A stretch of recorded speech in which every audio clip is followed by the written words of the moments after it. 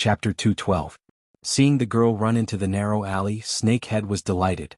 He was afraid that the girl would run to a crowded place or start shouting on the streets. He didn't expect her to run into an alley. Didn't she know that this kind of alley was even more dangerous? Usually there were many people doing shady deals in the alley. Fights often happened and there were even cases of people dying. The people who lived there mostly followed the principle of self-preservation. Even at night, when they heard the words, "catch a thief," they would close their doors and not come out. Who would care about what you were doing there?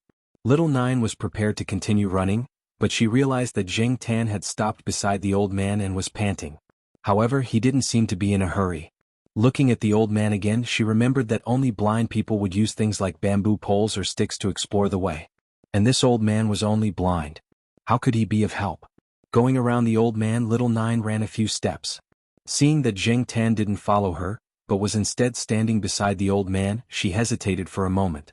And at this moment, Snakehead and Sickle had already entered the alley and caught up. Stopping, Little Nine called out to Zheng Tan in a low voice, indicating for him to run quickly and not implicate others. Furthermore, this was a blind old man. Snakehead and the rest didn't look like good people. If the blind old man went up against them, he would definitely be at a disadvantage. Seeing Little Nine's anxious look, Zheng Tan didn't know how to express his thoughts. After thinking for a moment, he raised his claws and hooked onto Elder Kuen's trousers. He wanted to hug his thigh, but in the end it was unknown whether it was because the material of Elder Kuen's trousers was too bad, or because Zheng Tan's claws were too sharp, but he used too much strength and directly cut the trousers. Elder Kuen and Little Nine. Hearing that Snakehead and the rest were approaching, Zheng Tan gave up on hugging his thigh, and hid behind Elder Kuen. He only poked his head out to look in Snakehead's direction. Since Elder Kuen had already stopped, it meant that he was willing to help. Otherwise, this old man would continue walking and wouldn't care about what was happening around him. Snakehead's face was a little twisted. It was unknown whether it was because he was angry or because he was tired from running over. In short, he looked a little angry, as if he wanted to eat someone. When Little Nine saw Snakehead in this state, she had the urge to break into a run. But when she saw that black cat again, she had a very strange feeling. It seemed that it was better to stay here. Zheng Tan's gaze was not entirely focused on Snakehead and Sickle, who had followed closely into the alley. Instead, it was focused on the intersection. At the same time, he pricked up his ears and paid attention to the direction behind him. At the intersection, after Sickle came in, another person came in. That person did not seem to have anything special about him. He really looked like a passerby, but Sickle did not notice that there was someone behind him. Snakehead had only heard of Lord Kuen's name but had never seen him before. Therefore, even if they were to meet face to face, he wouldn't be able to match the old man in front of him with the awesome Lord Kuen. Although he had his doubts for a moment, looking at the equipment on the old man in front of him, he really couldn't imagine how this blind man in front of him could be a threat. Moreover, Snakehead was currently in a rage. After his doubts, he didn't think too much. What he wanted the most now was to catch Little Nine. This was 400,000 yuan. Just a little more and this 400,000 yuan would have escaped. Snakehead angrily ran over and looked in Little Nine's direction. Run again. Let's see where you can hide. Then he roared at Lord Kuen. Scram, old thing. Just as he reached out to grab the old man's collar and fling him to the side, Snakehead's arm that wasn't bitten by the dog was bent into a twisted angle in the next moment. He didn't even have time to scream before he fainted. The scythe behind Snakehead had been taken down a few seconds before Snakehead's misfortune. The sound of the entire process could not be compared to the noise coming from outside the alley, and Snakehead did not even notice the movement behind him.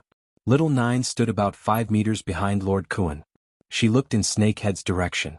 She had seen everything that had happened very clearly. From the moment that person approached Sickle to when Snakehead fainted, the entire process was too short. She didn't even have time to catch her breath. Just as Little Nine was puzzled, a person approached from behind her.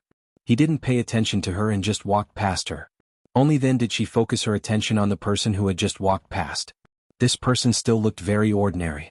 There wasn't anything special about him at first glance. At least, Little Nine couldn't tell that this person was different from the people she had seen on the streets before. She saw that person quickly walk over to that side. Then he and the person who had knocked Snakehead unconscious each dragged one person as if they were supporting a drunk person and left the alley. Some of the residents who lived in the surrounding area had also seen the situation. Although they didn't see it clearly, they could roughly guess that there was some kind of conflict. Adhering to the principle of self-preservation and not minding other people's business, They pretended that they hadn't seen it. After all, this kind of thing happened often. Now they were numb to it. Jing Tan let out a sigh of relief. As expected, Lord Kuan had people around him. After taking care of Snakehead and those two fellows, Little Nine was temporarily safe. Lord Kuan slowly turned around and continued walking along the original path. When he passed by Little Nine nervously swallowed her saliva. She felt her entire body stiffen. Even a fool now knew that this old man wasn't ordinary. No wonder that black cat wasn't worried at all when it hid behind him. However, they were strangers after all. Moreover, these people didn't look like kind people. Little Nine didn't know if these people would sell her out like Snakehead and the others. "Come here," Lord Kuan said when he passed by Little Nine. Little Nine was stunned. She looked to the side and then looked at Lord Kuan. She trembled a little and said, "Me?" Lord Kuan didn't reply and continued walking forward. Jing Tan was puzzled. What did Lord Kuan want to do? However, since Lord Kuan had already spoken, Little Nine had to follow even if she didn't want to. Jing Tan accompanied Little Nine and followed Lord Kuan around this area. If it was Jing Tan alone, he would get lost after walking for a while. The only way was to jump onto a roof to find the direction. He didn't expect Lord Kuan, who was blind, to be so familiar with this place. He didn't even stop and kept walking at a constant speed. When Lord Kuan returned to his room, there was already a document placed on his table. It was written in Braille. Jing Tan didn't understand it. He only saw Lord Kuan flipping through it and stroking it with his fingers. He couldn't see anything from Lord Kuan's face and didn't know what this old man was feeling. However, based on intuition, Jing Tan felt that this old man didn't have too many emotional fluctuations. He wouldn't be angry or happy. It was a good thing that he didn't have any emotional fluctuations. Little Nine was arranged to sit on a wooden chair not far away. Although she drank tea and tried her best to act natural, it was obvious that her skills weren't enough. A person walked in. Jing Tan had seen this person the last time he was here. After that person came in, he looked at Lord Kuan. Seeing that Lord Kuan didn't instruct anyone to stay away, he directly opened his mouth and said what he had found out about Snakehead and the others. It was much more detailed than what Jing Tan knew. Little Nine also sat on the chair and listened attentively, especially the part about herself. When she heard that Snakehead and the others had committed many crimes and even killed people, her hands trembled. She now felt that she was lucky to be able to escape from those people. Looking at the black cat lying on the table next to the vase, Little Nine thought, this cat really does bring luck. Previously, because he heard some rumors, Brother Qing asked his subordinates to warn them not to commit crimes here. I didn't expect them to be so daring. The person continued to speak. From this person's words, Jing Tan also knew that other than Snakehead and Sickle, the person who went to get the car was also found. The criminal law didn't directly target the crime of human organ trafficking. Moreover, most of the donors were willing, so it wasn't easy to deal with. Even if Snakehead and the others were caught by the police, the act of buying human organs and then reselling them was, in essence, a business operation. Human organs were prohibited in the country, so this kind of business operation was considered an illegal business operation. However, Snakehead and the others had other things to do. This was serious. Any one of these things could be heavily punished. He just didn't know how Elder Kuan would deal with Snakehead and the others. No matter what, Jing Tan heard that person's tone, Snakehead and the others wouldn't have a good ending. Elder Kuan didn't say anything. He slightly raised his hand and the person left.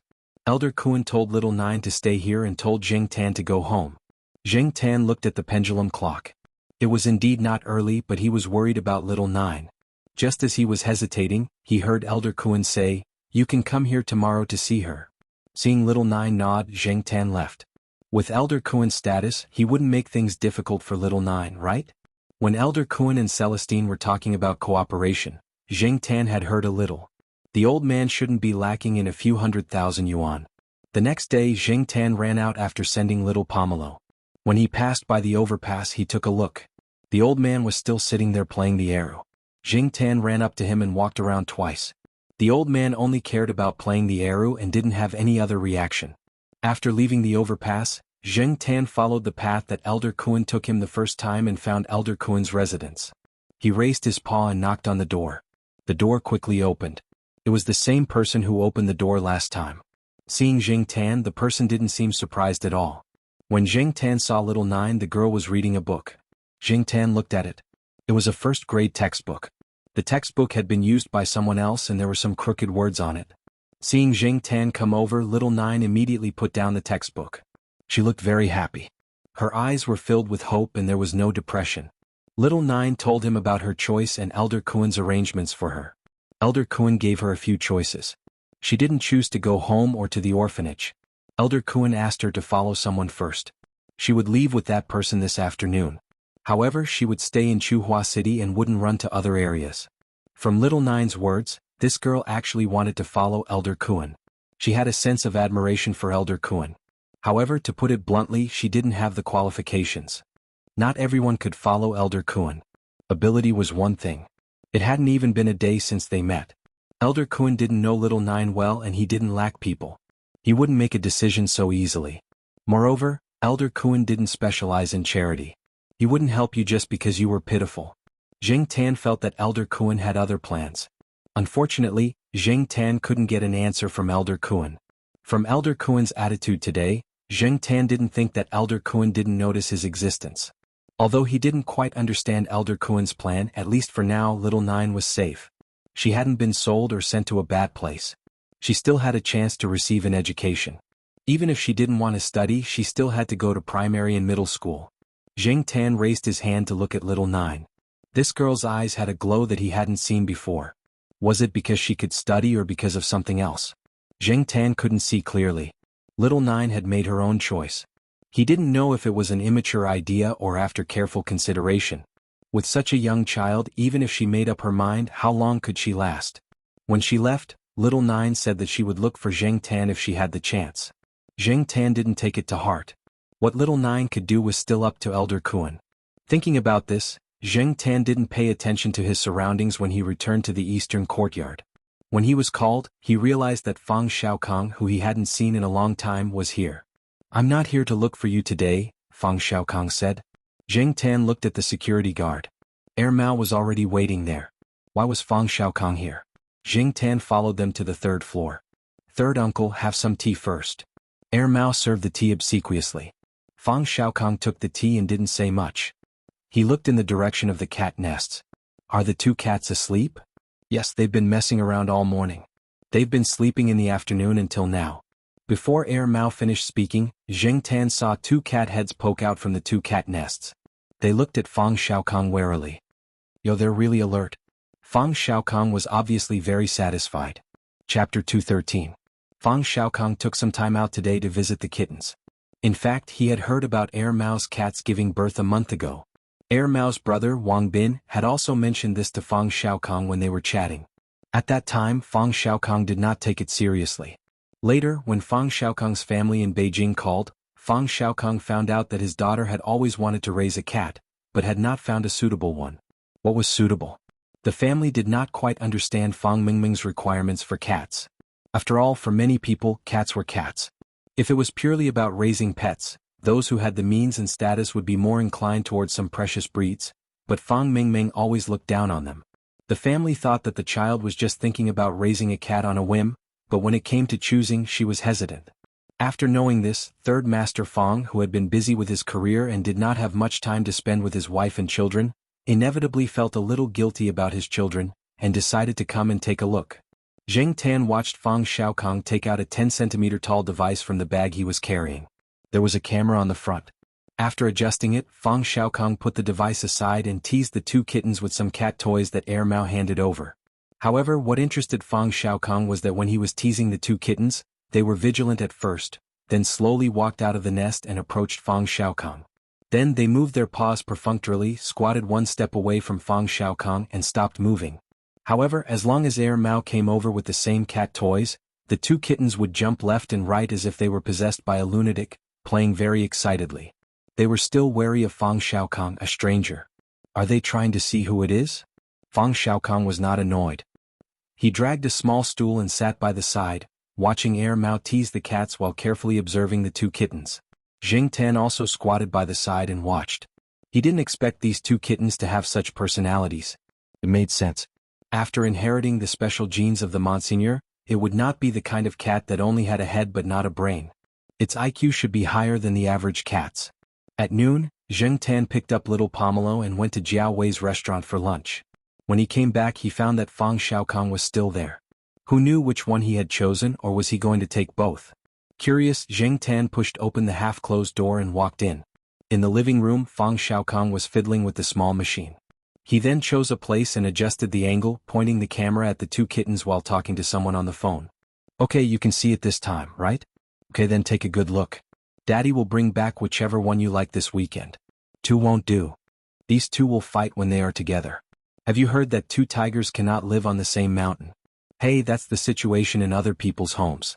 Your brother Air Mao's situation is special. You see, these two cats are different from other cats, right? While Fang Xiaokong was talking nonsense, Zheng Tan didn't think that Fang Xiaokong knew the difference between the two cats. He guessed that Fang Xiaokong was purely trying to dissuade Fang Mingming from raising two cats at the same time. Air Mao was trying to play with the two cats. Then, Fang Mingming, who was in Beijing, would observe the two kittens through the video sent over here and decide which one to raise. Some people thought that raising a cat depended on fate. Perhaps Fang Mingming was such a person. She liked the two cats at first sight. Although it was just a video, it felt different. She had seen several cats in the past few days and none of them could compare to these two. Otherwise, she wouldn't have proposed the decision to raise both. Fang Xiaokong was overjoyed when he heard that his daughter liked it. As a father, he had finally found something to please his daughter. However, he only wanted to take one of them away. Judging from their temperament, one was enough to cause trouble. Two of them would definitely cause a ruckus. It was a joke for children to take care of cats, but if Fang Mingming couldn't take care of them all, there were others to help. Pleasing his daughter was one of the reasons. Fang Xiaokong mainly wanted to cultivate Fang Mingming's sense of responsibility. Fang Xiaokong actually didn't have much expectation for Demi. After all, there were very few cats like the black cat next to him, and relatively few were smart. How is it? Have you thought about it? Which one do you want? Fang Xiaokong asked. Fang Mingming still couldn't decide. She felt that both of them were good. In order to let Fang Mingming observe the two cats better, Fang Xiaokong controlled the small machine to move towards the cat's nest. At the same time, he wanted to see the reactions of the two cats. After waiting for half an hour, Fang Mingming still couldn't make a decision. Fang Xiaokong thought for a while and asked, Air Mao, these two cats are a male and a female, right? Yes, Demi is female and Xiaomi is male, Air Mao answered. No matter which one-third Master Fang took, it was the same to him. Ah, I see. Fang Mingming thought of something and said, I want a little female cat. Little female cat? Then I'll choose Demi. Which one is Demi? Fang Mingming asked. That's Sanhua. Air Mao pointed at Demi, who was holding a stuffed toy and chewing on it. Sanhua, it's the same as Dad. Just right, I'll choose Demi. Fang Mingming felt it was a pity that Xiaomi was a male cat. Otherwise, she would have wanted to persuade her dad to raise two more. After choosing, Fang Mingming was urged by her mother to take a nap. Only then did she leave reluctantly. Fang Xiaokong took out a pet bag and asked Air Mao, if I just take it away like this, will it bite me? Even if it doesn't bite, it will scratch, right? It's okay, it's still a kitten. It doesn't have much strength, Air Mao said casually. Fang Xiaokong looked at the sofa in the living room that had been scratched. Air Mao didn't say anything. These two kittens really couldn't be compared to the usual kittens. Each one was harder to deal with than the last. Actually, Air Mao could tell that these two kittens didn't inherit much of Black Rice's personality after they learned how to crawl and walk.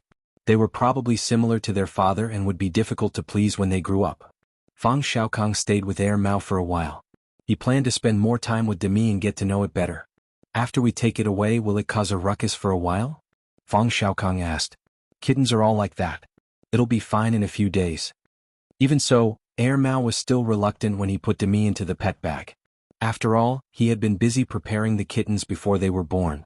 When they were born and he saw them grow so big, it was impossible to say that he didn't have any emotions. After Demi was taken away by Fang Xiaokong, Demi looked around and cried for a while. Air Mao was in a dilemma. He wondered if he should leave Demi behind. Seeing Demi like that made him feel depressed. However, after lunch in the afternoon, when Air Mao went to the toilet to pee, he found that Demi's nest had been dragged to the side of the sofa. There were scratches and bite marks on it. Demi usually didn't bite its nest. He looked at Demi again. Demi was sleeping in its nest. Air Mao called it twice, but it only made some noises from its nose.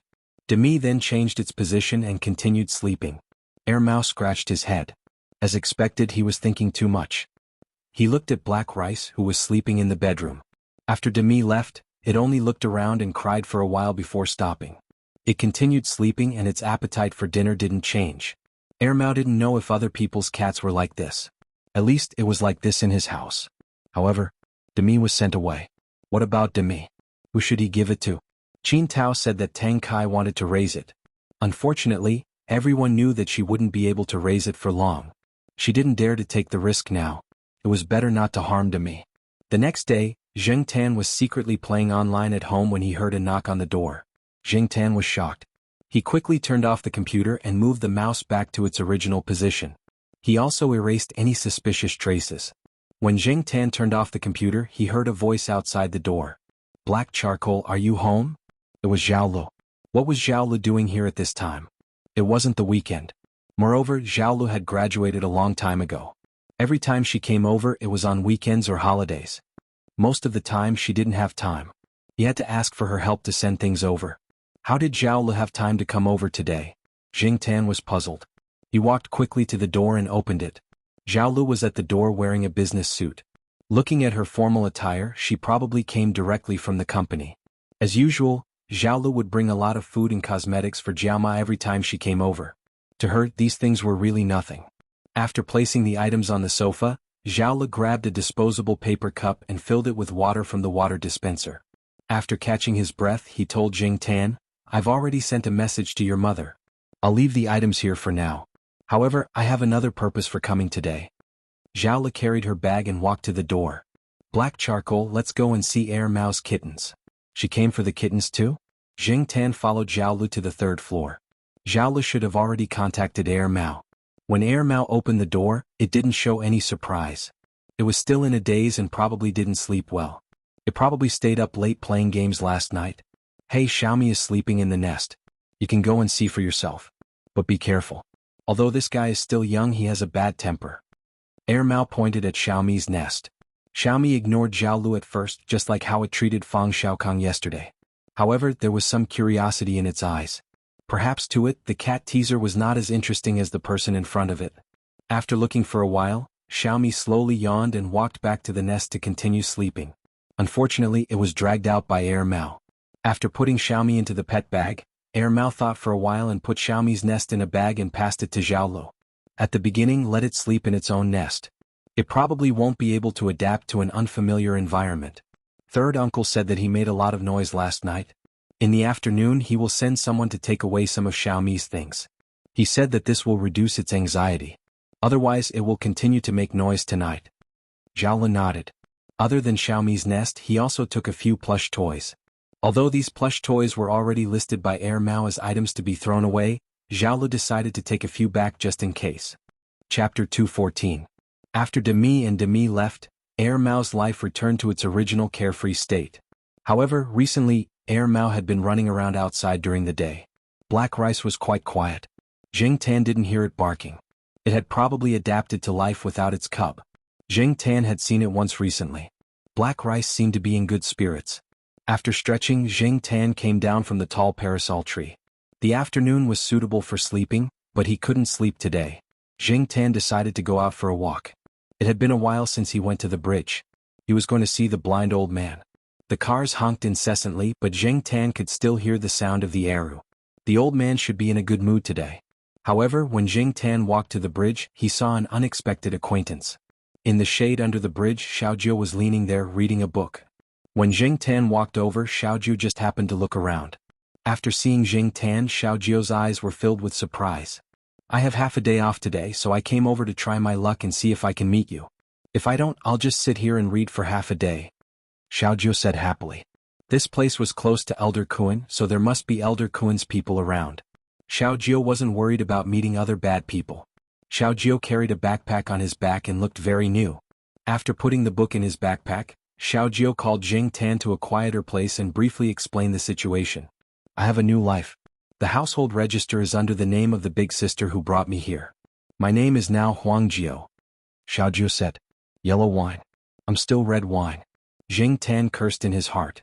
Xiaojiu took out a cup from his backpack and poured some water on the stone slab by the side of the flower bed. He dipped his finger in the water and then wrote his name on the ground. Probably because he hadn't practiced writing for a long time, his handwriting wasn't good, but Zheng Tan could see clearly which two words it was. In the past, Little Nine was directly called Little Nine at home. Zheng Tan wasn't too sure about the household registration, But he saw that little Nine was quite satisfied with her new household registration and liked the name. After talking for a while, Xiaojiu told Zheng Tan to wait here while she quickly ran into the nearest supermarket. 10 minutes later, Xiaojiu ran back with her bag. Luckily, it's not the weekend today, so there aren't many people around. The drawer over there is empty too. I went to a supermarket last Saturday and there were so many people. Zheng Tan felt that this girl had become a lot more talkative now. She liked to talk about every little thing. Perhaps to little Nine, these were happy things that she wanted to share with others. Xiaojiu came to the side of the flower bed and sat down. She opened the zipper of her bag and took out a bag of candy. Here, help me bring this to your little master. I want to thank him for the candy he gave me. It's a pity that I didn't eat much of that bag of candy. What a waste. Xiaojiu handed the bag of candy to Zheng Tan. The bag wasn't big and wasn't a challenge for Zheng Tan. However, this bag wasn't wiped with paper. Under the influence of his little misophobia, Zheng Tan hesitated. I have pocket money every month, but it's not much. This month I only have 10 yuan. I can only buy this. It can't compare to the candy your little master gave me. When I have money in the future, I'll treat you to better food. Xiaojiu looked at Zheng Tan with anticipation. If Zheng Tan didn't catch it, Xiaojiu would probably think that he was disgusted with the candy. Forget it. Zheng Tan opened his mouth and caught the bag of candy. Only then did little Nine smile and begin to speak again. I can't come every weekend. I'll be busier in the future and have to rush for classes. After all, I'm much older than the first graders. I can't be looked down upon by them. I haven't been to school for a long time. I've forgotten some of the pinyin and Chinese characters that I learned in the first grade. That sister said that she hopes that I can directly enter the third grade. I think so too. I can't be with those brats who are 2 or 3 years younger than me. How embarrassing would that be, right? After talking for a while, Xiaojiu had to leave. She had to go back and study. However, even if he didn't hear Xiaojiu say all this, Zheng Tan could see that this girl's life was not bad recently. Her eyes didn't have too many worries that didn't belong to a child her age. This was a good sign. Seeing Zheng Tan walk back with the bag of candy in his mouth, Xiaojiu worriedly added, "Don't lose it." So long-winded. Swinging his tail, Zheng Tan still stopped and turned back to look at Xiaojiu helplessly. Seeing Zheng Tan like this, Xiaojiu laughed and waved her hand. Carrying her bag, she ran in the opposite direction from Zheng Tan. Probably because she was in a good mood, she jumped a few times as she ran. Zheng Tan walked back with the bag of candy in his mouth. On the way back, he directly waited for little Pomelo at the entrance of Fu Elementary. Ah, black charcoal, who bought this? Little Pomelo walked out of school and took the bag of candy. She looked at it and asked Zheng Tan. She also looked around but didn't see anyone who could have sent the candy. Zheng Tan couldn't answer right now. After returning home, when little Pomelo was preparing to do her homework, Zheng Tan pulled out little Pomelo's drawing book. This was little Pomelo's own drawing book. When she had nothing to do, she would draw in it for fun. It wasn't an art class exercise book. Zheng Tan flipped through it and found a drawing that little Pomelo had drawn during the summer vacation. The drawing was of Xiaojiu carrying a small bucket and a sickle. It's her? Little Pomelo was surprised. Why is she here? Zheng Tan didn't know how to answer this question. On Friday night, Celestine came over with an invitation for his wedding during the National Day holiday. Although he had told Auntie Jiao about it before, Auntie Jiao had also said that there was no need to send another notice as it was too troublesome. However, in order to appear more formal, Wei Ling still specially sent an invitation card over. Jiao liked to talk about this topic. She chatted with Celestine for about 10 minutes. She didn't even say anything about Celestine taking Zheng Tan out to play and possibly not coming home for the night. Jiao saw that Zheng Tan's spirit had improved a lot. He had gotten rid of his previous depression, so she only gave Zheng Tan a few words of advice. As long as he was in good spirits, she didn't ask for too much for the time being. At the door of the 3rd floor, Mao was already waiting. Walnut was also on his way to the night building. Today they had a good gathering. The next time they got together would be at Celestine's wedding. Moreover, there would be some elders present, so they definitely wouldn't be so comfortable. On the way, Mao didn't stop talking. He was even more talkative than Celestine. From teasing Celestine to lamenting about raising a cat, he still hadn't finished talking by the time they arrived at the night building. Yi Hao was also at the night building today, but he wouldn't disturb Celestine and the other two. However, he had something to say to Zheng Tan. Celestine went upstairs to the private room first, leaving Yi Hao to talk to Zheng Tan. Exclusive private room? Zheng Tan listened to Yi Hao's words and nodded to himself. Not bad. It seemed that Yi Hao still remembered this. When Zheng Tan came to the night building, he didn't hear Celestine mention it. He thought that Yi Hao's promise of a private room had been left unsettled. He didn't expect that it would really be settled. Yi Hao still had things to do, so he couldn't stay here for long. He signaled Tiger Liang, the person in charge of the night building, to take Zheng Tan to have a look. Although Tiger Liang didn't have much contact with Zheng Tan, he knew some of the cat's legendary stories from the conversations between Leopard and Ranqi.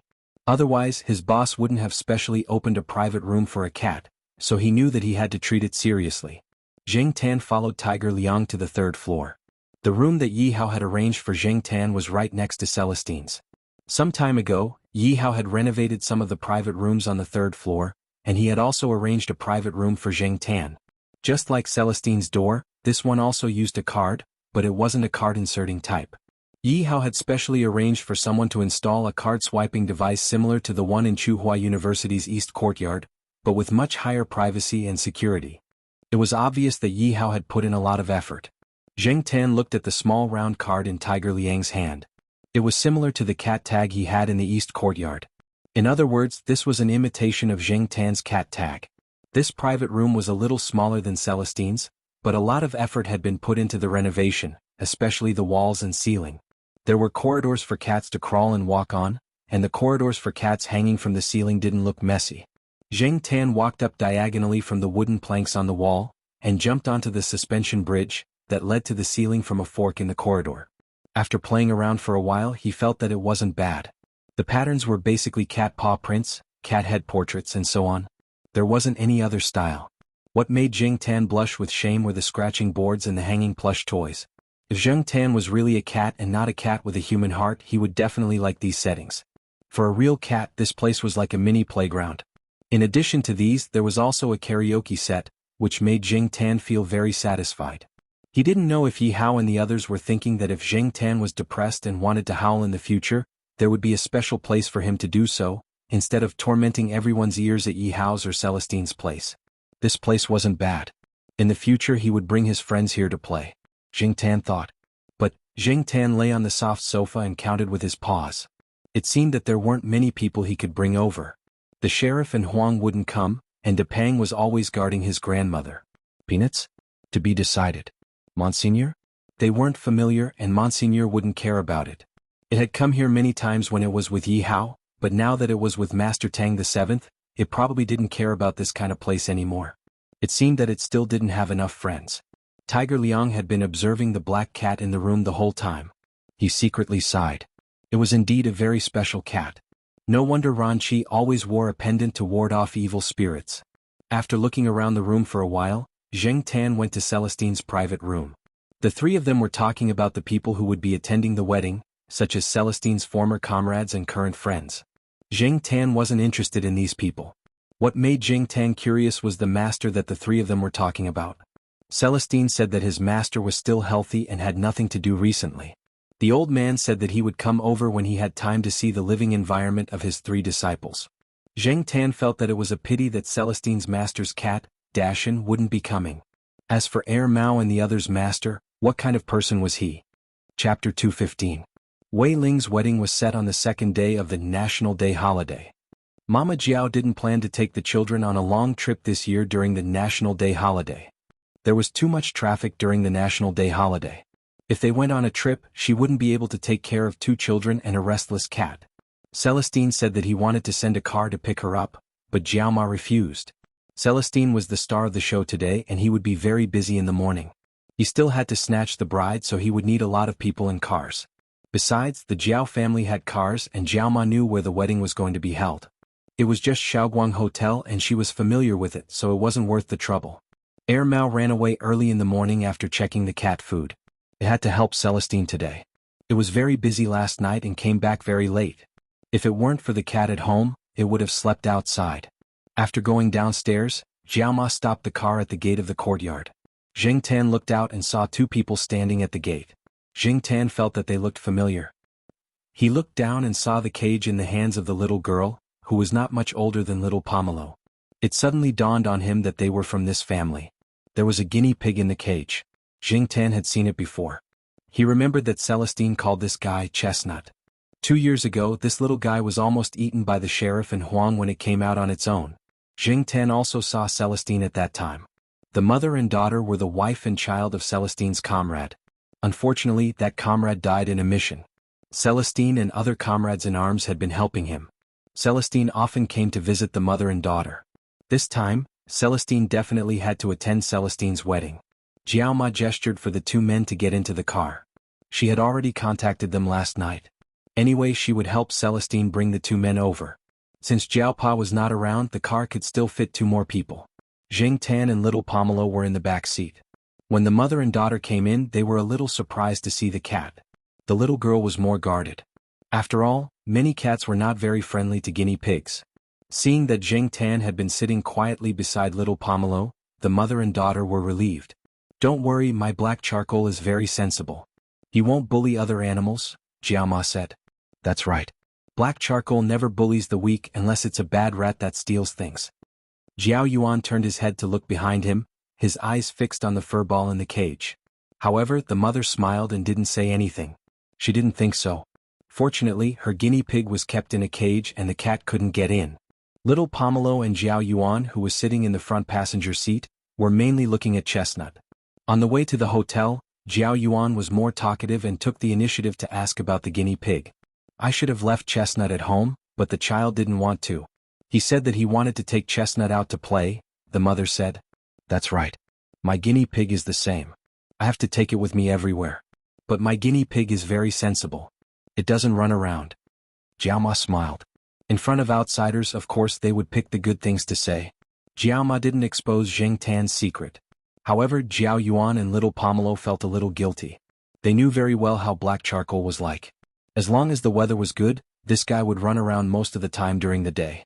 Jing Tan didn't blush when he heard Jiao Ma's somewhat exaggerated praise. Even if he did, it wouldn't be obvious. He lay on little Pomelo's lap in a serious manner. However, the guinea pig in the seat next to them was restless. It even barked at Jing Tan a few times. It wasn't sure if it recognized him. Jing Tan glanced at it and ignored it. This guy was a little bigger than the first time he saw it.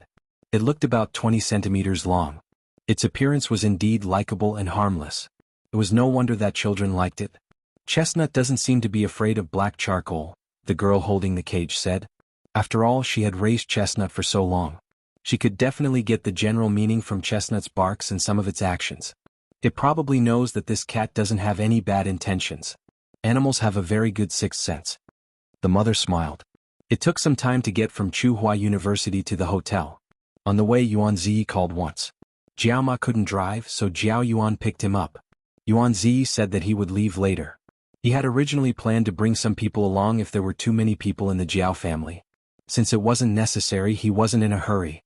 Some of the people in the company who were close to Celestine, such as the few comrades that Celestine had introduced to him, ran out before dawn. Today, Celestine looked a lot more decent. During the wedding ceremony, everyone's attention was on the newlyweds. Jing Tan squatted on the stool and couldn't see anything. He had his back against the wall, so he didn't have to worry about people behind him. Both sides were well covered by little Pomelo and Jiao Yuan. If he wanted to look out, Jing Tan could only see half of his head peeking out from under the table. He had to cover his ears to prevent others from seeing him. Although the people at this table didn't care, there was no guarantee that the people at other tables wouldn't mind. He had to save some face for Celestine.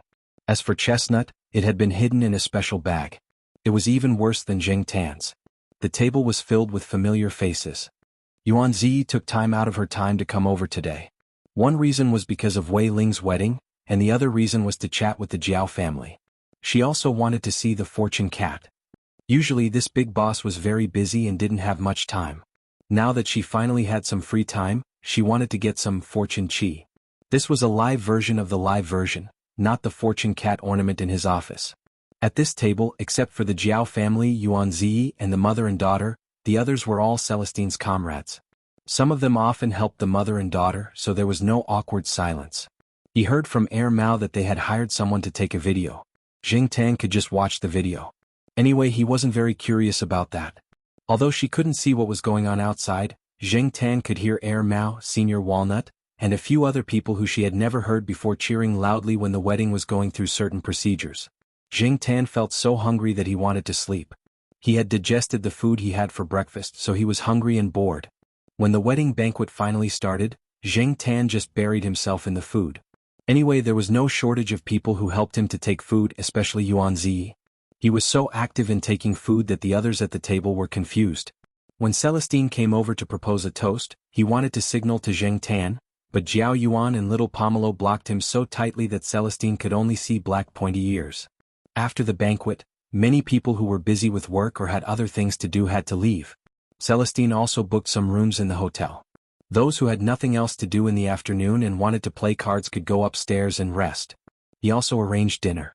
After Yuan Zi left, Jiao Ma took the children and the mother and daughter upstairs to rest. The 3 children prepared to play cards while the 2 mothers talked. Zheng Tan wanted to sleep, but Chestnut, who was released from the cage, kept coming to Zheng Tan's side. Zheng Tan raised his foot to push it away, but in a few seconds, it came to him again. Annoyed by the disturbance, Zheng Tan jumped onto the back of the sofa and ignored Chestnut's calls. Before Zheng Tan could sleep for long, Air Mao came over. "Black Charcoal, do you want to come over and play?" Air Mao looked at the black cat lying on the back of the sofa. He knew that whether he could take the cat away or not depended on the cat. If it agreed, the Jiao family would at most say a few words or say a few words. Basically, they would not object. Zheng Tan thought for a while. Anyway, it was boring to stay here, so he followed Air Mao and went to see the legendary master. Air Mao was originally in the big suite with a few brothers who had not seen each other for a long time, but as they chatted, it became the master scolding his disciples one by one. Celestine was the star of the show today. He came to the room for a while, and when he saw that the situation was not right, he ran away with the excuse of accompanying the bride and entertaining the guests, leaving the other brothers there to be scolded. Especially those who had not been caught by the master for a long time, including Air Mao, they were the main targets of the scolding. Therefore, Air Mao thought of the black cat that was still in the hotel and planned to pull Zheng Tan over to divert his attention. After all, the master was also a cat owner. Although the cat in the master's house was very special, if the cat came over, the master's attention should be diverted from them. "Black Charcoal, be careful later. Well, anyway, be careful and be smart." Air Mao could not help but say one more sentence before opening the door. Air Mao did not finish his sentence. Zheng Tan did not know what Air Mao was trying to say. Was there any danger in there? Probably not. When Air Mao opened the door, Zheng Tan followed behind him and went in. There was no smell of smoke inside. It was rare that a group of men did not smoke. Or was it because of the master that they did not smoke? However, there was no smell of smoke. There were other smells. Other than the smell of strangers, there was something else. Other than Air Mao and Senior Walnut, Zheng Tan did not recognize any of the people sitting in the room. Air Mao was the youngest. In terms of age, other than the only old man, there were a few middle-aged men who looked about the same age as Senior Walnut. In the past, when he heard Celestine and the others talk about it, it seemed that there were older people counting up. It was just that they had important positions and were entangled with work. They were so free that they could not leave. The big red packet must have been in Celestine's hands. That bastard Celestine was probably counting the money now. Zheng Tan had a very strange feeling from the moment he entered the room. It was as if someone was hiding in the dark and spying on him. With so many pairs of eyes staring at him, it would be nonsense to say that he did not feel pressured. However, Zheng Tan felt that these people did not have any ill intentions, so he relaxed a little. They were mostly sizing him up, especially the old man who looked to be in good spirits. At first glance, this old man had a tough style. However, after a few more glances, he felt a lot more slippery. When he looked at Zheng Tan, he was playing with the pai gao in his hands. He did not know if Air Mao's habit of playing cards had been learned from him. As the saying goes, if the upper beam is not straight, the lower beam will be crooked. The people in the room did not speak after Zheng Tan followed Air Mao and the others. They played cards, drank tea and picked their teeth. Everyone was busy with their own things. At the same time, they looked at Zheng Tan as if they were expecting something. Zheng Tan's feeling was even stronger. He always trusted his intuition. Since the enemy did not move, Zheng Tan decided to make a move first. Zheng Tan lifted his feet and walked from the door to the sofa. He kept his ears up and was alert to the movements around him. His eyes were focused on the few people sitting on the sofa. Unfortunately, he could not see much from these people's eyes. They were indeed Celestine and Air Mao seniors and juniors. Each one was better at pretending than the other. As the feeling grew stronger and stronger, and at the same time, it sensed movement behind it. Zheng Tan suddenly turned around and swung its claws out. It didn't even look at the attacker carefully. Its claws hooked onto the attacker's clothes, and with a turn of its body, it threw the attacker away. Chapter 216. Ha ha ha ha. The old man who was playing Pai Gao with an expressionless face threw it on the coffee table, slapping his leg and laughing heartily. The people sitting on the sofa also laughed out loud, with surprise and curiosity in their eyes. In contrast, Mao and Walnut's first reaction was not to laugh or be surprised, but to breathe a sigh of relief. Fortunately, this cat has the ability, so it didn't lose out. Mao thought. Zheng Tan didn't care about the people on the sofa, but stared at the attacker he had just thrown out. The one who had attacked Zheng Tan wasn't a human, but a monkey wearing a small suit. It seemed to be the kind of macaque that was shown on TV. Macaques were widely distributed in the country and were considered a relatively common species of monkey. However, there were not many people who had the right to raise them. Other than the acrobatic troupes, zoos and some tourist attractions, Zheng Tan had only seen one in real life. At this moment, the macaque had already gotten up and ran to a person's side, squeaking. Zheng Tan didn't know what it was saying, but from the way the monkey pointed at Zheng Tan and then at the small suit on its body, it was probably complaining. F***ck, you dared to complain when you took the initiative to attack. The atmosphere in the room began to liven up again. Some were talking about the trick Zheng Tan used to throw the monkey, some were making fun of the monkey, and most importantly, they had made a last-minute bet when Mao went to find Zheng Tan, betting on who would lose out. Strangely, except for the owner of the monkey and two other people, the others, including Walnut and the old man, all bet on Zheng Tan. Now these people were busy collecting money. What were they saying just now? Wu Song hit, hu, ha. Walnut and the others who had won the bet shouted in unison. This group of people's personalities were really bad. Zheng Tan cursed in his heart. Mao also took some time to talk to Zheng Tan and told her about the monkey. The man who raised the monkey was also Celestine and Mao's senior.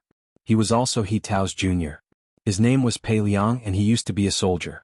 After retiring from the army, he returned to his hometown and opened a shop. Pei Liang's family was located in a tourist area. It was close to a mountain. The shop he opened was a tourist business. His life was pretty good. However, one day when Pei Liang went to make a delivery, a little monkey suddenly ran over and jumped up from his trousers, hugging Pei Liang's arm and not letting go. Later he found out that it was a tourist who met a little monkey without a mother while traveling. Out of curiosity he wanted to bring it back to play. Who knew that the little monkey would find an opportunity to escape? For some reason, it grabbed Pei Liang's arm and refused to let go. After the tourist left, the little monkey was brought back to the mountains by the person in charge of that place. However, after a period of time, the little monkey somehow found Pei Liang's house and ran to his house every few days. The people living nearby would sometimes encounter monkeys, but after all, it was not often. Sometimes, in order to prevent the monkeys from going down the mountain to steal things, they would take some protective measures. There were not many incidents like Pei Liang's house that always had monkeys visiting. The monkey that Pei Liang encountered at his house was an exception. Gradually, it became familiar with Pei Liang's youngest son and did a lot of catching fish and birds. It helped pass the shovel to the children at home when they dug traps. It also followed the children at home when they went to join in the fun. However, it could not be like this all the time. Under his son's strong request, Pei Liang went to find someone to go through some procedures. After all, without the approval of the relevant forestry administrative department, the practice of privately raising nationally protected animals was illegal transportation and breeding. When he was naming it, Pei Liang wanted to just call it the Great Sage Heaven's Equal. It sounded domineering, but Pei Liang's family was more particular and felt that the name could not be too high. Therefore he removed Heaven and Sage and left Cheetah. However, Cheetah sounded a little like someone's boss. Pei Liang felt that it was too troublesome to think of a name, so he directly added the word da at the back. Therefore Cheetah, the name that Zheng Tan felt was very awkward, hung on the macaque's head and would accompany it for the rest of its life. Cheetah's status in the family was not low. The children protected it and the elders doted on it. Pei Liang's old mother even wore reading glasses and personally sewed a set of Great Sage Heaven's Equal clothes. In Mao's words, it looked like it was singing an opera. The monkey's IQ was higher than some animals. After interacting with humans for a long time, it naturally learned some things. In the past 5 years, it became even more clever and strange. Therefore, Pei Liang did not dare to let it out at Celestine's wedding. Cheetah, this fellow, learned a lot of bad habits from the children at home. Celestine finally got married. If something happened, Celestine would definitely blame it on Pei Liang. Later on, there was a production team filming a movie at Pei Liang's place. Pei Liang's son brought Chi Dada over to watch the show and was fancied. After some discussion, they paid Pei Liang a sum of money to guide Chi Dada to make a cameo appearance. Originally, they prepared a trained monkey, but the monkey saw that it was not as intelligent as Chi Dada and changed it at the last minute. Reality proved that the effect was not bad. During that time, Cheetah got along very well with the film crew. It was always funny. After that, there were people who went there to film movies, TV series, scenes, documentaries, and promotional videos. It was unknown if the film crew had contacted each other, but they went to look for Cheetah. This monkey became very popular, and even Pei Liang's family business flourished for a long time. Now many tourists went there for a vacation. When they heard Cheetah's name, they curiously went to take a look and even took photos. Cheetah, this monkey, loved to take photos. Who knew how many photos there were at home? When it looked at the camera, it naturally posed in a pretentious manner. Did you hear that? Whose pet can make more money than people? This is also supporting the family. Pei Liang sighed and showed off. He wanted to save some face for his monkey. Cheetah next to him also chirped a few times as if it was responding.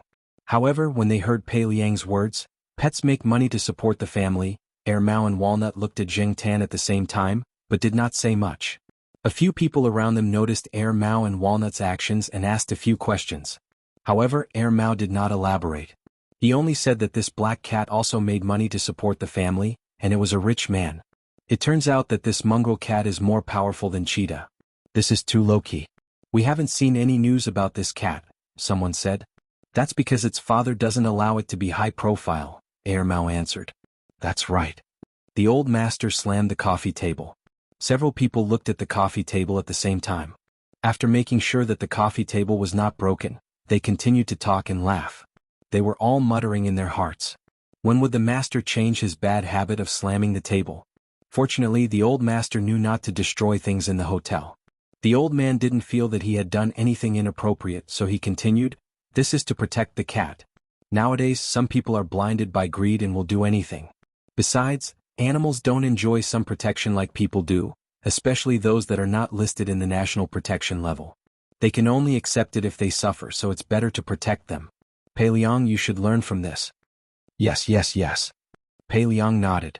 "It's not because my home is in the mountains, unlike the big cities where there are many people. I'm not the only one raising monkeys there. Are other people's monkeys as popular as yours?" The old master glared. "No." Pei Liang withered. "I will definitely pay attention." Cough, speaking of which, this cat is really strong. Someone received Pei Liang's pleading look and changed the topic. Sure enough, once the topic changed to cats, the old master stopped talking about Pei Liang. "What's so strange about that? Cats can't be judged by common sense. My cat has caught prey several times bigger than this one," the old man said in a matter-of-fact tone. The person who spoke just now curled his lips slightly and did not say anything. Anyway, the old master had his reasons and was not allowed to refute. As for the cat in the master's house, looking at the black cat not far away and thinking about the cat in the master's house, how could they be the same? Apart from the problem of strength, this cat's reaction was also very fast. When the black cat attacked, Chi Dada had just jumped out. Its reaction was really fast. One person said, "Mao, did you leak the secret? Did you tell the cat that there was a monkey in the house?" Another person asked, "No, definitely not. I only told it to be more alert." Mao denied. The old master nodded. "This cat was alert from the moment it entered the door. When its ears moved, I knew that the cat had noticed Chi Dada. It must have known that the monkey would attack from behind, so it was prepared." Jing Tan. "You flatter me. I really do not have the ability to find that stupid monkey." Also, from the perspective of human psychology, Jing Tan did not want to be compared to other animals. It felt like he was bullying the weak. "You guys." The old man raised his hand and pointed at Mao and the others one by one. "You guys are not even as good as a cat." Mao and the other disciples all looked like they were choking at the same time, but no one refuted. Well, no matter what topic they were talking about, they had to be scolded. Jing Tan listened to this group of people chatting and noticed that the old man was either scolding them or praising his cat. Jing Tan, who had experienced it himself, knew that the words that came out of his cat's mouth were all kinds of good things, but when he actually saw the cat, he knew that it was all kinds of bad things. Chi Dada, who was hiding next to Pei Liang, had been thrown and now did not dare to go near Jing Tan. It probably saw that Jing Tan was not a soft persimmon, but a dangerous creature. It did not dare to go near him, but it kept provoking him. For example, it threw melon seeds and peanuts at Jing Tan. Jing Tan was angry. When he went near, the cat would hide next to Pei Liang and squeak. Later, Zheng Tan was too lazy to care about it. He changed places and jumped onto the back of Walnut's sofa. The cat did not dare to throw things. If it accidentally threw things at Walnut's level, both the monkey and the people would be scolded. After eating in the afternoon, they went back home. Mao and the others went to the bridal room to make a scene. Zheng Tan was not in the mood to follow them. He was a cat, so why should he join in? Originally, Zheng Tan thought that after Celestine's wedding, he would not see that monkey again. But a week later, Mao asked Zheng Tan if he wanted to go out and play. Said that Chi Dada missed him. It turned out that Pei Liang had brought this cat to Chuhua City this time. First, it was to attend Celestine's wedding. Second, it was to film a movie in a city near Chuhua City. Chi Dada was going to make a cameo appearance. It was said that the pay was quite high. He went to film the day after the wedding and only came back yesterday. 2 weeks later, there was an animal show in Beijing. During this time, Pei Liang stayed at Walnut's house. Mao drove Zheng Tan to Walnut's house. That monkey is probably holding a grudge. It's probably thinking about how to take revenge this time. Black Coal, you have to be more careful. Don't get beaten up.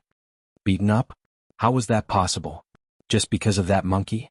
After arriving at Walnut's house, just as he entered, Zheng Tan heard a sound. Looking in the direction of the sound, Chi Dada was riding on a big dog.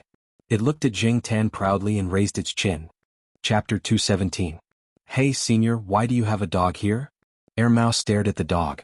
Seeing that the dog didn't show any hostility towards Zheng Tan, he let out a sigh of relief. Zheng Tan also saw that the dog in front of him was very vigilant at the beginning. After staring at him and Mao for a while, it became much more amiable and didn't seem to be aggressive. However, it still blocked Zheng Tan and Mao at the door and didn't seem to want to leave.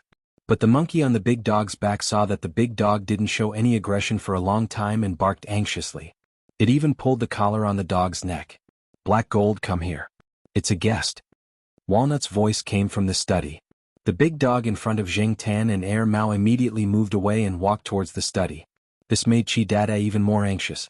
It seemed to feel embarrassed and pulled the collar on the dog's neck a few more times to make the big dog turn around. Unfortunately, not only did it not make the big dog change direction, it was also thrown off the big dog's back. Rolling on the ground, Chi Dada got up and looked at Zheng Tan. Seeing that Zheng Tan's eyes weren't good, it quickly ran to the study to find a backer. It didn't want to be beaten again. When Zheng Tan walked into the study, he saw that the big dog was lying next to Walnut, ignoring everyone else. Chi Dada jumped to Pei Liang, probably to complain. Another tattletale. Zheng Tan felt disdain in his heart. This is a Kunming dog, right? It looks like it has served in the army. Mao's eyes lit up as it looked at Black Gold. Most men would prefer to have a dog. Just like when Zheng Tan first met Walnut, Walnut had said, "I'd rather have a dog than a cat." Yes. Walnut was very proud when he heard Mao's words. Black Gold is a military dog that retired early due to injury. It belongs to a friend's company. Although a dog's status can't be compared to a person's, it's still a soldier, isn't it? People say that every carrot is a pit. It's also a weapon in the military. Even if you want it, you don't necessarily have it. I spent a lot of effort to get it here. After it came here, I still had to break it in.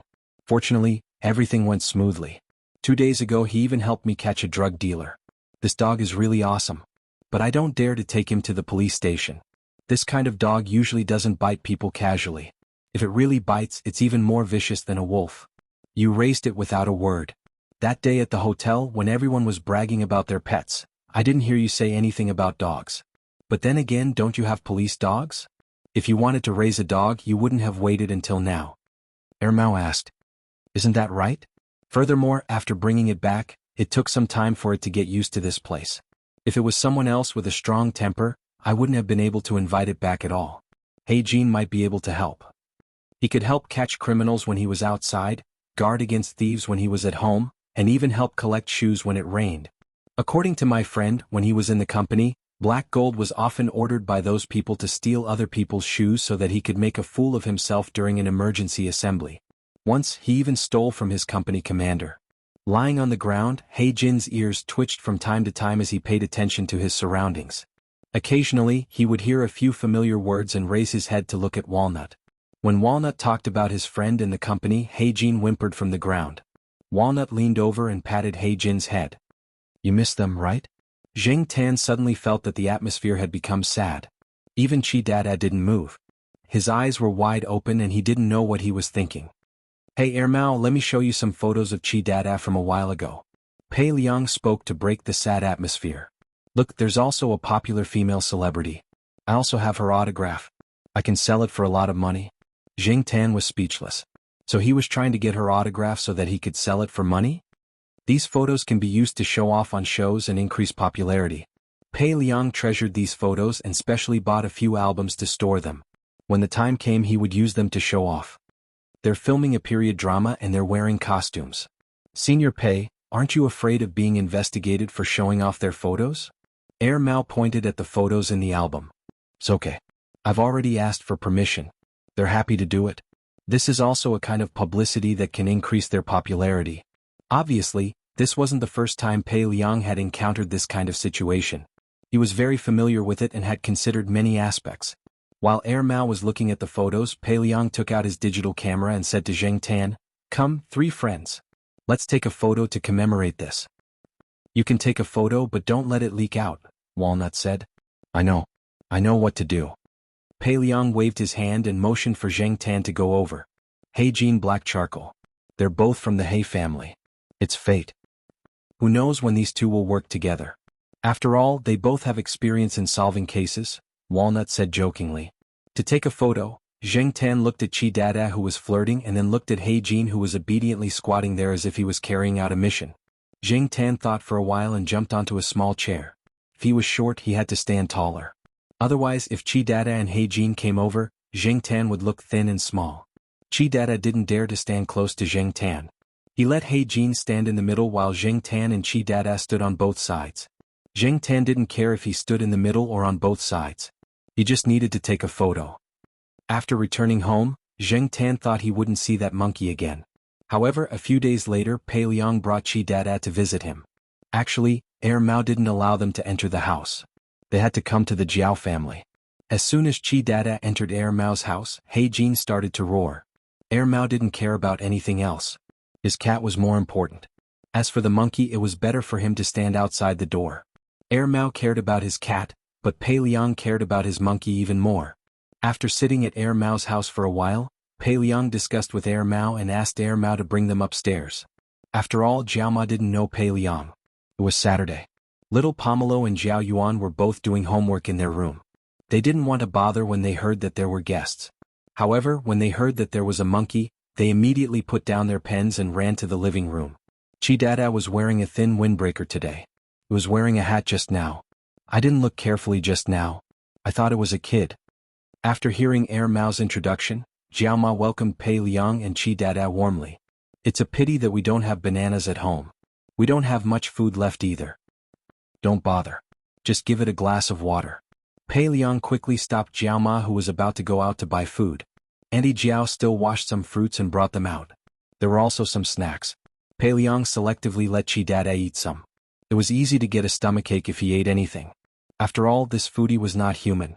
When Chi Dada followed Jiao Yuan to play with toys in his room, there were only a few adults left in the living room. Today Pei Liang came to visit. He wanted to see what kind of family raised Zheng Tan's special cat. Secondly, he wanted to take a picture of his 3 friends and talk about some things. Pei Liang took out a cigarette and was about to smoke. However, he remembered that there was only a woman and 2 children in the house. He put the cigarette down again. "It's okay. Go ahead." "No. If I take out the cigarette, Chi Dada will waste another one of my cigarettes." "Oh, it even smokes." Jiao Ma was surprised. "Yeah." Pei Liang began to complain. From smoking to drinking, now it even knew how to play cards. This guy even has its own wardrobe made by its family. There are also some souvenir clothes from the crew. Chi Dada is so arrogant. Even if its clothes are torn, we won't throw them away unless it dislikes them.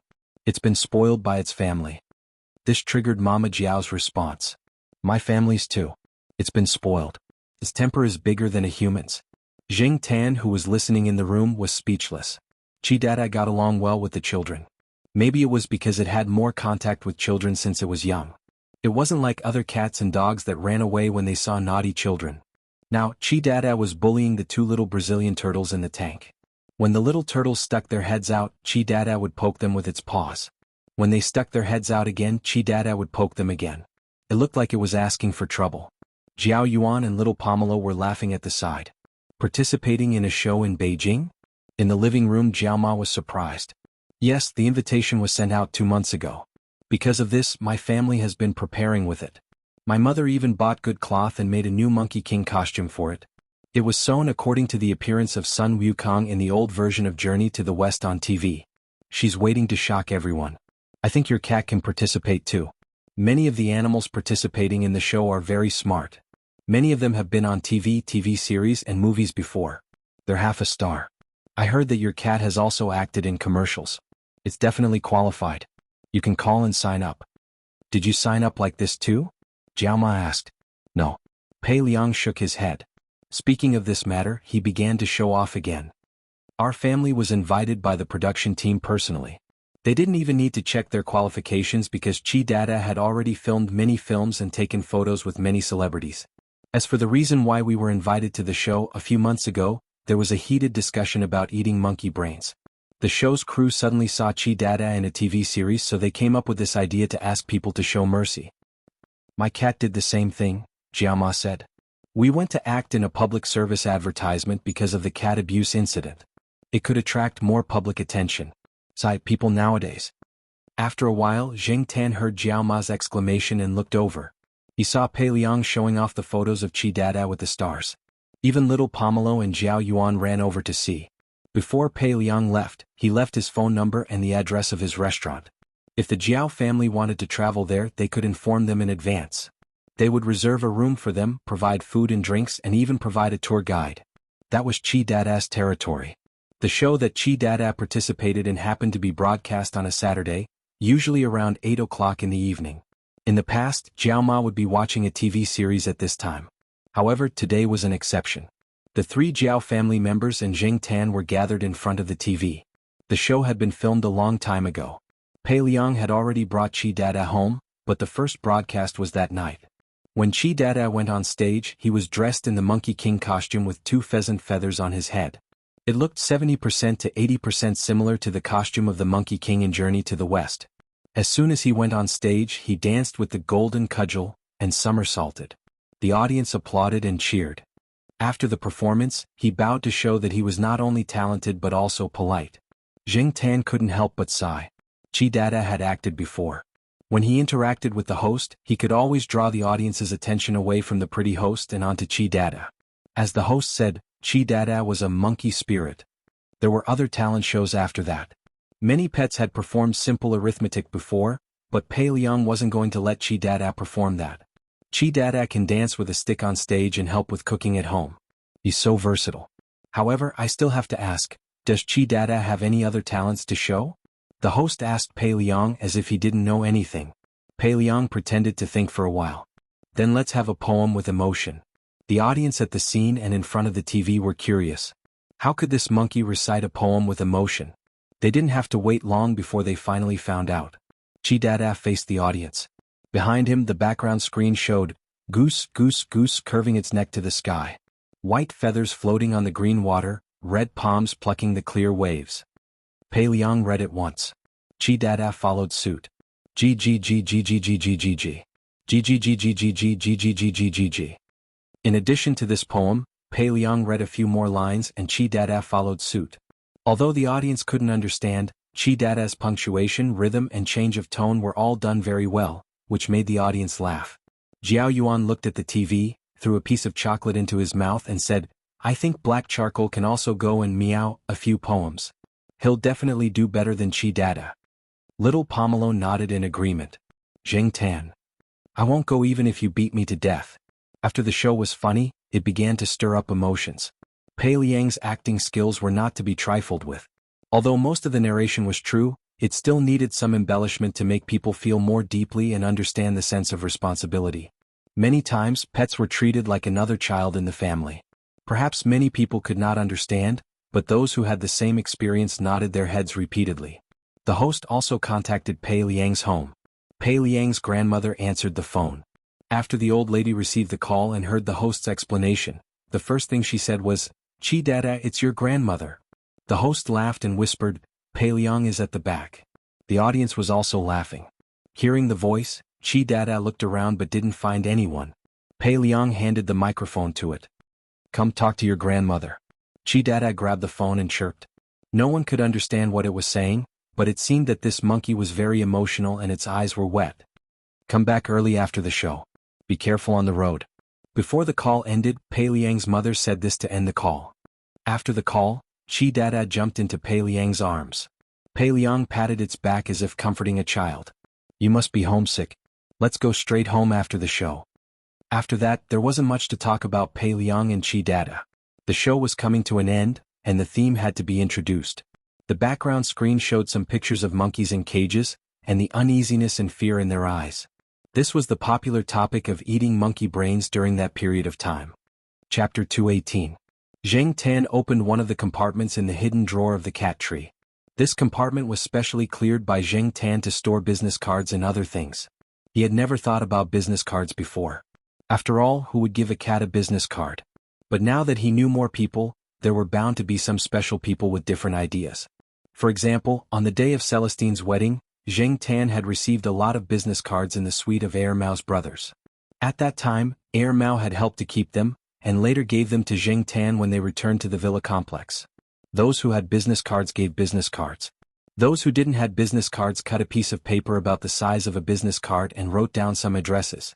For example, Air Mao's master did the same. He asked Zheng Tan to visit him when he had time and get to know Dashan. He didn't know whether the paper was for Zheng Tan or for Zheng Tan's Jiao family. The latter was more likely. In these people's eyes, a cat could understand everything. It was already very capable to receive business cards. Pei Liang's business cards were quite professional. They were exquisitely made. Pei Liang often went out and interacted with many people, so he was more particular about business cards. Pei Liang also allowed Zheng Tan to travel there with the Jiao family when she had time. They could go sightseeing. Zheng Tan really wanted to travel, but he couldn't travel alone in his current cat form. The three Jiao family members couldn't leave either. Even if it was the holidays, Jiao Ma didn't dare to take the two children far. If they wanted to travel, they had to wait for the Jiao Pa to come back. Zheng Tan counted the days. It had only been half a year since the Jiao Pa left. He had to wait. Celestine was now married and had a wife. Recently he was busy making babies. He quit smoking and drinking and didn't go to the nightclub. He was very well behaved. Air Mao, on the other hand, often went out. He didn't know where to go with Qin Tao and the others. Thinking about it carefully, the only people who acted as Zheng Tan's transportation vehicle and drivers were these two. Now that the two of them were busy with their own things, it was impossible for Zheng Tan to go out and have fun. As for Fang Xiaokong, he was busy and had a big family business. Zheng Tan didn't count on him. After looking at the business card, Zheng Tan sighed. He locked the drawer again and hid the key. He stretched and decided to go out for a walk. Huang and the sheriff were staring at the sparrow under the trees in the courtyard. Depang was lying on the grass, basking in the sun, looking lazy.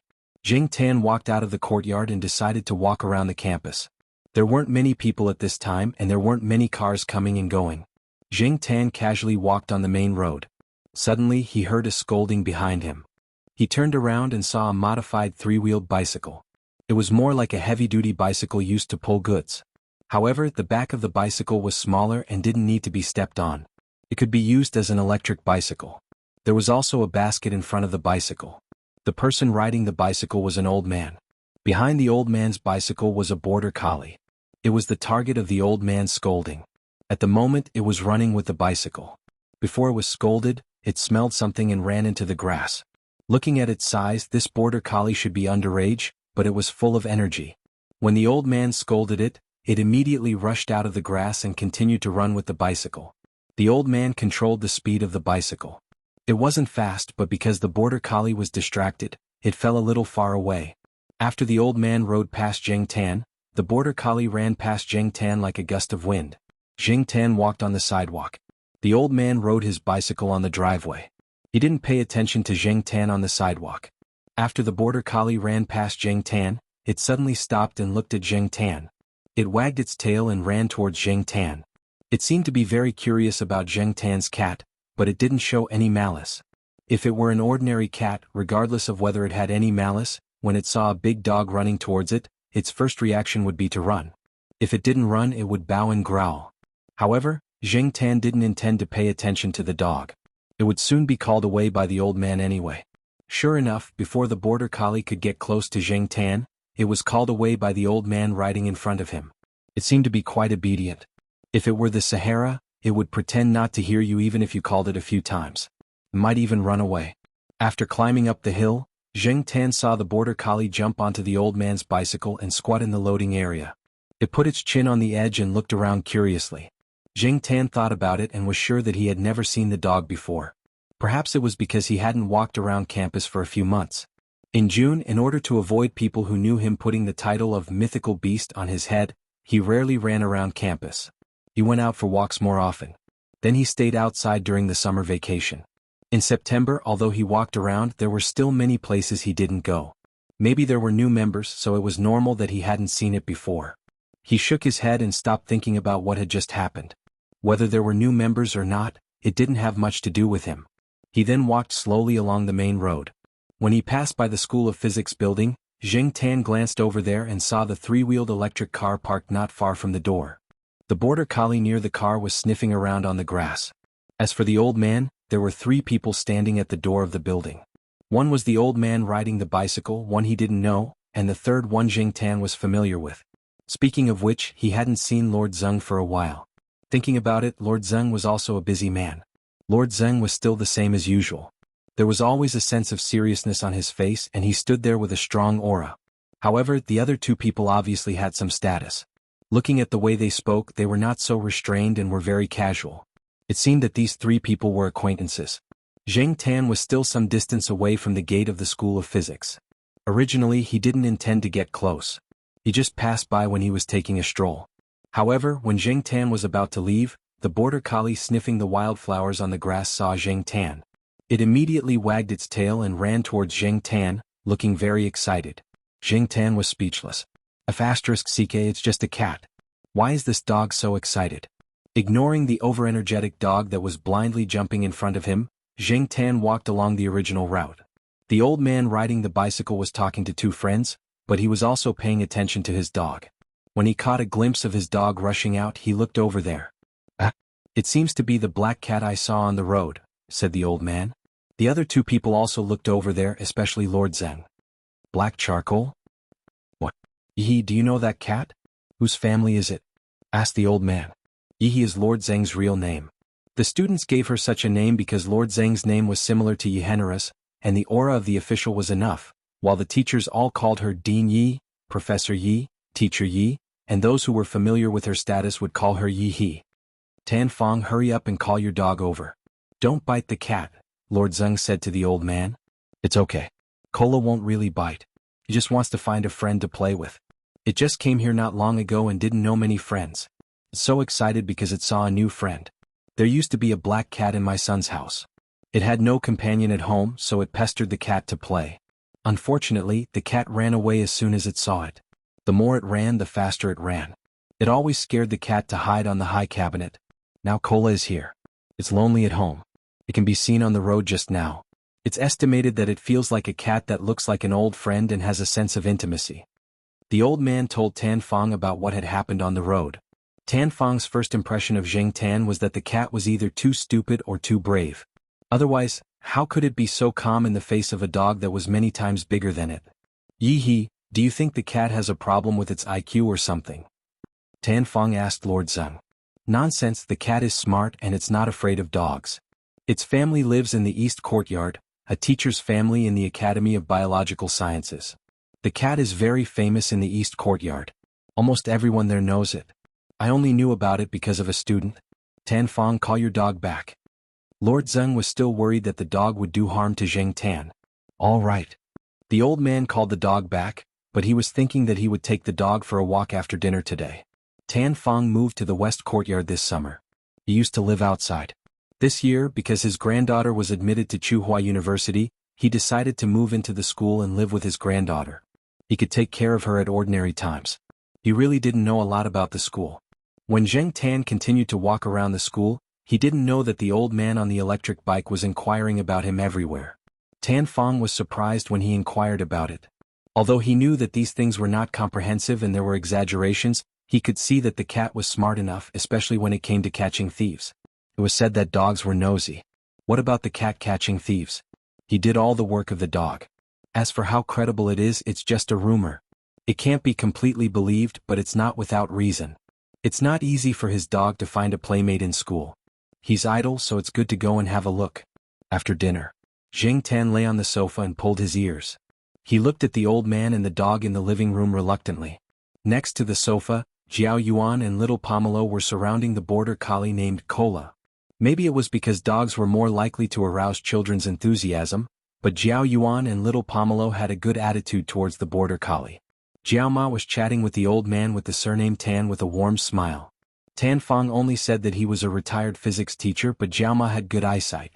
When the old man in front of her said Lord Zheng's name casually, she knew that this person's identity was similar to Lord Zheng's. Jiao Ma was more or less nervous about a big name who was similar to Lord Zheng. Even if the person in front of her looked very easygoing, Jiao Ma didn't dare to be careless. It didn't matter if he was from Jiao Pa's school or not, it would be good for Jiao Pa when he came back. These old men were very capable. Therefore Jiao Ma had been very polite. Most of the time, when people communicate with their pets, it's faster to get familiar with each other. The old man mainly talked about pets, but he also led Jiao Ma to talk about her own cat. Unknowingly, the pressure in Jiao Ma's heart lessened a lot. But soon the smile on Jiao Ma's face froze. I take Cola out for a walk every week.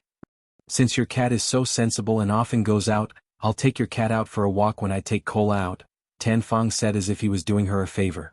Chapter 219. Jiao Ma regretted praising her cat too much. Now she couldn't take back her words even if she wanted to. Deep down, she wanted to tell the man in front of her to give up on the idea. She knew very well that people like him were men of their words. If he said it today, he might just take her cat out tomorrow. Oh. Mr. Tan, my cat is actually a troublemaker. He has a bad temper and I can't control him. It's fine. Didn't you say it yourself? This isn't the first time I've taken him out to play. Besides, your cat is much stronger than Cola. I have to use a leash when I take him out. Otherwise, he might just jump off the leash if he sees any other cat or dog that catches his eye. But I don't have to use a leash on him at school. It's safer there, it's not as chaotic as outside. As soon as Tan Fong opened his mouth, he started rambling. Before Mama Jiao could reply, the old man looked at his watch and said, "It's getting late. I won't disturb you anymore. I'll go back first." Jiao Ma saw that Tan Fong was about to leave. She wanted to say something to stop the old man from taking her cat out, but before she could say anything, Tan Fong raised his hand and said, "You don't have to see me out. You're too kind, Ms. Gu." Jiao Ma, Tan Fong called Cola and hummed a little tune as he went downstairs. When he reached the third floor, he saw Old Man Lon, who had just come out to throw out the trash. The two men knew each other and chatted on their way downstairs. Jiao Ma, who had wanted to explain more, retracted her foot. She didn't know how to deal with these two old men. Jiao Ma turned around and closed the door behind her. She sat on the sofa and sighed. Then she looked at Jing Tan and said, "Black Charcoal, why do you always know people like this?" Jing Tan tugged at his ears. He really couldn't answer this question. He did want to go out for a walk. He had already walked around the surrounding areas of Tsinghua University. If he went further, he wouldn't have gone there as often. Only the road to Jiao Yuan School was a little further away. The other directions were basically unfamiliar. Of course, if Jiao Ma insisted on not agreeing, he would ignore the old man. Jiao Ma stared at Jing Tan for a while before letting out a long sigh. She got up and walked to the bedroom.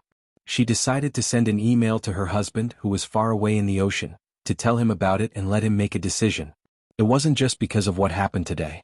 Her cat was always running outside. In the past, when she was brought out by Wei Ling and Air Mao, she wasn't very happy. Now that there was another person, if this continued, would her cat become more and more wild and eventually run away from home? Jiao Ma's colleagues in the office all said that cats didn't love home as much as dogs, so she couldn't help but worry. If Zheng Tan knew what Jiao Ma was thinking, he would think that her worries were unnecessary. He really didn't want to leave the Jiao family. Although the Jiao family wasn't a rich family, the place they lived in was small, and the family members had no power or influence. Zheng Tan felt safe here. That was enough. If something happened to the Jiao family and they needed money, Zheng Tan could learn from Chi Dada and go out to earn money. If Chi Dada could earn money to support his family, how could he be any worse than it? Jiao Pa didn't know how to reply to Jiao Ma. 2 days later, Jiao Ma said to Zheng Tan, "If you want to go out to play, then go. But be careful. Bring the cat tag with you. Be careful." Tan Fong was a man of his word. The day before he went out, he told Jiao Ma that he was leaving. The next day, he rode his electric three-wheeled motorcycle to the eastern courtyard. Zheng Tan had been waiting in a tree in the courtyard. The border collie named Cola was sitting on the three-wheeled motorcycle. It was probably excited to see the other 3 cats in the courtyard. It wanted to come down, but it was scolded by Tan Fong and stopped. It still had a leash around its neck, so it couldn't jump down even if it wanted to. Zheng Tan looked at the basket in front of the motorcycle. There were things in it, so he could only squeeze with the dog. He jumped down from the tree and onto the back of the 3-wheeled motorcycle. Although the space wasn't big, it was enough to accommodate a dog and a cat. The 2 bottles of wine didn't take up much space, so Zheng Tan didn't feel crowded. However, the border collie next to him kept swinging its tail. Zheng Tan was annoyed, so he kicked it, but he didn't use much strength. Woof! Cola barked after being kicked, but it wasn't really angry. Be quiet, Cola. You're riding a bike. Tan Fong didn't turn around and shouted. Cola looked at Zheng Tan and moved to the side. However, its tail was still wagging happily. This guy seemed to be in a good mood and didn't care about Zheng Tan. It kept looking at the people and things on the side of the road. Sometimes it would even bark at someone's dog. Zheng Tan didn't take the main road with a lot of traffic. After leaving the area around Tsinghua University, Zheng Tan was unfamiliar with the surroundings. He didn't care about Cola's wagging tail. He carefully looked at the surrounding buildings and road signs. It wasn't easy to walk around, so he had to remember the way. After turning a corner, they entered a small street. There were more people buying sundries and snacks on both sides. There were also people riding 3-wheeled scooters like Tan Fong. However, they were carrying 2 children while Tan Fong was carrying a cat and a dog. The scooter was driving slightly faster. When it caught up from behind, that person even talked to Tan Fong. He often came here, so he was familiar with him and they could chat for a while. That person was carrying his twin granddaughters. The 2 children were dressed exactly the same and had the same little braids. From their reactions when they saw Zheng Tan and Cola, it could be seen that although they looked the same, there were differences in their personalities. The 2 scooters were side by side for a few seconds. A cat and a dog on one side and a pair of twins on the other stared at each other. The child closer to the scooter had a more lively personality. She even wanted to reach out and pull Zheng Tan's beard, but Zheng Tan dodged her. However, Cola went up and licked the little girl's hand, causing the child to laugh so hard that her eyes disappeared. After all, the road wasn't wide, so it was impossible for the 2 scooters to stay side by side. Tan Fong slowed down and the scooter ran in front and gradually went away. Tan Fong's destination was a normal university. This university wasn't bad, but it was slightly far from Tsinghua University. It would take too much time for Zheng Tan to walk here by himself, so he had never been here before. Just now, he was wondering why there were so many small shops on the street. It turned out that they were near the university. Tan Fong went through the side door. The guard here was very familiar with Tan Fong and even took the initiative to greet Tan Fong. When the scooter stopped, Zheng Tan looked around. It should be the staff dormitory area of this university. The building was older, but it was newer than the building in the east courtyard. On the second floor, an old man was standing on the balcony and watching. When he saw Tan Fong, he went downstairs with a chessboard and a bag in his hands. Wait, I'll bring these 2 bottles of wine up for you first. Tan Fong turned around and took the wine. Just leave it there first. No one will take it anyway, said the old man. Other polite words like, why are you bringing wine when you're here? Were not said. Before Tan Fong went upstairs, the old man's wife came downstairs. She waved her hand and asked the 2 of them to go play chess. She could still carry these 2 bottles of wine. It wasn't troublesome. Oh, why is there a cat this time? The old man asked curiously. Then he immediately scolded, you brought the cat out of someone's house? You old man, why do you always do such unreliable things? How is it unreliable? This cat is smart. It was very well behaved along the way. It knows what's good for it, said Tan Fong. Aren't you afraid of losing it? No, I've asked around. This cat is always taken out by people. It's used to it. A few days ago there was a cat that took the bus overseas, right? So don't underestimate the cat's IQ. Tan Fong's face was full of disdain. I'm not going to argue with you. Anyway, you won't listen to me. Anyway, keep an eye on it. Don't lose the cat. The old man looked at the black cat in the scooter and said, I know. Tan Fong said as he urged him to hurry up and win 2 rounds. If you lose, give me the pot of orchid on your balcony. I met a friend a few days ago. I'll give it to him as a gift. Hey, I don't know who will lose more. The place where the 2 old men played chess was in the forest next to the staff dormitory area. There were stone benches and stone tables there. For the old men, sitting on the stone benches at this time of the year was a little cold. However, the 2 old men didn't like to play chess in the house. They said that it wasn't enjoyable there. For this reason they had specially prepared a tool, a cushion. The bag that the old man was carrying earlier had a thick cushion in it. Zheng Tan could tell that the old man's health wasn't as good as Tan Feng's. He could tell that there was something wrong with his legs when he walked too fast. Perhaps it was because of this that Tan Feng rode over himself instead of letting the old man go to Tsinghua University to play chess with Tan Feng. Woof woof. Kola barked twice. Tan Feng heard the barking and waved his hand. Okay, go play by yourself. Don't run too far. After getting permission, Kola immediately ran into the grass, sniffing around and peeing at the trees to mark them. Zheng Tan was curious about this unfamiliar place. She planned to walk around, but soon, Kola caught up with her after the excitement had passed. Zheng Tan listened to the conversation between the two old men and found out that Kola couldn't run too far in the past. There were very few dogs and cats around here. Kola would lie by Tan Feng's feet and yawn in boredom. Tan Feng's old man was so enthusiastic that he got himself fixed up so that he could play with his dog. Zheng Tan wasn't in the mood to take care of Tan Feng's dog. Seeing that Kola was next to him, Zheng Tan tried to lift a branch by his feet. Kola immediately picked it up. Zheng Tan lifted it again and Kola picked it up again. It seemed to be having a lot of fun. Zheng Tan used all his strength to lift the branch away. He saw Kola chasing after the branch and was about to take the opportunity to run away. Suddenly he heard a wolf howl not far away. "Awoo, awoo!" She turned off the night light and covered her shoulders. Intertwined with sparks and settling. This phone's ringtone was really unique. Zheng Tan pulled his ear.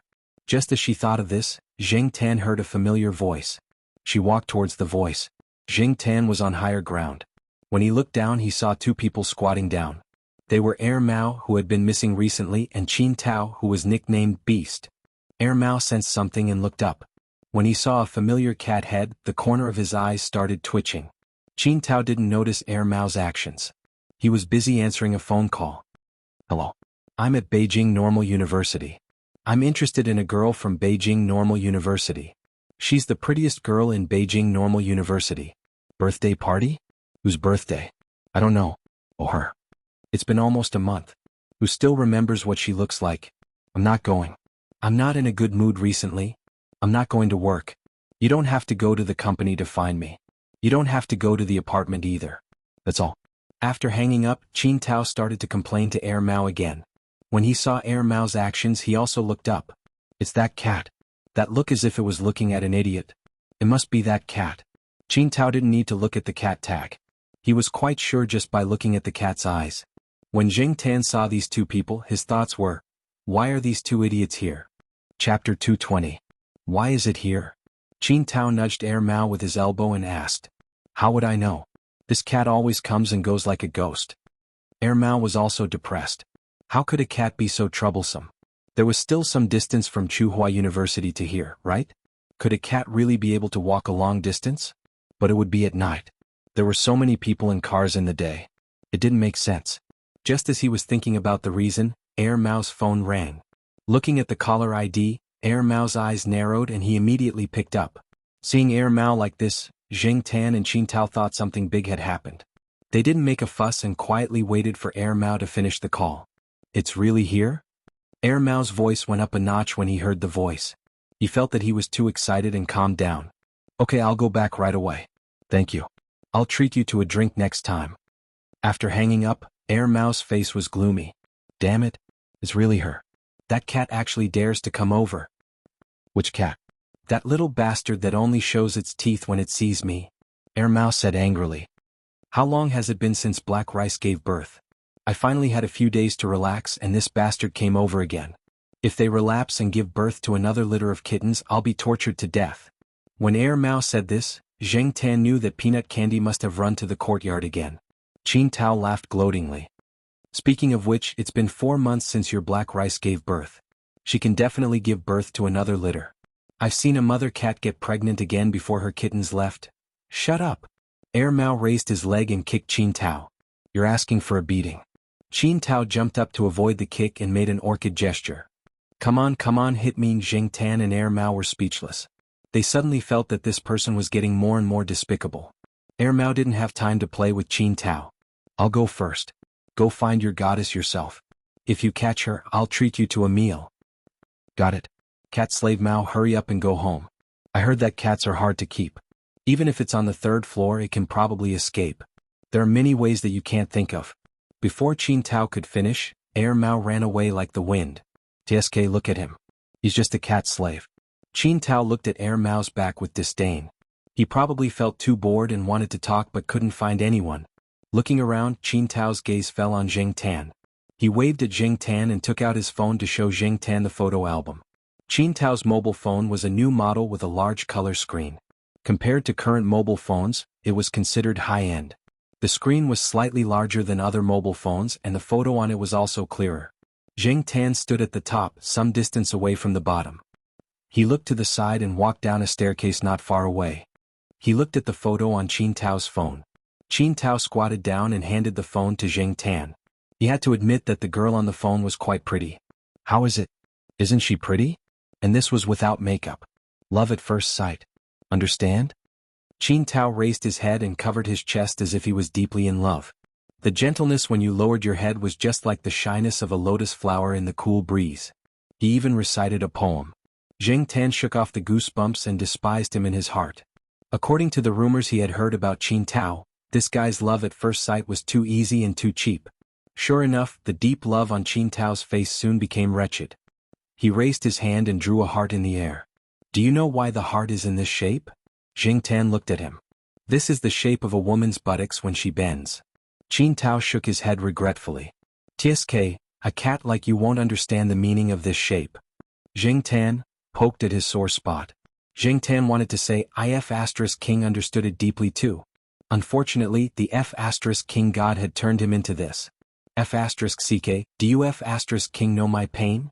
Just like what Air Mao said before it left, this guy really deserved a beating. As they were talking, Qin Tao's phone rang with a text message. After reading the content of the phone, Qin Tao's smile widened. I won't chat with you anymore. I'm going to meet the beauty. Qin Tao waved the text message on his phone in front of Jing Tan. He didn't expect the cat to understand it. He just wanted to satisfy his vanity. Jing Tan looked at it. The sender was Beauty Chen. Before he could read the content of the text message, Qin Tao took the phone back. Qin Tao took out a small and delicate bottle of perfume and sprayed it on his wrist. He touched his middle finger and ring finger on his wrist, then touched the back of his ear, the back of his neck, and his hairline. He even combed his hair. Not only did this guy like to be cheap, but he was also very showy. After Qin Tao finished tidying up, he couldn't wait to meet the beauty.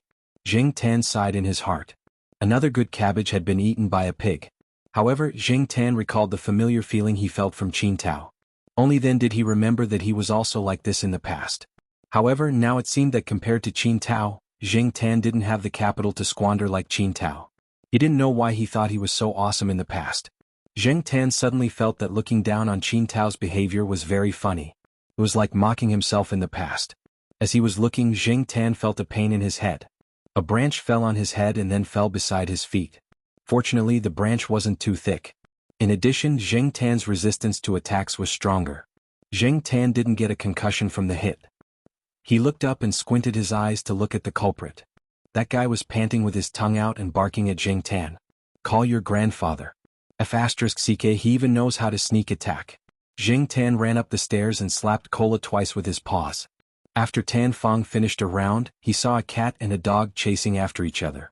He said happily, "Look, these two are playing so well." At the same time, Tan Fong was happy for his wise decision to bring the cat along. Even though he had just lost a round, his mood wasn't that bad. After slapping Cola a few times, Cola saw a mouse and went to block it. Jing Tan wasn't in the mood to play with the mouse. He decided to walk around. Maybe he could see a few beauties. The staff dormitory area was at the edge of the school. It was closer to some of the side streets outside. However, it wasn't the end of the school day, so there weren't many students walking around. As he walked along the side of the side street, Jing Tan looked at the snack bars on both sides. He really felt a little hungry after smelling the food. As he walked, Jing Tan saw a few young people in front of him. Originally, Jing Tan didn't plan to pay attention to these people. However, after hearing their conversation, Jing Tan slowed down his footsteps. You think you're so great just because you drive a car that costs 100,000? You're just a frog in a well. That's right. He even wants to hit on Beauty Chin. He's overestimating himself. He's looking for death. If he dares to go again, it won't be as simple as getting hit with a stick. Okay. The leader handed the phone in his hand to another young man. Return the phone to Beauty Chin from your class. Don't let her know about this. Beauty Chin? Isn't she the prettiest girl in a certain school that Qin Tao mentioned before? Then the looking for death these people were talking about couldn't be Qin Tao, right? Looking at these people, it seemed like they had just finished beating someone up. Two of them were carrying a long bag in their hands. Judging from the shape of the bag when it shook, it seemed like something like a steel rod. When they walked past Zheng Tan smelled the smell of blood. There was also the smell of Qin Tao's perfume.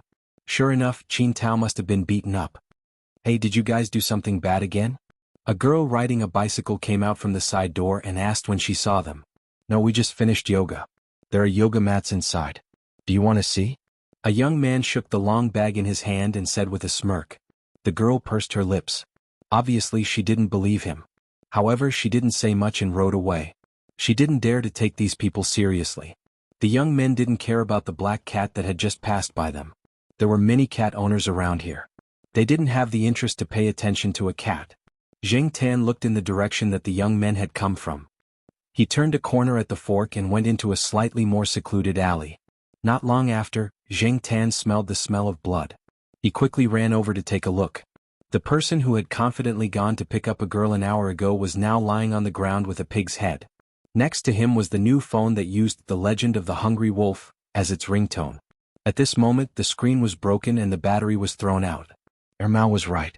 That brat was really beaten up. Zheng Tan walked closer. Seeing that the person was still breathing but didn't open his eyes, he raised his paw and patted Qin Tao. Qin Tao opened his eyes and saw a black cat's face in front of him.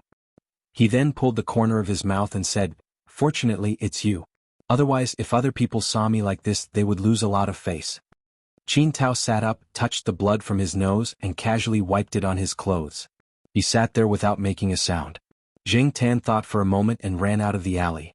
When he passed by a shop he saw a roll of toilet paper in front of the door. It was probably dropped when the shop owner was moving goods.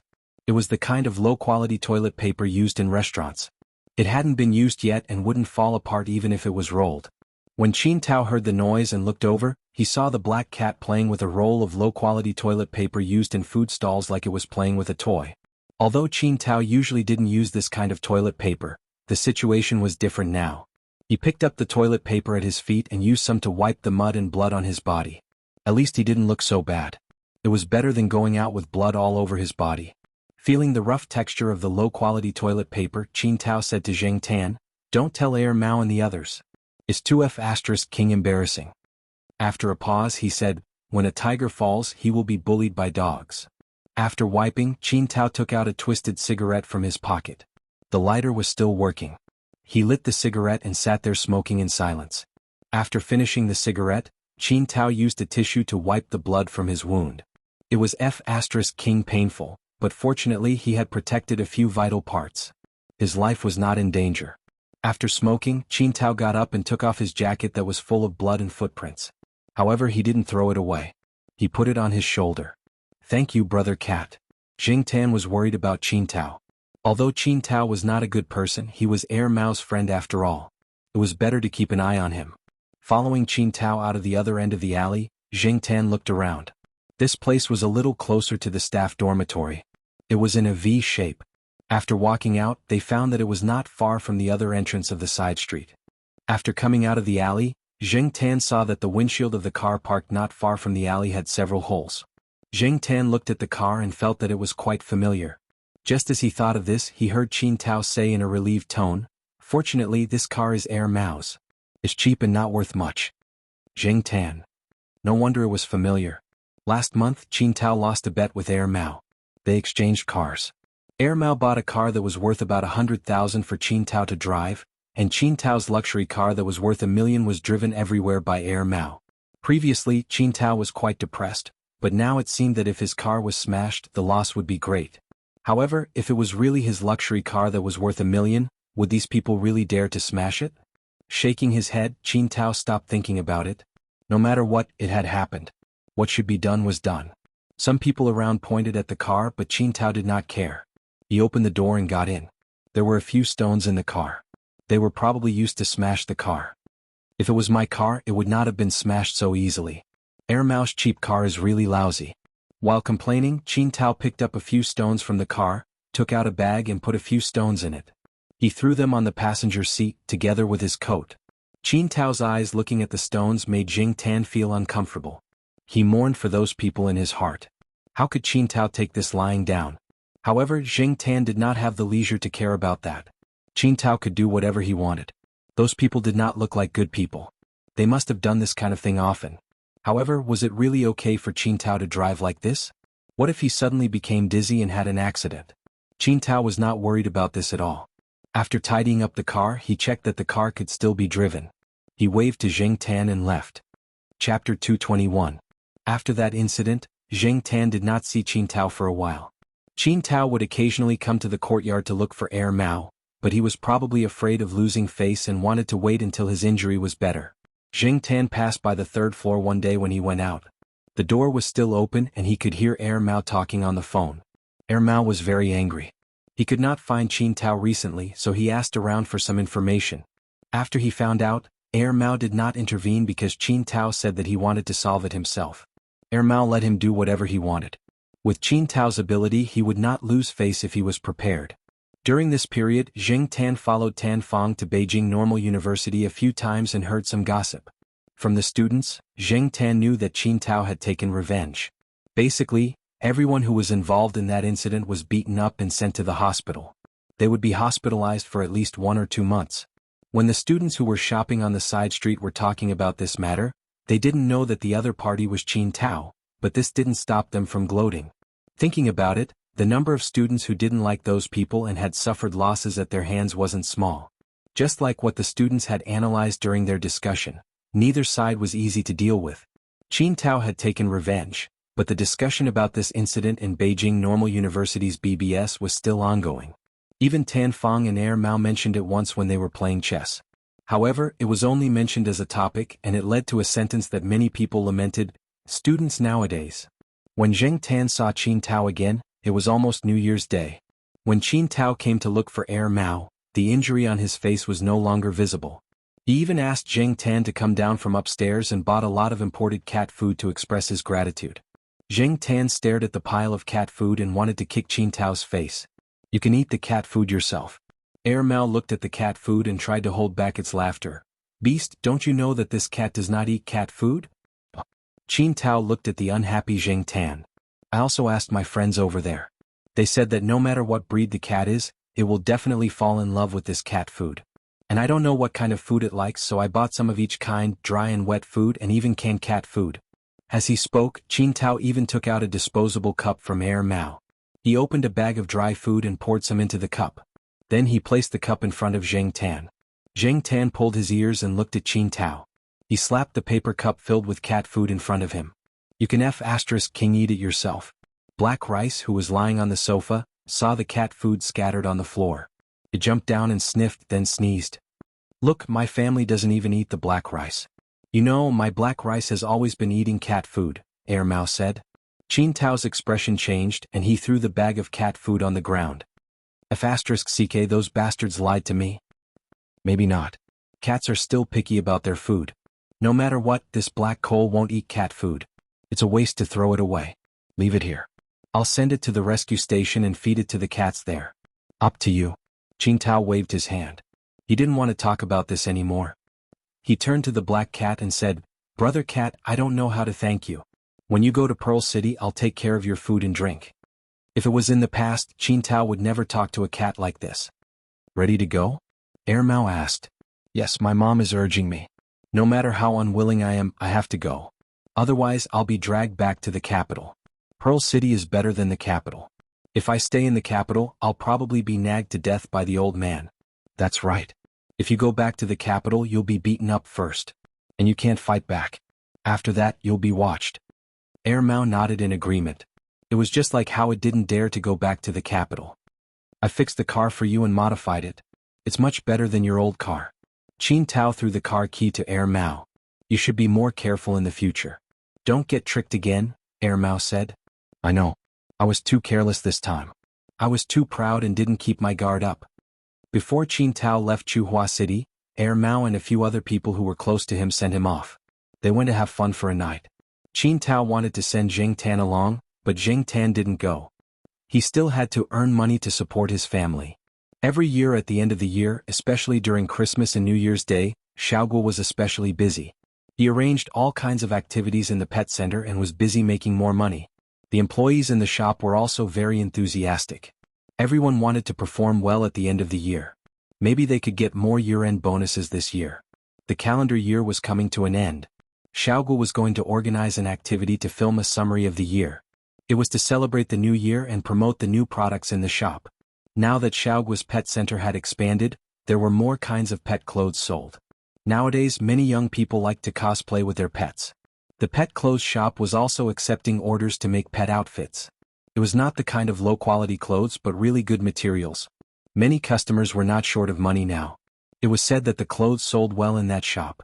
Zheng Tan also heard that during the big Comic-Con in November, several dogs in Xiaoguo's shop were lent out to be models. Especially the pug dog who wore a forehead protector and pretended to be a ninja dog. It was said that the scene was very popular. Countless people ran over to take photos with it. Even the popularity of the club was very high. So, don't ignore the role of an animal. That day Zheng Tan went out with Xiaoguo's team. Now Xiaoguo was more and more particular about the effect of the shooting. Every time he would book a place with someone and take the team out to shoot. After shooting a part, Zheng Tan rested on the side. The person responsible for serving Zheng Tan was still Charlie. They had worked together many times. Charlie knew a little about the character of this cat.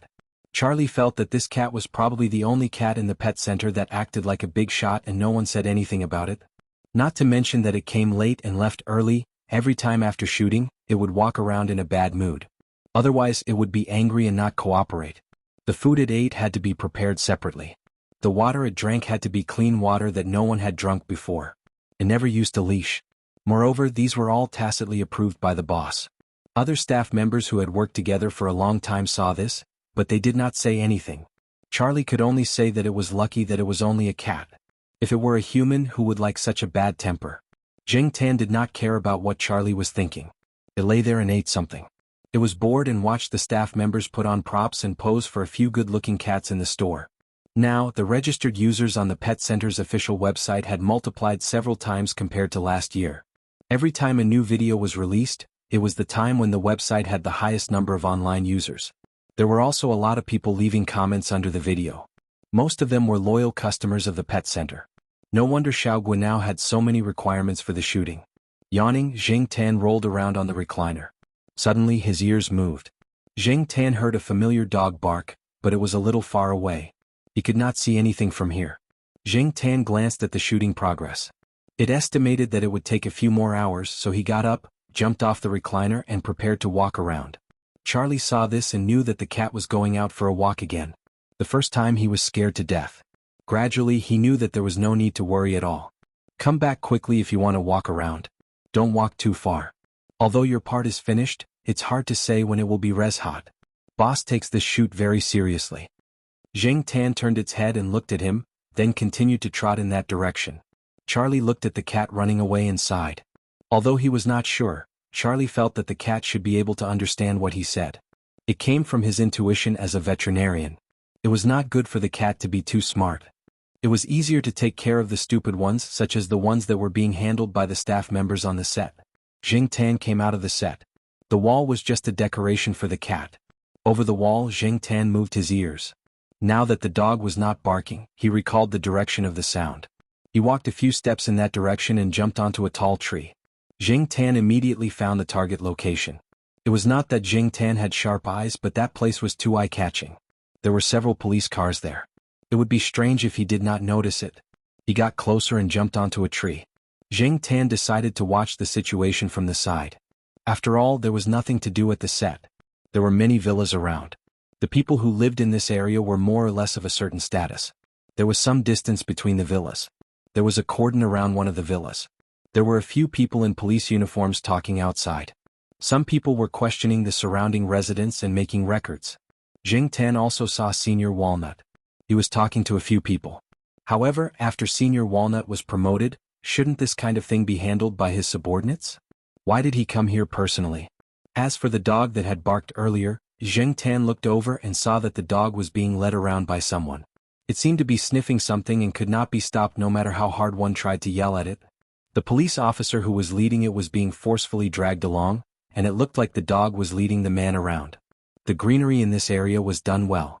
There were many trees around. The grass was no longer green, but the surrounding evergreen trees did not give off the bleak feeling of autumn and winter. There were several holes in the grass. They were all the work of Heijin. The surrounding residents were already looking at them with disdain. This made the police officer who was leading Heijin feel a lot of pressure. He was only helping his superior look after the dog. His superior had told him to lead the dog around. Perhaps he could find some clues. However, from the looks of it, there were no clues at all. The dog was purely causing trouble. It was almost causing trouble in the grass of the neighboring family. Heijin, don't cause trouble. The police officer pulled on the leash and scolded. Heijin turned to look at the police officer and bared its teeth. It seemed to be unhappy with the police officer's scolding. It looked around and found Jing Tan on a tree not far away. Woof woof woof. Heijin barked at Jing Tan a few times. It even went over to Jing Tan. Jing Tan ignored it and pretended not to know it. The police officer who was leading Heijin did not know Jing Tan. Seeing Heijin's reaction, he said helplessly, "You really just think it's fun. Don't scare other people's cats." Jing Tan looked at Heijin, who was coming over from under the tree. He felt that Heijin was seriously looking for something. It was still sniffing around the ground. Suddenly it smelled something. It dug around and pushed away some of the leaves on the ground. It growled and raised its head to bark a few times. "You're doing it again." The police officer touched his forehead. "Since you can't dig holes in the grass, you're digging holes here." Chapter 222. The officer pulled on the leash in his hand, intending to take Heijin away. But Heijin didn't want to. It insisted on staying there, so the man and the dog pulled each other. Heijin was probably also annoyed by the young officer's actions. He turned around and pounced on the young officer as he opened his mouth and shouted at the young officer. The officer saw that Heijin was about to bite him. He got nervous and let go of the leash in his hand. He fell to the ground and took a few steps back. But Heijin didn't run away. It stayed there sniffing around but didn't dig anymore. Seeing that Heijin didn't run away, the officer was relieved. But he didn't want to come into contact with the dog again. It really scared him. He really thought that the dog was going to bite him. He didn't expect it to just scare him. But this dog was much fiercer than the dogs he saw in the station. It just looked obedient on the surface. Shaking his head, the officer looked at where his superior was and ran over there. It was better to get someone else to take care of the dog. He really didn't have the ability. After the officer left, Jing Tan jumped down from the tree and walked over to where Heijin was digging. Heijin, who was sniffing around, looked at Jing Tan and immediately rushed over to guard where the hole was dug. To be exact, it was where the black bug was. It was as if it was afraid that Jing Tan would mess it up. Jing Tan walked towards the bug, and Heijin immediately let out a warning growl. He retracted his foot. The warning immediately stopped. He raised his foot again and Heijin growled again. After testing a few more times, Jing Tan didn't plan to walk in that direction anymore. He looked at Heijin, then stretched his neck and sniffed the bug. He ignored Heijin's warning.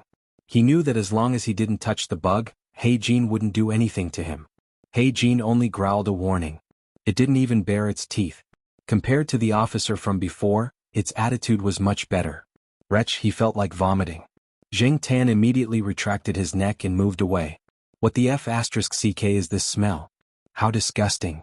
Jing Tan could not tell what the smell was. Not only was it smelly, but it was also disgusting. It made Jing Tan want to throw up all the food he had eaten at the filming location.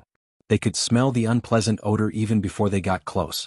For humans, this odor could only be detected if they put it under their nose and sniffed it carefully, but for cats and dogs it was too easy. Ignoring the bug, Jing Tan jumped back onto the tree. He could hear someone coming their way. It was the young police officer. He was bringing Senior Walnut over. Along the way, he looked at the holes that Heijin had dug on the lawn.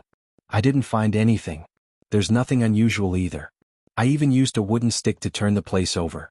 There's nothing buried here," the police officer explained. When he first saw the black gold digger, he was excited. He thought that he had found some evidence or a corpse, but there was nothing. There were no traces of the soil being turned over. Although his professional knowledge was not very good, he still knew some basic things. It was obvious that no one had touched the soil here. At least, no one had touched it for more than a month. "Okay." Senior Walnut nodded. After looking at the small holes that Heijin had dug, he looked in the direction of the black gold digger and walked over. When Senior Walnut came over, the black gold digger wagged its tail vigorously.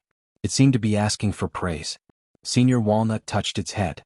He did not immediately look at the holes dug by the black gold digger. Instead, he looked at the black cat in the tree. Black charcoal? Senior Walnut called out. Zheng Tan moved his ears but did not raise his head.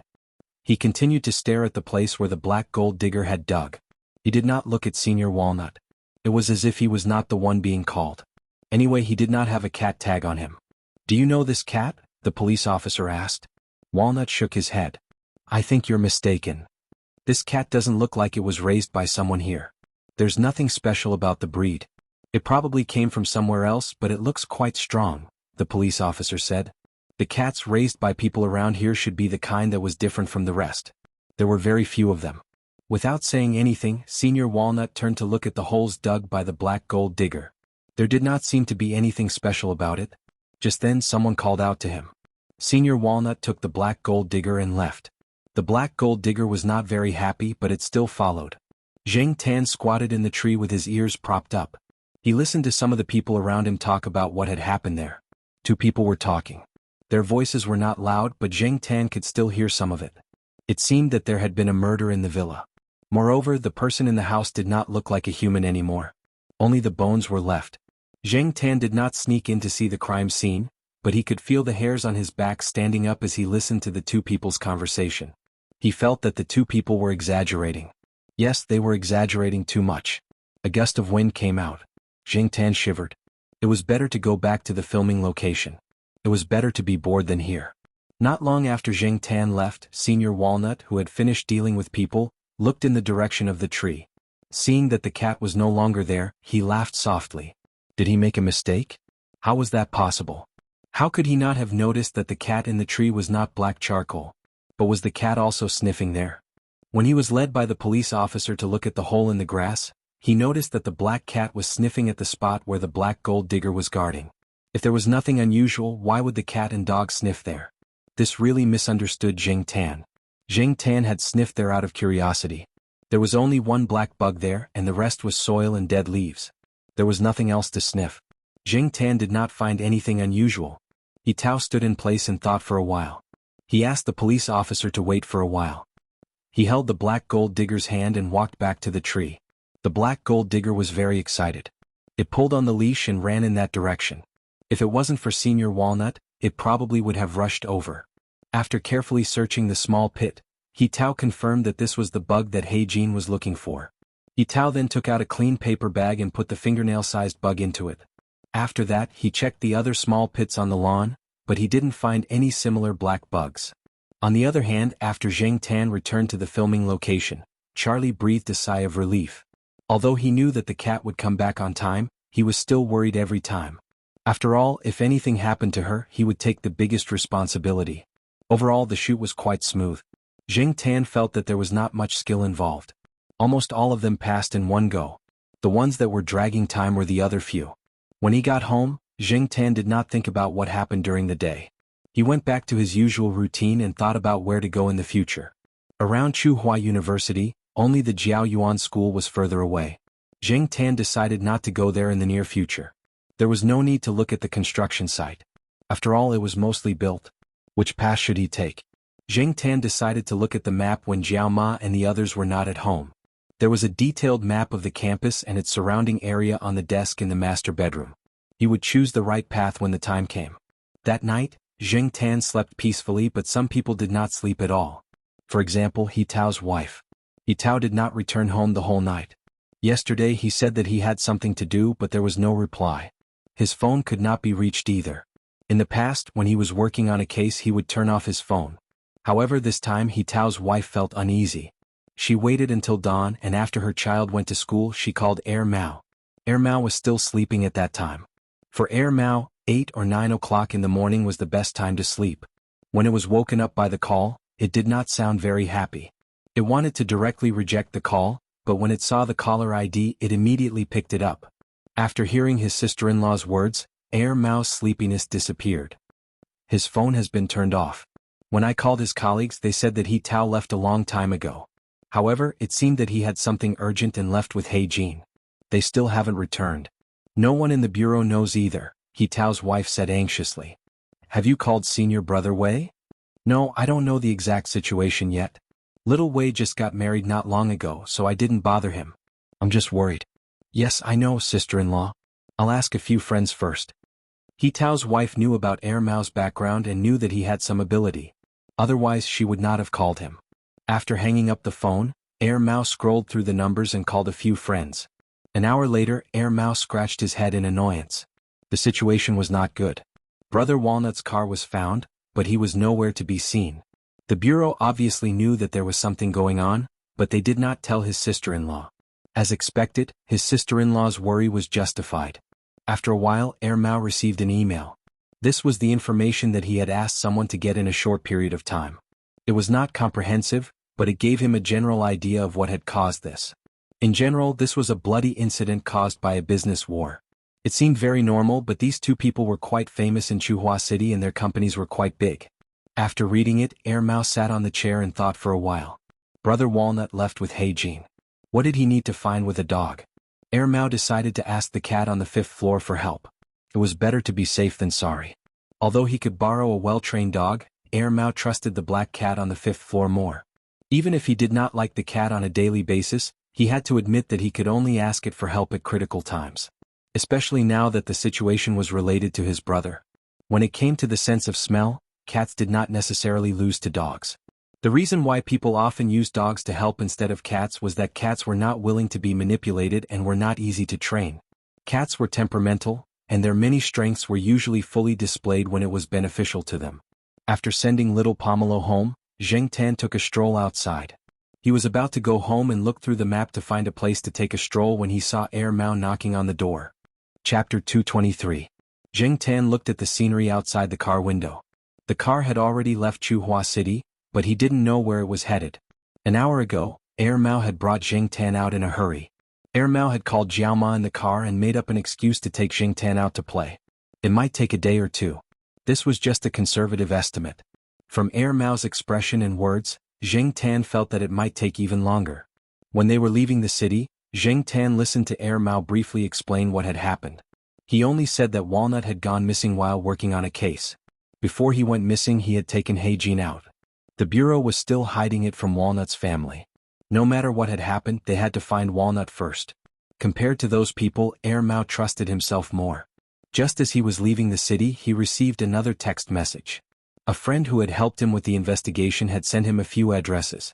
These were the possible addresses of other transactions that the company that had declared bankruptcy had done in secret. Air Mao wasn't interested in those illegal transactions. He wasn't a police officer, nor was he Superman. He only cared about finding people.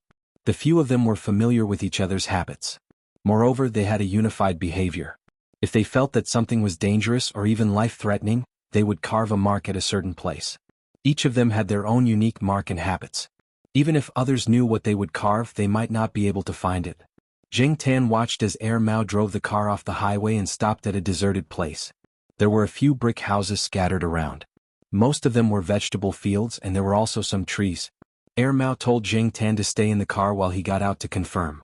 After Air Mao got out of the car, Zheng Tan leaned against the car window and saw Air Mao approaching a low brick house. Air Mao stood in front of the house and gestured with his hands. He didn't know how to do it, but he spread his fingers and pointed his palms down.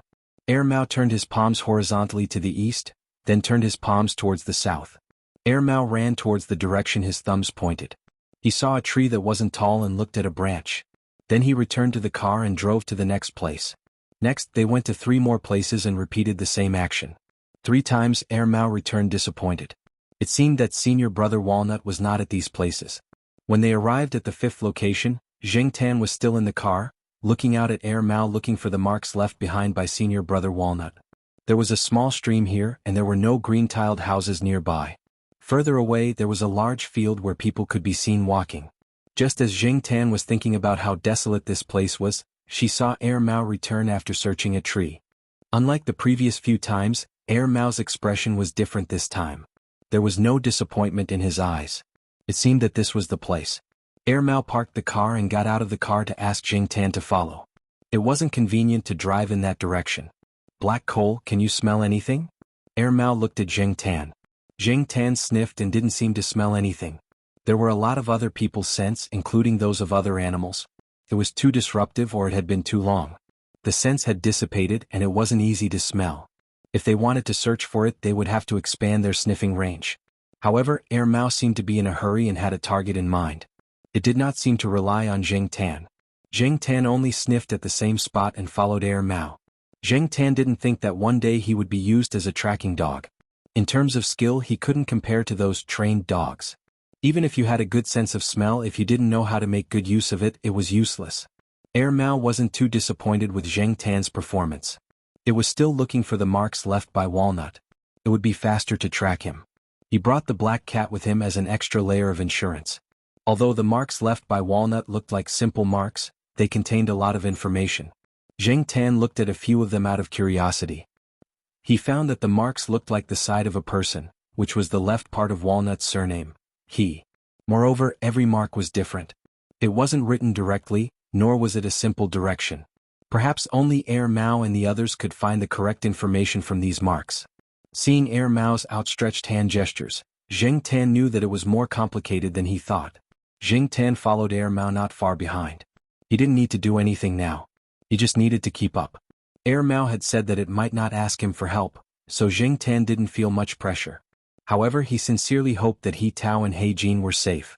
Although they weren't familiar with each other and had only met a few times, because of Celestine and Mao's relationship, Zheng Tan hoped that everything would go well for Walnut. As he was thinking, Zheng Tan's footsteps paused. He raised his head and sniffed. He looked in a direction that was slightly off from Mao's route. Zheng Tan thought about it and ran in that direction. As the smell got stronger, Zheng Tan saw a black bug crawling by his feet. Looking forward, there were even more bugs crawling on the ground. If it wasn't for the dried leaves blocking the way, he might have seen more. Mao, who was following the mark, noticed the situation at Zheng Tan's side. It turned around and jogged over. "What's wrong?" Mao asked. Zheng Tan ignored him and continued walking until she came to the side of a dried-up ditch. It looked like it had been used as a canal in the past. There were more trees around and most of them were deciduous. Someone had swept the leaves from the ground into this ditch, so the leaves were piled up slightly thicker. If not, the place Zheng Tan had just walked through would have more leaves. And the place where there were more bugs seemed to be slightly more protruding than the other places. Now Zheng Tan and Mao's attention wasn't on the leaves but on the bugs. Why are the bugs so active in this weather? Mao frowned. He also smelled something unpleasant. Zheng Tan watched Mao walk towards the ditch. He stayed on the side and watched. He didn't want to get too close. Those bugs were the same as the ones he had seen in the villa that He Jin had treated as evidence. Thinking about the words he had heard at that time, Zheng Tan felt a chill down his spine. He was very nervous. What was under those leaves? Mao had already used a branch to push the leaves aside and saw the object under the leaves. It was a body that had been gnawed to the point where only the skeleton was left. But what made Mao feel a little relieved was that this person was shorter than Walnut Sr. Zheng Tan glanced over and didn't look again. Based on Mao's expression, this wasn't Walnut Sr. He was relieved. But it was just as those people had said. Only the skeleton was left. It seemed that the bugs had gnawed on it. Forcing himself to divert his attention, Zheng Tan walked around and smelled the scent of Walnut Sr. and He Jin. He had been too nervous just now and had paid attention to the bugs and the smell of the ditch. He had missed the tracks of the man and dog. Although Mao could find the general route left by Walnut Sr., this place wasn't on that general route. Zheng Tan tried to identify the smell and followed it to the back of a big tree. There was a slope here. If the light wasn't good, it wouldn't be easy to notice someone lying here. It seemed that Walnut Sr. and He Jin had stayed here for a long time. The smell they had left behind was more obvious. Guessing that when those people were dealing with the ditch, Walnut Sr. and He Jin should have been here to watch. Walnut Sr. only continued to follow after those people left. Mao finished looking over there and took a few photos. Then he covered the leaves again and followed Zheng Tan. After seeing the situation here, he could guess what had happened. Good job, Black Coal.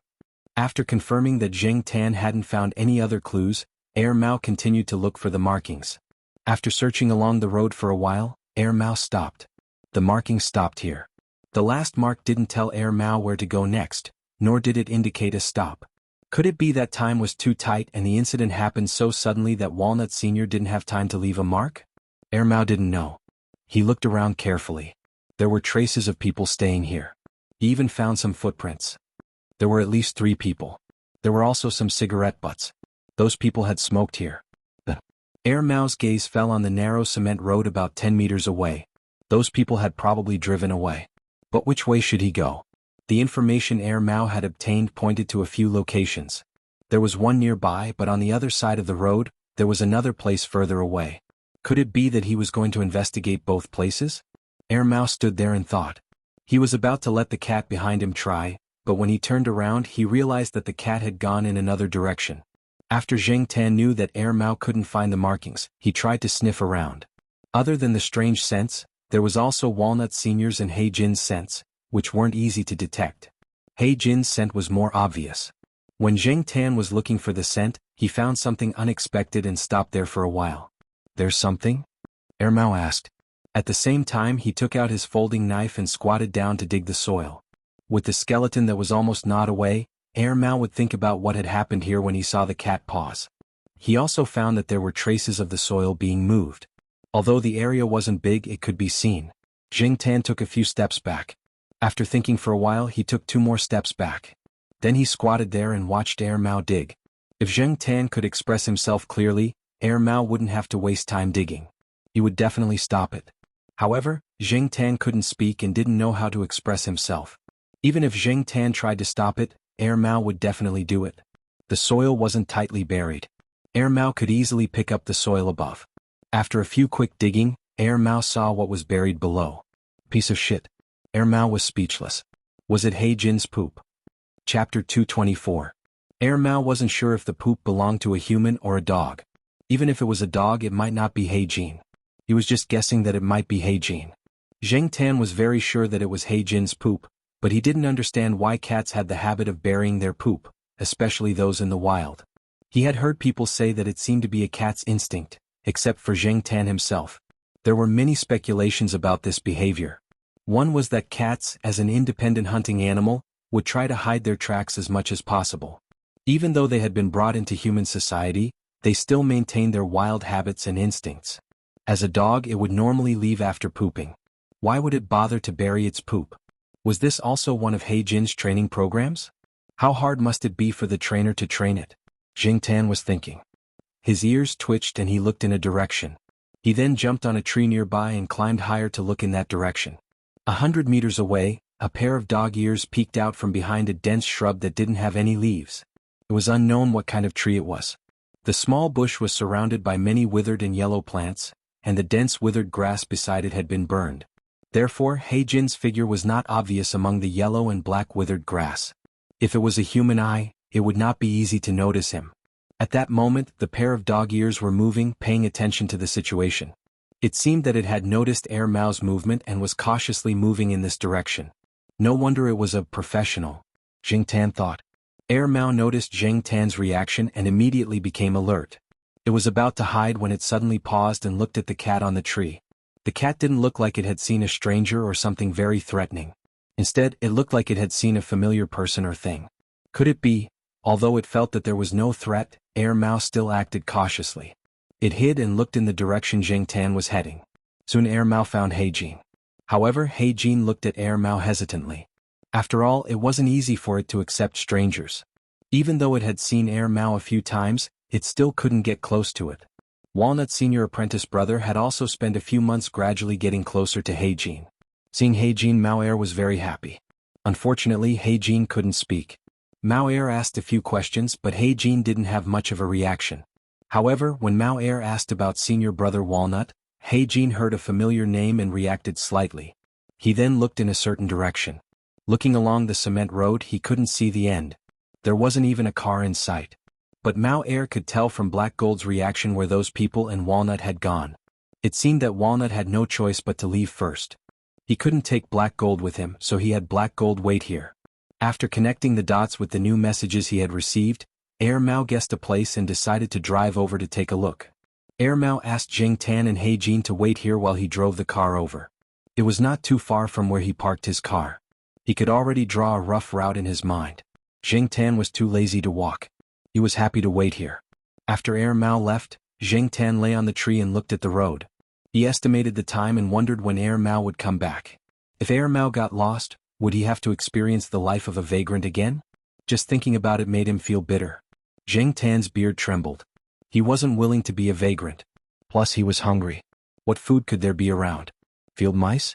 After all, it wasn't a real cat. Zheng Tan wanted to finish his business and go back as soon as possible. He looked down at He Jin, who was nestled in the grass. Even though most of the grass here was yellow, He Jin would still choose a place with grass or trees. It was good for concealment and wouldn't stay in a place with a wide view for too long. Even if it was burying its poop, it would choose a more secluded place. Perhaps it wasn't good enough, but for a dog it was already very good. If Walnut's senior apprentice brother didn't come back, or if He Jin didn't meet them, would this dog keep waiting here? Zheng Tan thought it was very likely. After about half an hour, Mao drove over. He got out of the car and opened the back door, motioning for He Jin to get in. However, He Jin just stood there and looked at Mao without moving. Zheng Tan jumped into the car. At the same time, he found the food that Mao put in the car. He also had his own food. If he wanted to work, he had to fill his stomach first. He didn't know if Mao's work was successful. He Jin looked at Zheng Tan, who was lying in the car seat and eating. It tilted its head and looked confused, but it still jumped into the car. Zheng Tan thought that the dog got in the car because of the food. However, He Jin didn't touch Zheng Tan's food after getting in the car. Even if Zheng Tan was merciful and put the food in front of its mouth, it still wouldn't eat. When He Jin was at Walnut Senior Apprentice Brother's place, it only ate the food that Walnut Senior Apprentice Brother fed it. It didn't eat the food that other people fed it. Walnut Senior Apprentice Brother's wife and children are still getting used to this dog. It's rare for them to be close, but they haven't been able to feed it yet, Mao said after seeing the situation from the rearview mirror. Zheng Tan looked at the dog next to him. It was almost drooling because of the smell of the food. He thought that the dog must be very hungry, but it still didn't eat. He was impressed. If it was Sahara, that dog would have run away with the food in its mouth. After driving for about an hour, Zheng Tan took a nap. When he woke up, he looked out the window and saw the mountains not far away. There were many mountains here. Mao wanted to go to a mountain. It wasn't easy to drive there, so he didn't ask the residents at the foot of the mountain to look after it. He found a place to park his car. The car was modified, so Mao wasn't afraid of being stolen. Even if it was stolen, it was nothing compared to Walnut's senior apprentice brother. He Jin got out of the car and followed Mao for a while. Then it began to sniff around. Apparently it found a familiar smell. It wasn't necessarily Walnut's senior apprentice brothers, but there were other people. Mao saw a mark left on a tree and felt more at ease. Like before, it followed the mark and moved forward. He Jin was a little ahead of Mao. Mao followed the mark and compared it to He Jin's route. As for Zheng Tan, everything was taken care of by He Jin and He Jin. As an amateur, he just needed to follow them. It was winter, so many trees on the mountain had withered leaves. However, there were some evergreen trees, so they didn't look so bare. Zheng Tan was still in the mood to look around as he followed Mao up the mountain. After walking for a while, Mao suddenly stopped and called out to He Jin. It didn't let He Jin go any further. There was a mark that wasn't very obvious. It was this mark that told Mao that there might be surveillance equipment in front of them. Mao took out his phone and found that there was no signal. If there were surveillance equipment in front of them, it would be fine if he was alone. However, the cat and the dog might be exposed. After thinking for a while, Mao told He Jin and Zheng Tan to stay where they were and not run forward. Mao explained for a long time, but he didn't know how much He Jin understood and how much He Jin understood. However, after Mao took a few steps forward, it turned around and found that He Jin had already run to some bushes to hide. It seemed that He Jin had understood some of Mao's words. No matter how much He Jin understood, Mao was fine with it as long as He Jin didn't follow them. Zheng Tan jumped onto a tree with green leaves. He felt that it was safer on a tree. In this season there weren't many bugs and snakes. Zheng Tan didn't have to worry about them at all. After Mao left, Zheng Tan stayed on the tree. The surroundings were very quiet. He Jin didn't make any loud noises. The birds were chirping very clearly, which made the place feel desolate. There wasn't any human life. Zheng Tan lay on the tree branch. He Jin was guarding below anyway. Even if someone came, they wouldn't pay attention to a cat hiding in a tree. Zheng Tan was much safer than He Jin. Suddenly Zheng Tan's ears twitched. He opened his eyes and looked in a direction. He Jin, who was hiding behind the bushes, also heard the noise. However, it still stayed where it was quietly. Zheng Tan stood higher so he could see more clearly than He Jin. It was a field mouse. It was winter, so it probably came out to look for food because it didn't have enough food. Zheng Tan didn't eat field mice and he wasn't in the mood to catch them. Therefore he pretended that he didn't see anything and let the field mouse go. However, seeing that the field mouse was gradually moving towards them, Xianxia realized that it was quite brave. It probably didn't see many natural predators around, but when it got closer, it probably smelled something. It stopped and looked around carefully. Whoosh! Zheng Tan saw He Jin jump out from the bushes and rush towards the field mouse. Looking at the way it caught the field mouse, Zheng Tan felt that it was definitely not the dog's first time catching mice. It probably caught mice at home before. The field mouse couldn't escape from He Jin's claws. Zheng Tan only heard the field mouse squeak twice before it stopped. When he looked again, He Jin had already returned with the field mouse in its mouth. It was lying in the dry grass and eating. When it was eating, it stopped and looked around vigilantly. It raised its ears and listened carefully. When it was sure that no one was around, it continued to eat. Hearing the sound of He Jin nibbling on the field mouse, Zheng Tan felt that this dog was really talented. Or rather, this dog's previous trainer was really talented. However, at the same time, it could be seen that this dog had lived a hard life. It should have carried out missions with soldiers. He heard Celestine say that sometimes when there was no food on a mission, they had to gather materials from the ground. As for what materials they gathered, there were many types, including field mice, snakes, and other animals. He really should let some dogs that like to spoil food come and take a look. When Zheng Tan was at the pet center, he saw several times that some dogs licked the dog food and let out 2 grains. After eating, the dog food on the ground would be directly swept away by the staff. The dog owners didn't think much of it, and Zheng Tan didn't think much of it at that time. But now he suddenly felt that it was better to be frugal. After eating, He Jin went back to the bushes. Zheng Tan looked and didn't see much blood on He Jin's body. It was licking the blood around its mouth and it would be licked away soon. Zheng Tan didn't know when Air Mao and Walnut would finish their work. He lay on the tree and thought. Fortunately, he ate some food in the car before he came, so he wasn't hungry now. But if he stayed like this for a few more days, Zheng Tan didn't know if he would eat field mice like He Jin. As he was thinking, Zheng Tan's heart skipped a beat. He looked in the direction of the mountain. Someone was coming. Not an animal but a human. He Jin obviously heard it too. It stopped licking its mouth and paid attention to the direction of the sound. Soon Zheng Tan saw the people coming. They were 2 strangers with a little accent. They didn't seem like locals. When Zheng Tan came, he heard 2 locals chatting, and their accent was different from the 2 people. The route that the 2 people took was still some distance from where Zheng Tan was. When the 2 people went down the mountain, one of them was still talking with a walkie-talkie. Listening to their conversation, Zheng Tan learned that there was a foothold near the foot of the mountain. The 2 people were going there. Zheng Tan thought about it, climbed down the tree and quietly followed them. He Jin, who was hiding behind the bushes, was puzzled. Chapter 225. Zheng Tan was following the 2 men not far away. He twitched his ears and looked back. He noticed that He Jin was following behind him, but he did not follow him immediately. Instead, he kept a distance. Dogs were not as convenient as cats in terms of body size and agility. It was good to keep a distance from the 2 men. If He Jin only followed Zheng Tan, he would not lose sight of him. When the 2 of them were talking, they would also look around. When they didn't find anyone, they felt much more at ease. However, they did not know that sometimes, it was not only humans that were following them. There were animals as well. Perhaps they thought that it was impossible for any dangerous animals to appear in the middle of the day in winter. In any case, Zheng Tan's tailing was very successful. She followed the 2 men to a 2-story tile-roofed house near the foot of the mountain. From the outside, the house was crudely built and there was nothing beautiful about it. There were other people in the house. When the 2 men knocked on the door, it was opened from the inside. When Zheng Tan got closer, he hid in a corner and observed. He noticed that there were cameras in 2 corners under the eaves. He walked around the house and memorized the positions of the cameras. As for whether there were more hidden cameras, Zheng Tan did not know. The house did not look special from the outside. It did not look expensive. Who would have thought that there would be cameras installed in such a shabby house? Zheng Tan looked behind him. He Jin was still hiding a certain distance away from him. He did not move forward rashly. The house had good soundproofing. Zheng Tan could not hear what the people inside were saying.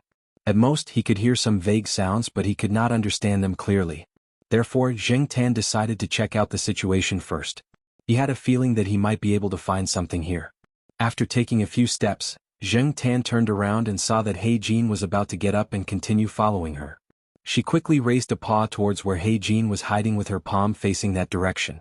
She wanted to wave her hand to signal He Jin to stop, but she suddenly realized that cats were different from humans. Could He Jin understand? He Jin, who was about to get up, saw Zheng Tan's action. He tilted his head in confusion. After a few seconds he lay down again, still staring at Zheng Tan's direction. Seeing He Jin lying down, Zheng Tan sighed in relief. Now, he finally felt the benefits of working together with an intelligent animal. He did not need to do too many actions to explain. Besides, there was a language barrier, so even if he could explain it would probably be useless. It was still a matter of understanding. After taking a few more steps, Zheng Tan quickly glanced behind him. Seeing that He Jin was not following him, he chose an angle where the camera couldn't capture him. The wall outside was not painted much and there were no tiles or anything like that. Zheng Tan had climbed this kind of wall before, so this was nothing to him now. He nimbly jumped up from the wall. There were 3 places where he could avoid the camera, and the reason why Zheng Tan chose this one was because it was facing the mountain. Because of this place would not be noticed. The 2 cameras installed at the corners could only focus on the distance but not the situation below. The most important reason was that there was a broken window on this side. Perhaps those people felt that this window was not important, or perhaps they felt that it was fine to install this window so they did not replace the glass. Instead, they used a piece of cardboard to block the window. At least, it could act as a shield against the wind. Pushing away the cardboard that blocked the hole, Zheng Tan walked through it. The room was filled with boxes of goods. Zheng Tan looked at the words and pictures printed on the cardboard boxes. XX brand sandwiches, XX brand milk tea, etc. They were all the same brand. Zheng Tan had never heard of this name before, so it should not be a legitimate manufacturer. It should be a counterfeit. The logo was very similar to a famous food brand, just missing a stroke. What made Zheng Tan even more amused was that there was an exemption sign printed on it. However, if it was just a counterfeit, there was no need to make such a scene. Walnut Sr. would not take the risk because of this. The cardboard boxes were all sealed with tape. Only the boxes near the door were not sealed. Zheng Tan jumped up to take a look. Just by looking at the packaging he knew that it was a shoddy product. The door of this room was also locked. Zheng Tan could not open it because there was a metal lock on the outside. If no one came to open the door, Zheng Tan would not be able to leave through this door. Looking around the room, Zheng Tan found a gap in the corner of the ceiling. Zheng Tan jumped onto the boxes. The boxes were piled up a little high, only 70 or 80 centimeters away from the ceiling.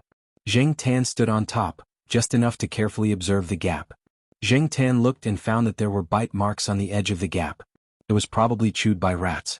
However, this gap could only allow rats to enter. Zheng Tan could not squeeze in. The ceiling was made of wooden planks, the kind that were relatively cheap. After a long time, some of the planks had obvious gaps between them. Through the gaps, many black stains could be seen. At this moment, the wind outside was a little strong. Zheng Tan could feel the stale air blowing in from these gaps. Zheng Tan stood on the edge of the cardboard boxes piled on the top. He gently jumped up and hooked onto the gap. The wooden planks made a creaking sound. This sound was not much and could only be heard in this room. Moreover, when the wind outside blew hard, the ceiling would also make some noise. Therefore, even if someone heard the sound of the wooden planks made by Zheng Tan, they would not care. Hooking onto the wooden planks, Zheng Tan used a hand to push the wooden planks next to him.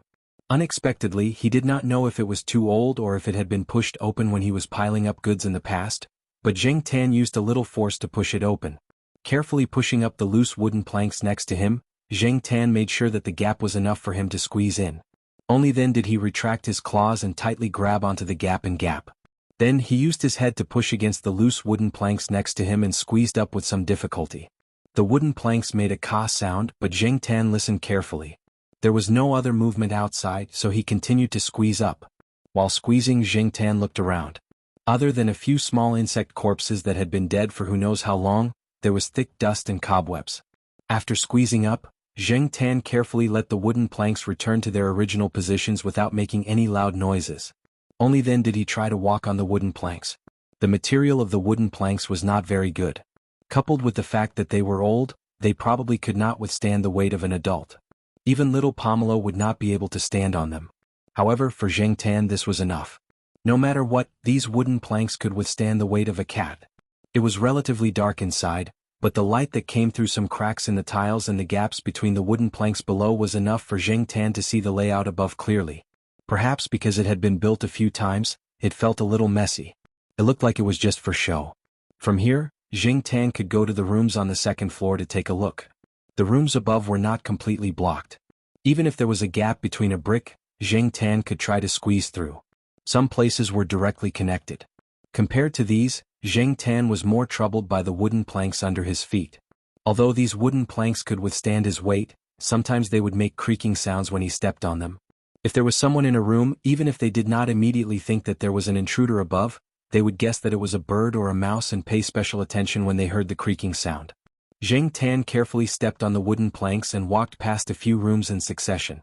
He did not see anyone, so he guessed that they were all on the first floor. However, when he came to the top of a room, Zheng Tan noticed that it was different from the previous rooms. Looking down from a small gap between the wooden planks, Zheng Tan found that there was a person locked in this room. The room was not big and there was not much junk around, so the object in the middle was particularly conspicuous. In the middle of the room was a chair and a person was tied to the chair. Looking from above, Zheng Tan could not see the person's face. The more eye-catching thing was the burgundy hair. It was very messy and the hairstyle could no longer be seen. The person was wearing a green cotton jacket. The jacket was patched and there were a few holes where the cotton inside could be seen.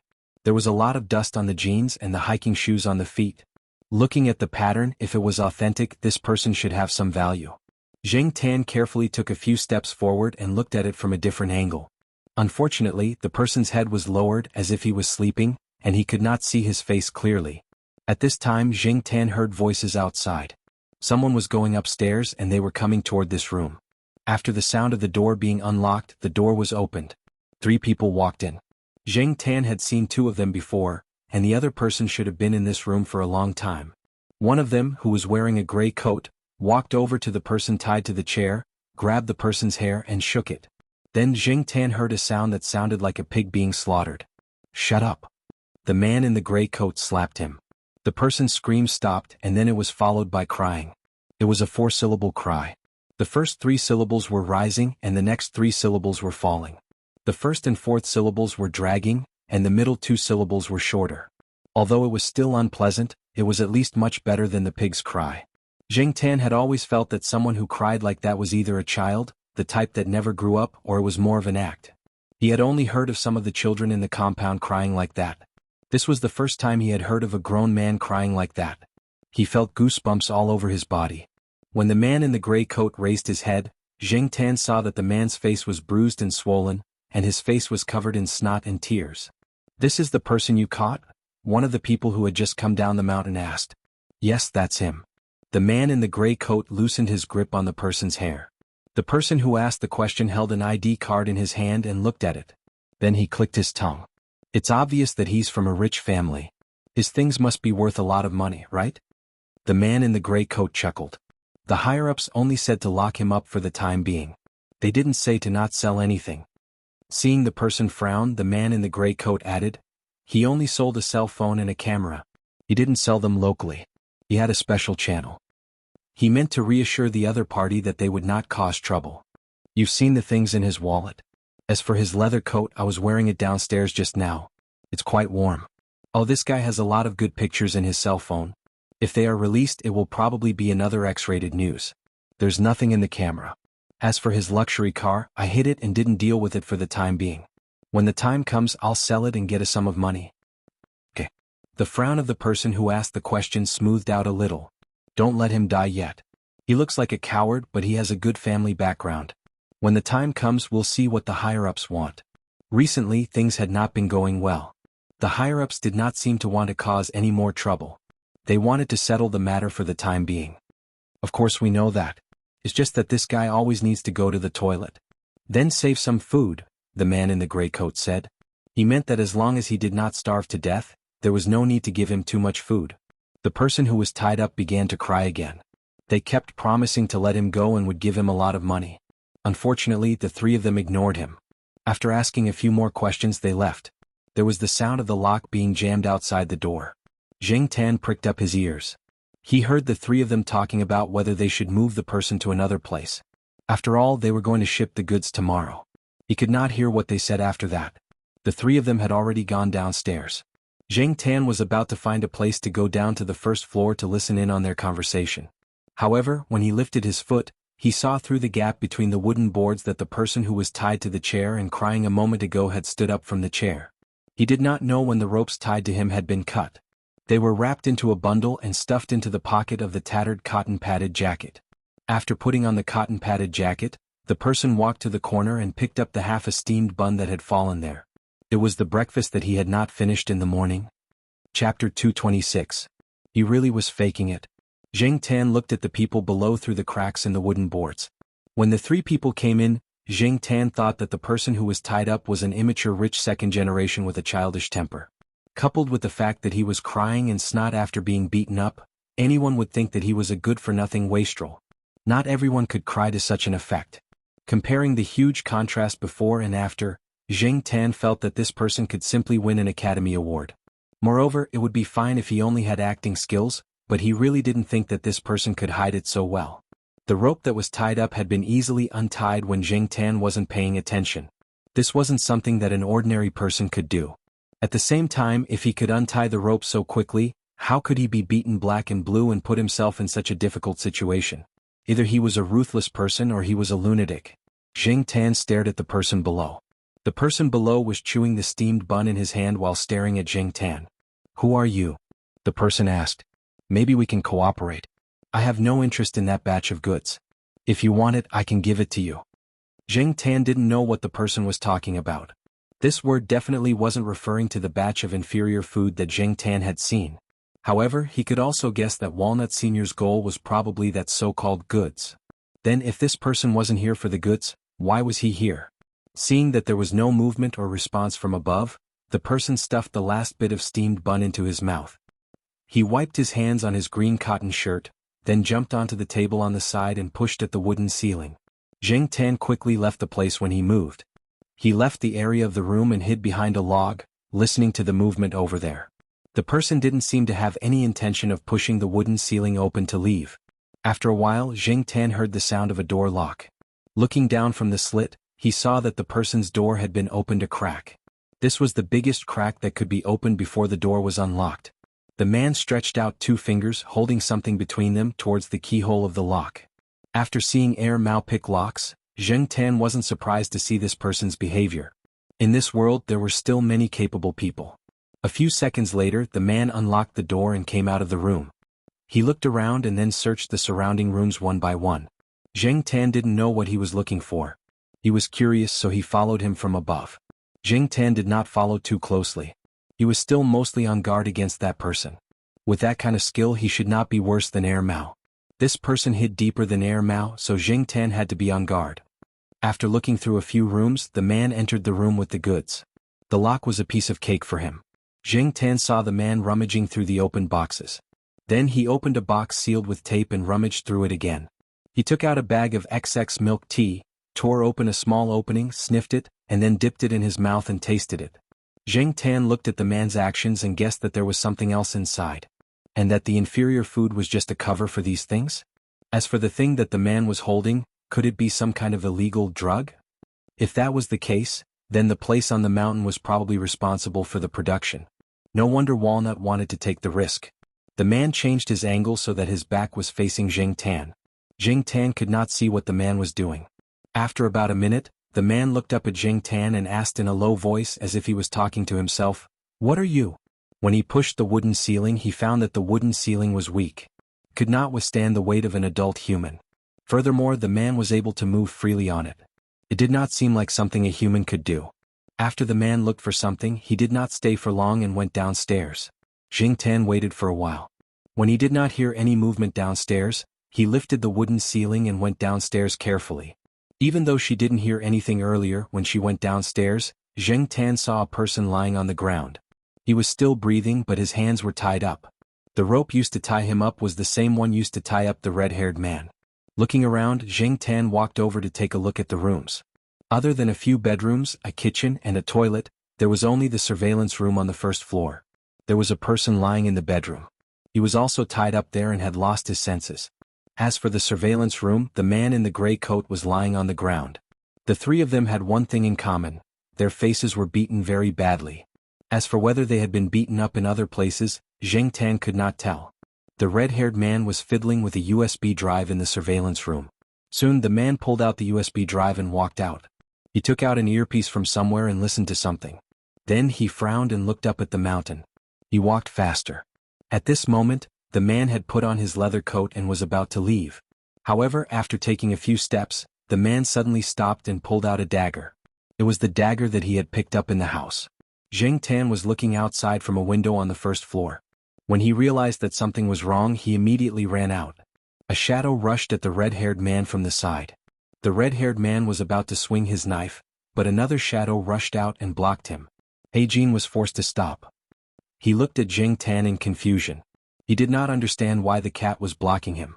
The red-haired man looked at the black cat in the middle and maintained his previous posture. After a few seconds, he put away the dagger and raised his eyebrows. "You're the one on the wooden floor?" Zheng Tan pulled his ears and stared at the man. He had no doubt that if Heijin had really jumped up, he would have been killed by the dagger. However, Heijin was still growling behind him. It seemed that he was unwilling to give up and wanted to jump up again. Zheng Tan wanted to turn around and slap Heijin to make him behave, but he did not dare to move his eyes away from the man in front of him. He could tell that the man was skilled from how he had taken down the people in the room without making a sound. He did not kill anyone because he did not want to get involved in a lawsuit. However, not killing people did not mean that he would not kill dogs and cats. The man did want to kill Heijin. However, Zheng Tan did not feel any killing intent from the man's eyes. He was more curious and sizing him up. The man stared at Zheng Tan for a while. Then he played with the dagger in his hand, put it away and left. After the man left, Zheng Tan breathed a sigh of relief. Zheng Tan listened to the surroundings. He did not sense anyone approaching, so he walked back into the room. Heijin hesitated for a while before following him. To him, most of the time he would just follow orders. It was rare to see someone like this black cat who always did things its own way. However, Heijin did not have a better choice, so he might as well follow Zhang Heng. When Zheng Tan came out of the room, he saw that the cameras could be turned off. As for the people in the room, Zheng Tan did not know when they would wake up. It would be troublesome if they woke up now, so he had to do something. After looking at them one by one, Zheng Tan grabbed the pants of the man who had fallen down the stairs and dragged him to the room. There was a bedroom there and there was another person lying in there. Zheng Tan decided to leave them there and lock the door. Even if they woke up, they would not be able to come out for a while. Heijin saw this and bit the pants of the other man in the room. He followed Zheng Tan and dragged him to the room. Seeing that one of them was about to wake up, Zheng Tan looked around and grabbed a wooden chair next to him and knocked on it. Dong. The person who was about to open his eyes fainted again. Zheng Tan searched the three of them and took out a bunch of keys. She found the lock and locked the door. Heijin was squatting at the side watching the black cat jumping up and down. He did not understand what the cat was doing, but he felt that the cat was doing the right thing. Heijin moved his ears and looked in a direction. After the door was locked, Zheng Tan looked at the door as well. They did not close the door when they came in, so Heijin was closer to the door than Zheng Tan was, so he could sense the movement outside. The wind blew in and Heijin smelled the scent of the people outside. Woof! Heijin barked. When Zheng Tan saw Heijin wagging his tail, his nervousness dissipated. As expected. After Heijin barked, a head popped in from the door. It was Air Mao. F***CK. Why are the two of you here? Air Mao came down the mountain from another route, so he did not pass by the place where Heijin was waiting. Therefore he did not know that Heijin and Zheng Tan were no longer there. When he heard the noise from outside, he was wondering how many people were inside, especially when he heard the dong sound. He was wondering if they were interrogating some unlucky person, but he did not expect it to be the two of them. Heijin was in a good mood when he saw Air Mao, wagging his tail vigorously. He looked behind Air Mao but did not see the person he was looking for. Senior is still on the mountain and there is still a mission. We just have to wait here and the reinforcements will be here soon. Air Mao patted Heijin's head. This time Heijin did not avoid it. Hearing Air Mao's words, Zheng Tan stretched his body. He was so tense that he could finally relax. Air Mao pried open the lock and looked at the three people who had been locked up by Zheng Tan. The ropes had been tied up professionally, and the wounds on their bodies were obvious. It was impossible for a cat and a dog to cause such damage. Where are the others? Air Mao asked. Heijin looked out of the door and then back at Air Mao. They left? Then forget it. Air Mao checked the surveillance cameras around, turned on the door again and closed it. The reinforcements that Air Mao mentioned arrived soon. They were all fully armed and it was very nerve-wracking to look at. Zheng Tan only saw a portion of them, and the rest were cooperating with the people on the mountain. Since there were people to deal with it, Air Mao did not stay in one place and went upstairs and downstairs.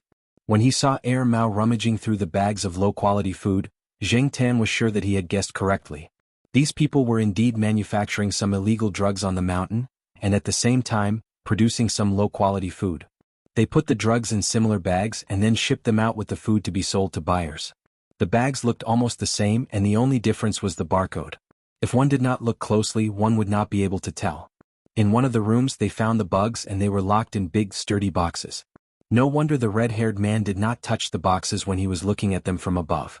He obviously knew that the bugs were inside. Jing Tan thought.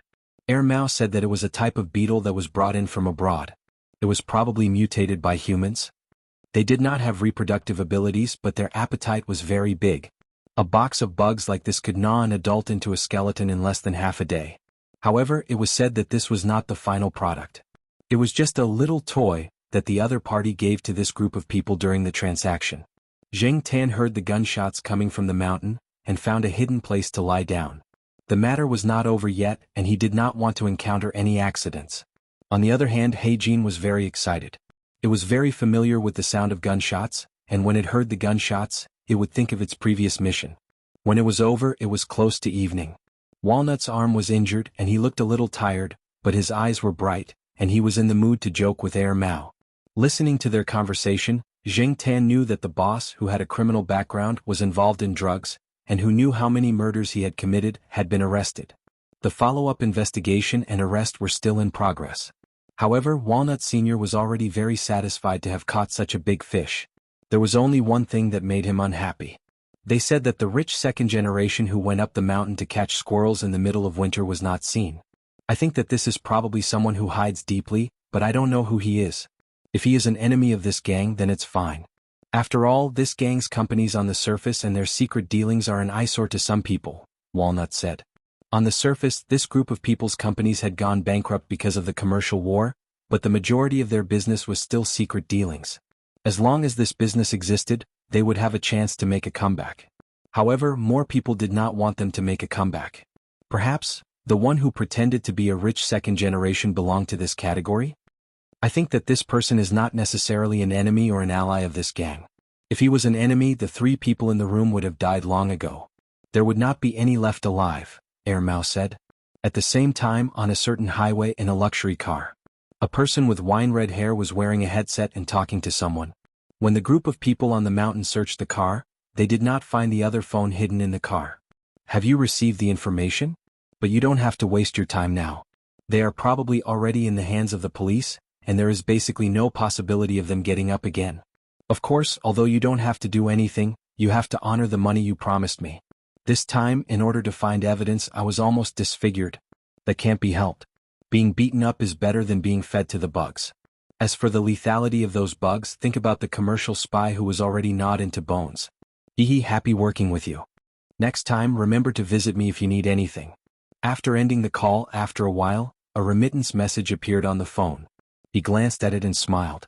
Listening to the blues music in the car, he held the steering wheel with one hand and tapped the fingers of the other hand to the beat of the music. Chapter 227. When Jing Tan returned home, Jiaoma scolded Mao.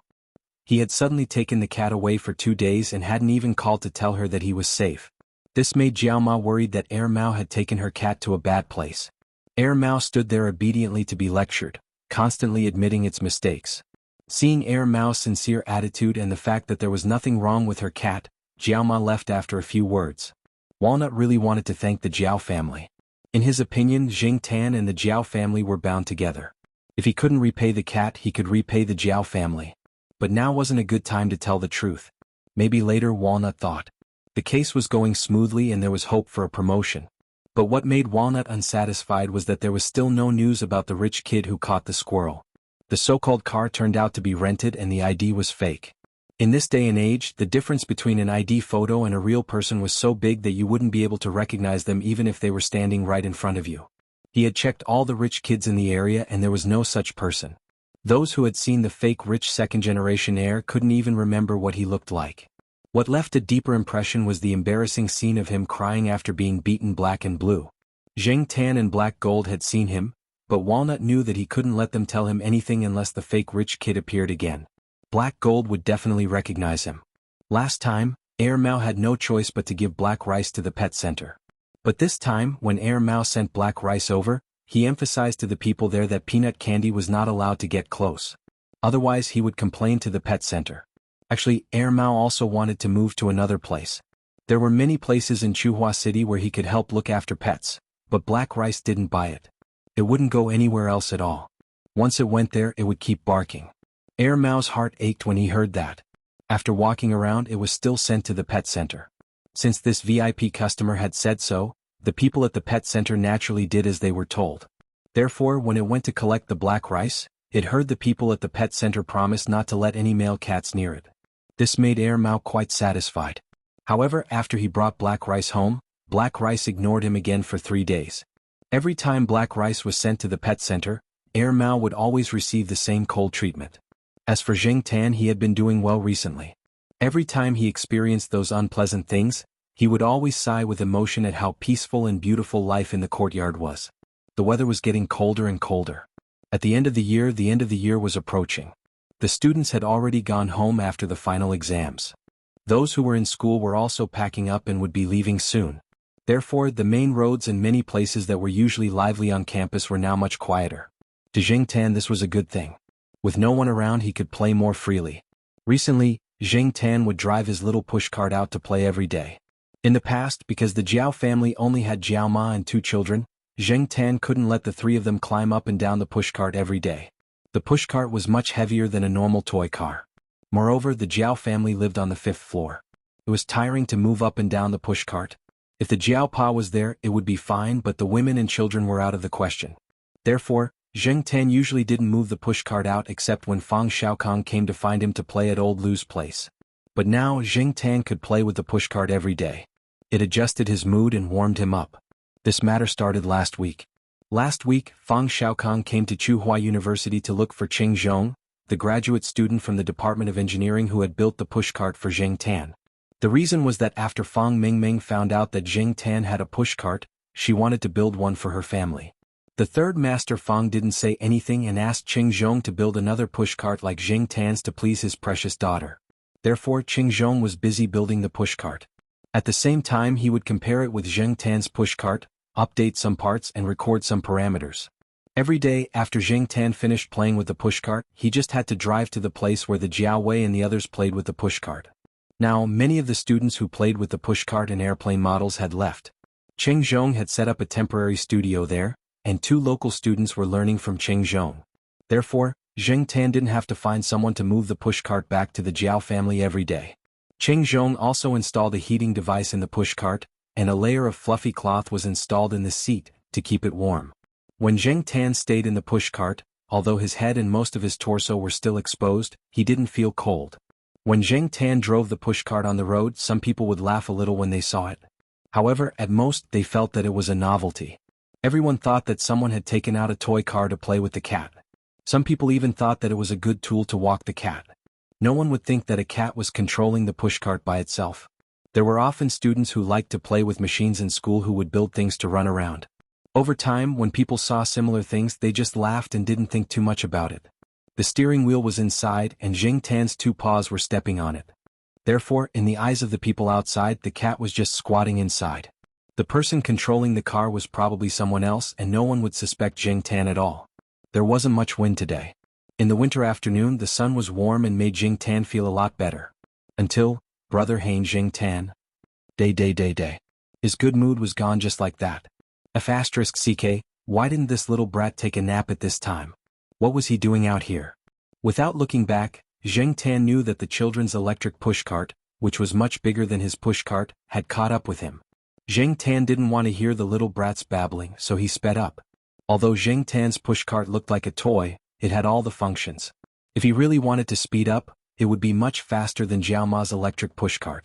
However, Jing Tan didn't dare to do that in school. At most, when Fang Xiaokong took Jing Tan to Lao Lu's place, he and Lu Yao would race down the car. Usually he would drive slowly to adjust his mood. Even if he couldn't speed up the pushcart to the speed that Jing Tan wanted, it was enough to shake off the children's 4-wheeled car behind him. Brother Hey, the childish voice was soft and sounded like it was about to cry. It made Jing Tan want to hit the steering wheel. *CK. This trick every time.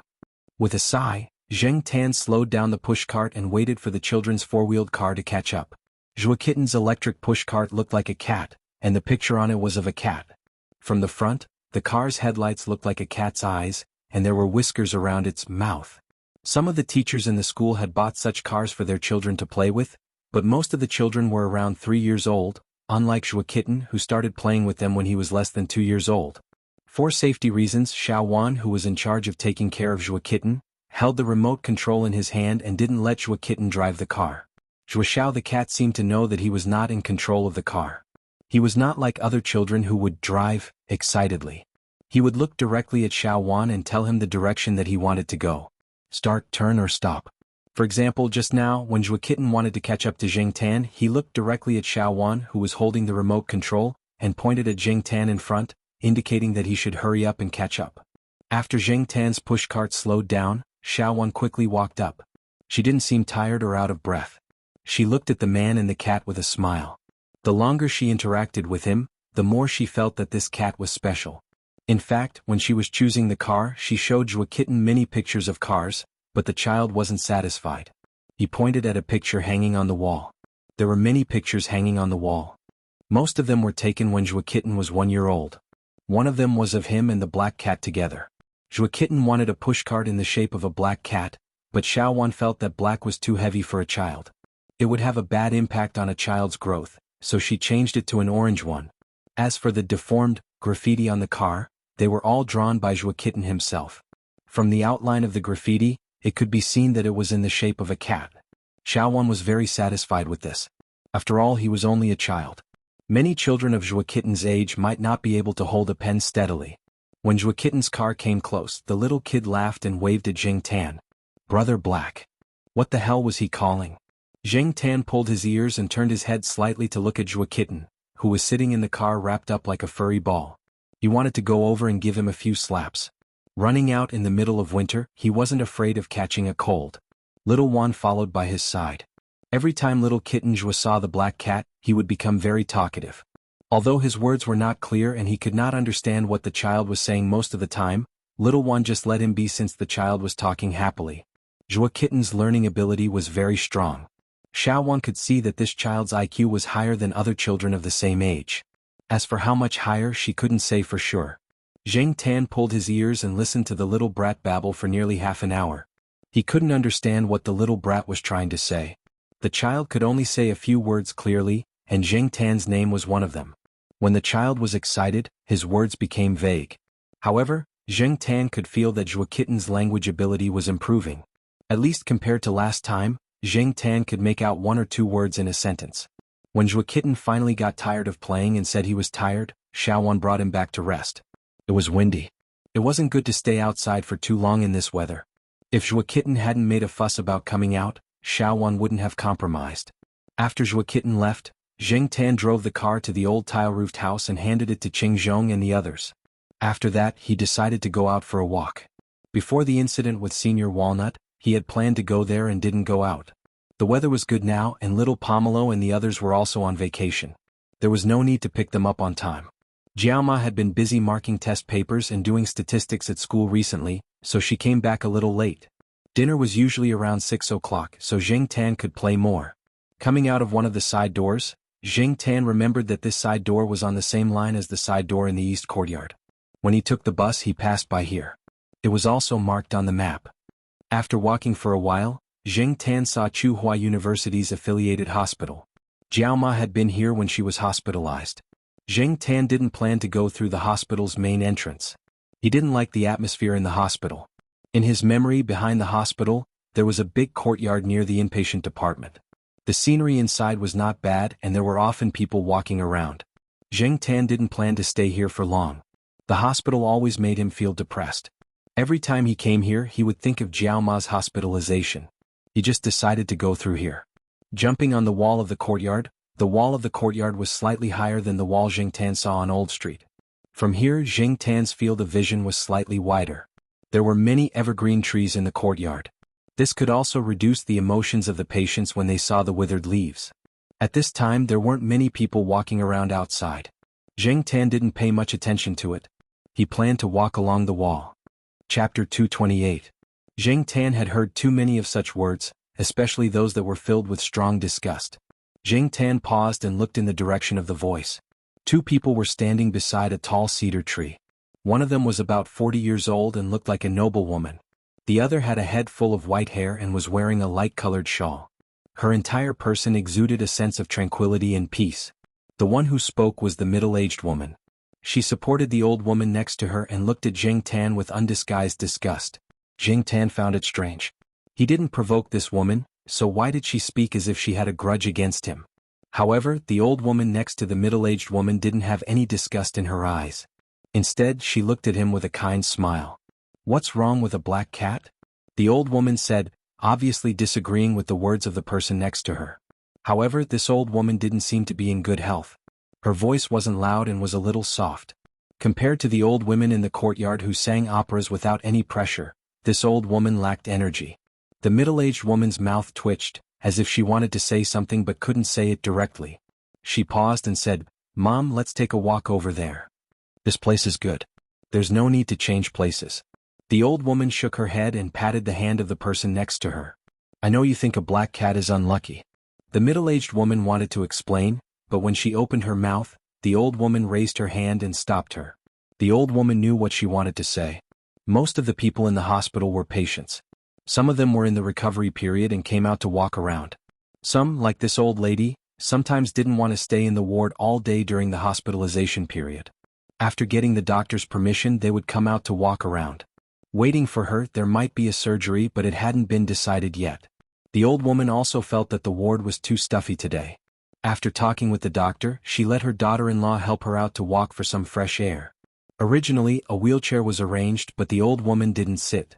Not far behind them was a nurse. She was probably there to prevent any unexpected incidents. Jing Tan felt that this old woman was quite charming when she smiled, as if it had a magical effect of calming people's impetuous hearts. Jing Tan's bad mood when he heard the words targeted at him just now disappeared completely. This old lady must have been a beauty when she was young, Jing Tan thought. In this era there were many beautiful people. Unfortunately, even if they were once peerlessly beautiful, they could not withstand the pig-slaughtering knife of time. However, time could only take away one's appearance, but it could not take away one's temperament. Everyone would grow old eventually, and it was not easy to stay elegant all the time. Perhaps she was tired from walking. The old lady looked around and walked to the wooden bench by the side of the road, planning to sit there and rest. After seeing the old lady's actions, the nurse behind her quickly stepped forward and placed a soft cushion on the wooden chair. The old lady smiled and thanked the nurse. The young nurse's impression of the old lady immediately improved. The middle-aged woman looked at Jing Tan and could not help but feel disdainful. She cursed the black cat on the wall 1,000 times in her heart. It couldn't be helped. In the hospital, many people were more particular and some things were taboo. For example, when it came to fruit, most people would send apples and very few people would send pears. 2 days ago, the old lady still wanted to eat pears. She spent a lot of effort to persuade the old lady to change it to other fruits. But now, what should she do when she saw a black cat? Many people felt that the black cat was evil, especially at such a time and place. The middle-aged woman felt that it was inauspicious, especially when the cat looked at people. It made her feel uneasy. She originally wanted to chase the cat away, but seeing the old lady like this, it was impossible to chase it away. She wanted to take the old lady somewhere else, but the old lady was sitting down now. What should she do? Although she did not say anything, Jing Tan could see the strong disgust and rejection in the middle-aged woman's eyes. This made Jing Tan, who was about to leave, change his mind. Jing Tan was sometimes like this, stubborn and rebellious. The more you hate me, the more you want me to leave, but I won't. Thus, Jing Tan squatted on the high wall and stared at the middle-aged woman, proudly wagging the tip of his tail twice. The middle-aged woman was so angry that her face was twitching, but because the old lady was next to her, she had to suppress her anger. If it were any other time, she would have called someone to beat him up. The old lady looked in the direction of Jing Tan and smiled.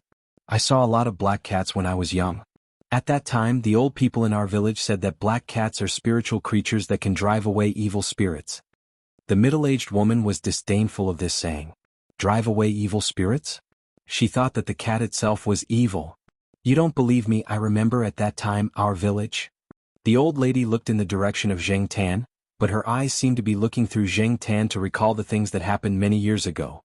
The old lady said some things, but the middle-aged woman only listened to a story. The disgust she felt for the cat on the wall did not decrease much. If she was hospitalized, she would definitely not want to see this pure black cat. She would definitely ask someone to chase it away and beat it until it did not dare to come close. It was probably because of Zheng Tan that the old lady was addicted to reminiscing about the past, and she even said some interesting things in her memory. "I didn't know that you were so naughty back then," the young nurse next to her joked. "Yes, I was also a crazy girl back then." The old lady did not mind revealing her past at all. She sighed and said, "People, when I think back to when I was young, I feel that I have changed a lot. Shortcomings, strengths, old habits, new habits. It's just like the construction of a city. Some places have to be torn down and some places have to be rebuilt. After a few years, you will find that the city has changed a lot." The young nurse did not know what to say at this time. She did not know the old lady, and she was afraid that she would say something wrong and make the old lady sad. For an old person at this age, a small illness could be fatal. Emotions were very important. The middle-aged woman saw that the old lady's words were not right, so she quickly changed the topic. Unexpectedly, the old lady did not want to change the topic at all. She looked at the black cat on the wall and said to the middle-aged woman, "I think this cat is quite spiritual." "Spiritual my ass." The middle-aged woman cursed silently. The old lady was excited and waved at Zheng Tan. "Hey, black cat on the wall, do you have time to talk to me?" What could it know? The middle-aged woman was about to comfort the old lady, but unexpectedly, she caught a glimpse of a black shadow on the wall. When she looked over, she saw that the cat that was originally squatting on the wall had jumped down and was slowly walking towards them. This time, not only the middle-aged woman and the young nurse, but even the old lady was surprised. She was just saying it casually and did not expect the cat to come. Zheng Tan had a good impression of the old lady, so he decided to give her some face. Also, he wanted to make the middle-aged woman angry. Seeing that Zheng Tan was really coming, the old lady was happy. She waved and patted the wooden chair next to her, indicating that Zheng Tan should sit there. The middle-aged woman wanted to say that the cat had a lot of germs, but seeing that the old lady was in a good mood, she did not dare to say anything. Zheng Tan did not hesitate and jumped onto the bench. Although the middle-aged woman was patient, when Zheng Tan came over, she could not help but move to the side like avoiding the plague. She did not want to be too close to the cat. "See, what did I say? This cat is spiritual, right?" The old lady raised her hand and touched Zheng Tan's head. Zheng Tan turned his head to avoid her. The old lady did not care. She felt that cats were more vigilant. It was good enough that they could come over. Therefore, the old lady's happiness did not decrease at all. This time, the young nurse found an opportunity and quickly said, "That's true. This cat can drive away evil spirits." She originally wanted to say that the cat could get rid of diseases, but she changed her mind. Otherwise, she would not be able to bear the consequences if something happened. What could she say? Although the middle-aged woman was very repulsed by the cat on the bench, she had to force a smile and say a few words to make the old lady feel better. Zheng Tan, on the other hand, stood beside the old lady with a smug look on her face. She looked at the middle-aged woman with a provocative look. The middle-aged woman took a deep breath and suppressed the surging anger in her heart. She originally thought that she was overthinking things. How could there be such a gaze in a cat's eye? But the more she looked, the more she felt that it wasn't an illusion caused by her emotions. She immediately clenched her fists. Because she had to take care of the old lady, her long nails had been cut. If not, when she clenched her fists, her nails would have pierced her palms. Zheng Tan saw the middle-aged woman's small movements and was very disdainful. Although this woman looked like a rich madam, she did not dare to dress up too much when taking care of a patient. Her dressing and facial care showed that she used to be a very popular beauty. But compared to the old lady next to her, Zheng Tan felt that this middle-aged woman was an old witch. Maybe this was the difference in temperament? Shaking his head, Zheng Tan squatted down beside the old lady. He could see that the old lady was sick and weak. She was such a kind person. Zheng Tan hoped that she would be able to recover soon so that she could see more of this rapidly changing city. From the look in her eyes when she looked at him, Zheng Tan felt that this old lady still had a lot of people and things that she could not let go of. But time waited for no one.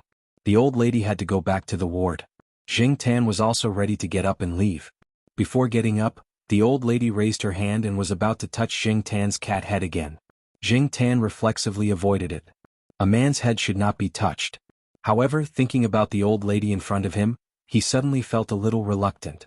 Before she withdrew her hand, Zheng Tan raised his front hand and touched the old lady's palm. "I wish you good health, this unknown old lady."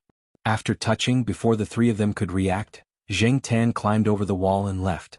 The old lady looked at her palm and smiled. Not far from the old lady, the young nurse looked at the old lady standing there and thought that she really did not have it easy. From black hair to silver hair, Her beauty had faded, her steps were staggered, and she was plagued by illness, but she still smiled calmly. The old lady pulled her shawl and said softly, "Prepare for the operation." "Mom, are you sure? You should think about it again. You can't do it because of that cat." The middle-aged woman was very worried. If she did not choose the operation, she could still live for 3 to 5 years. The operation was too risky. If it was successful, the old lady could see the changes in this city for a few more years. But if it was unsuccessful, she would never see this city again. Chapter 229. It was Zheng Tan's third New Year, and there was nothing special about it. Jiao Ma brought the 2 children and the cat back to the Jiao family's house for the New Year. She also went to visit Grandpa Gu for a few days. On New Year's Eve, the Jiao Pa called and said that he would be back in the second half of the year if he was fast enough. However, he did not promise anything. No one could be sure when it came to the research project. Zheng Tan's impression of the new year was that there were not many ups and downs. Zheng Tan leaned on the balcony and yawned. He looked into the distance from the balcony on the 5th floor. After school reopened, the school began to rejoice again. It was another year of spring when the flowers bloomed, some trees began to sprout. This was Zheng Tan's third year here. After getting used to it, he did not have many thoughts. Sometimes, even if he did not want to admit it, he had to compromise with fate. What else could he do? Torture himself for fun? There was no need to be so distressed. Zheng Tan rubbed his chin on the flower pot next to him and rolled around in boredom. He remembered what little Pomelo said when he woke up this morning. Zheng Tan ran into the bedroom and jumped on the makeup table. He looked at the Jiao Ma's makeup mirror. It seemed that he had gained some weight. It was easy to gain weight during the new year. Zheng Tan did not go out much this year. He ate and slept all day. With Zheng Tan's huge appetite, it would be strange if he did not gain weight. He had been cooped up at home and did not want to go out. Zheng Tan attributed it to spring fatigue and autumn fatigue. However, it seemed that he should go out more often. Winter was over and he did not need to gain weight anymore. Zheng Tan did not go out directly from the side door of the eastern courtyard.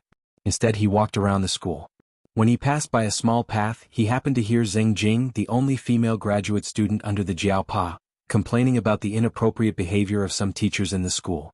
Just like Xianxia complained before the new year, the graduate students did not have much confidence in speaking in the school without the support of their bosses. The first was the competition for public resources. Even if it was a public resource, it had to be used on a first-come, first-served basis. There were limited resources and funds.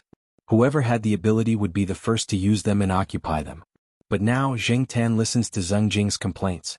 It seems that there are more things than what Xianxia said. Otherwise, Zheng Jing would not have said, "The temple is small but the pond is shallow." Although Zheng Tan did not know much about their school, she knew from eavesdropping on Zheng Jing and Xianxia's complaints that they were sometimes bullied by other teachers in the school. It was not uncommon for senior brothers and sisters in the school to bully junior brothers and sisters with the tacit approval of their mentors. Competition between students in the same school existed all the time. Sometimes, those who engaged in scientific research might not lose to those who engaged in politics. In this day and age, those who did not care about chores and focused on their studies would either have someone to back them up, or they would be reduced to cannon fodder in fights or ladders for others to climb up the social ladder. As for the rest, the proportion of those who could follow their own path was too small. However, the Jiao Pa wasn't the kind of person who would swallow his anger and suffer in silence. Just wait for him to settle the score later. Zheng Tan was very confident in his cat's father. Zheng Tan still planned to go to the affiliated hospital today. He was not familiar with this place yet. When he arrived at the hospital, Zheng Tan couldn't help but think of the old lady who left a good impression on him when he came here last year. He wondered how the old lady was doing now and how she was recovering. Jumping on the wall, Zheng Tan walked along the high wall. Even in winter, he could see many green courtyards. Today there were many new greenery. It was full of vitality. Today's weather was also good. Some patients who were recovering well but couldn't stay in the ward came out to walk with their family members. Looking at the surrounding scenery, they felt much better. Zheng Tan didn't plan to look carefully. He just glanced at the wall as he walked along. Because of the taboo incident with the middle-aged woman last year, Zheng Tan felt that it was better not to be too ostentatious in the hospital.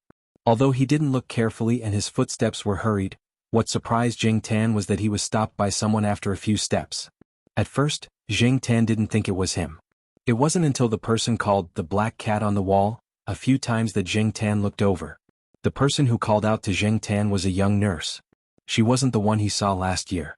Next to the young nurse, There was an old lady in a wheelchair who was being pushed around by the young nurse. The person in the wheelchair was the old lady Zheng Tan saw last year. When Zheng Tan looked over, the old lady waved at him. Compared to last year, the old lady looked a lot thinner now. However, her complexion was better. When she looked at people, the expression in her eyes made people's moods unconsciously develop. Thinking about it, the old lady saw Zheng Tan but couldn't shout, so she asked the young nurse who was in charge of pushing the wheelchair to speak. The young nurse looked at Zheng Tan with a puzzled gaze. She knew that many people in the hospital were afraid of pure black things. Last time, there was a person who wore a black suit when visiting a patient. The patient threw something at him. The patient said that the person had sinister intentions and scolded him for a long time. But now the old lady was so enthusiastic about a black cat. It was really puzzling. There were patients who came out for a walk around. When they saw the old lady like this, they asked the doubts in their hearts. However, they didn't get close. People who were particular about this were afraid of provoking something bad. Old lady, my surgery went so smoothly thanks to this cat. Regardless of the truth, the old lady did have the intention to whitewash Zheng Tan. Some people around believed it and some didn't. He didn't care about what others thought. Zheng Tan felt that since the old lady wanted to protect him, there was no reason for him to directly embarrass her. Since the old lady beckoned him over, Zheng Tan jumped off the wall and walked over. The old lady wanted Zheng Tan to sit in her arms, but Zheng Tan didn't do it. He walked beside the wheelchair. The young nurse slowly pushed the old lady down the road. Perhaps it was because there was a black cat following them, but the young nurse purposely avoided crowded places to avoid causing trouble for the other patients. After all, not everyone could tolerate a black cat in a place like this. After walking half a circle, the young nurse was ready to push the old lady back. Zheng Tan looked at the old lady's tired face and knew that the old lady wanted to rest. He decided to walk with her and leave. Hearing that the old lady's surgery went smoothly and her recovery was ideal, Zheng Tan's heart was relieved. However, this was just a coincidence. She was just a passerby. Zheng Tan didn't want to get too close to her. After walking a circle, they came to a fork in the road. Zheng Tan was about to turn and leave when he looked up and saw 3 people standing at the fork. 2 men and a woman. Zheng Tan saw the woman when he came over last year. She was the middle-aged woman who rejected him. Standing next to the middle-aged woman should be her husband, the old lady's son that the young nurse said. That person looked quite steady.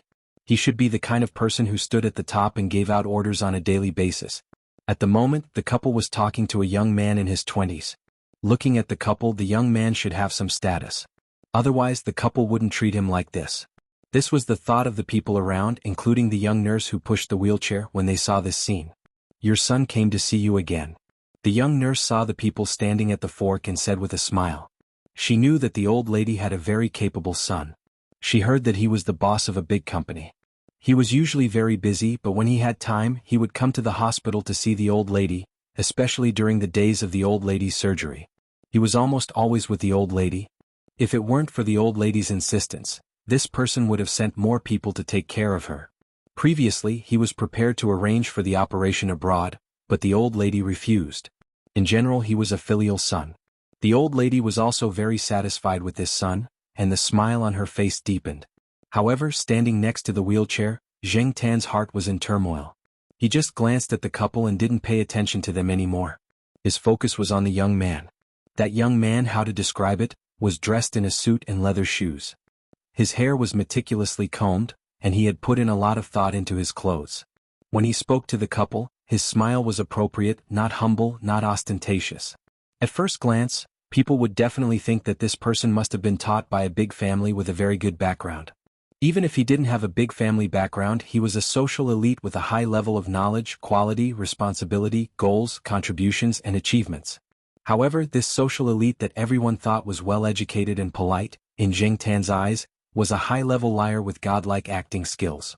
That's right, this person was the fake rich second generation with wine-red hair that Zheng Tan had seen when he followed Air Mao to track down Senior Walnut. That time, this person's face had been beaten up, so he couldn't see clearly what he looked like.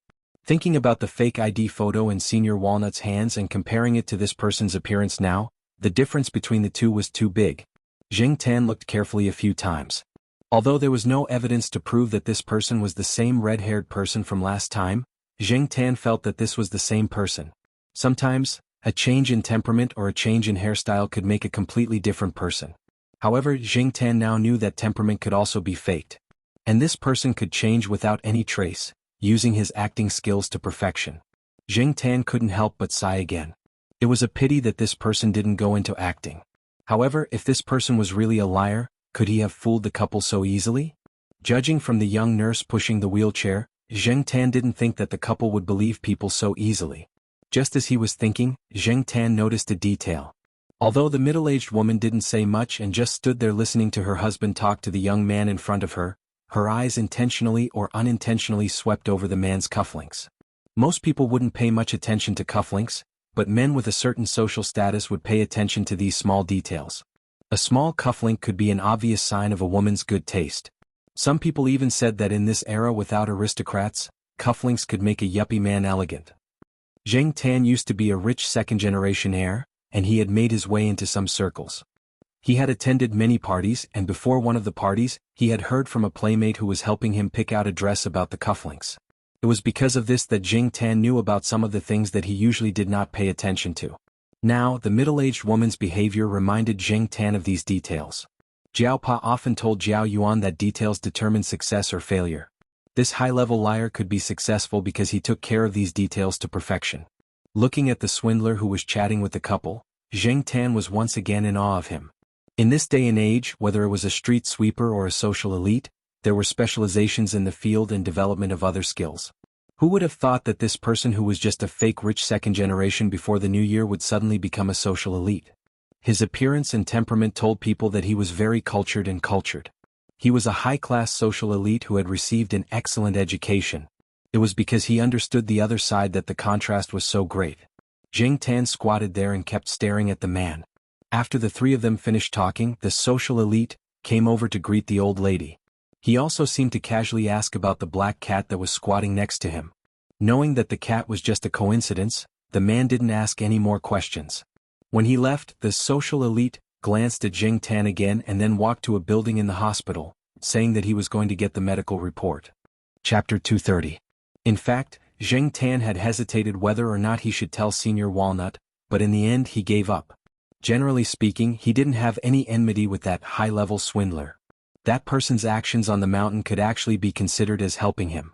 Since it didn't affect his own interests and didn't seem to be a threat to himself and Senior Walnut, Zheng Tan was too lazy to bother.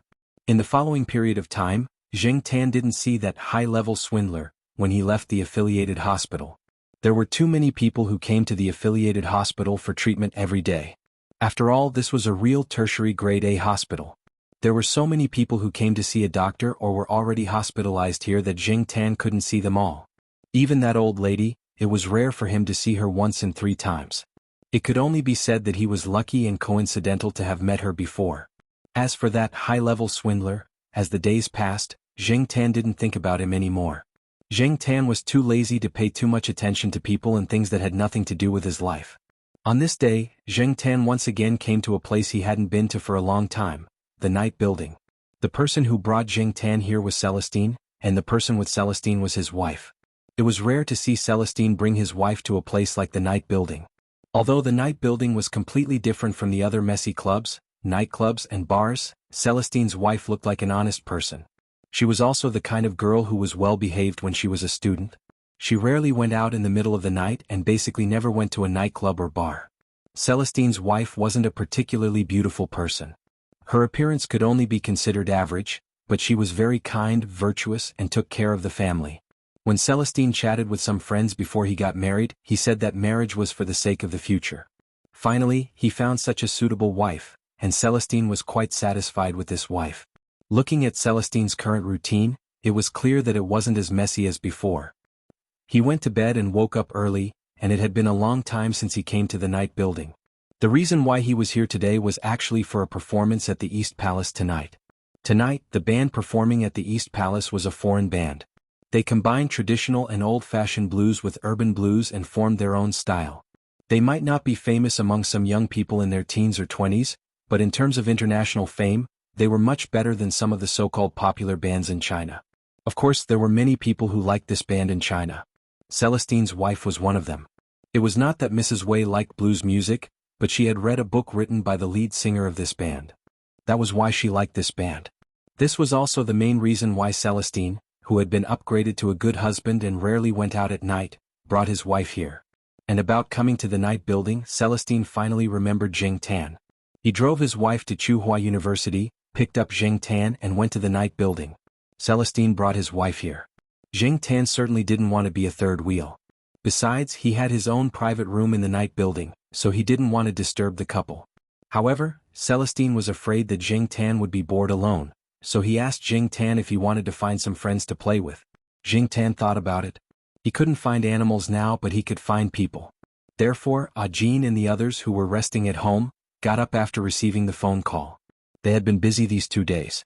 They didn't have a performance in the night building, but they had other things to do. They were busy during the day, so they planned to go to bed early when they came back. They didn't expect to receive a call from Celestine. Ajin and the others released their first album last year. The results were good, especially the song Cat's Fantasy, which had no lyrics but some cat sounds. Many people called it last year's divine song. Perhaps it was too exaggerated to say that the song was popular because the style of this song was too strange, but it didn't make people feel bored. On the contrary, sometimes people felt that it was worth thinking about. A critic also said that there was a cat in everyone's heart. Could be lazy, clever, proud, or lovable. Everyone had a different feeling when they listened to this song. Although Ajin and the others made some achievements last year, they were still too far away from those big names. Just like how Ajin and the others were still not qualified to perform in the East Palace, there were many bands that performed outside the East Palace that were more famous than Ajin and the others. They were not qualified to enter the East Palace, let alone Ajin and the others. With Ajin and the others' status, it was impossible for them to have a private room in the night building, let alone a private room.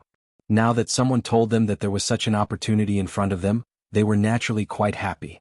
They naturally knew the bands that performed in the East Palace today.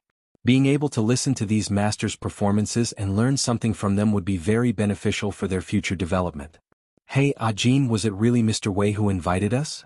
The band's drummer Wang Zhe quickly put on his clothes and asked.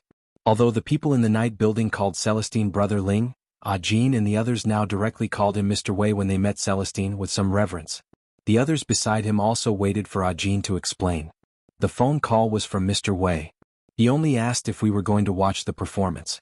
As for the private room, Ajin now calmed down and realized that Celestine did not seem to let them go to his private room. Forget it, we'll talk about it when we're there. It's good enough that we can go to the private room. Let alone a private room, we don't even have the money to go to the East Palace. Be content. Although he did not say it, Ajin's intuition told him that it was related to the cat. He knew that the person who sent the invitation was definitely not someone from the night building.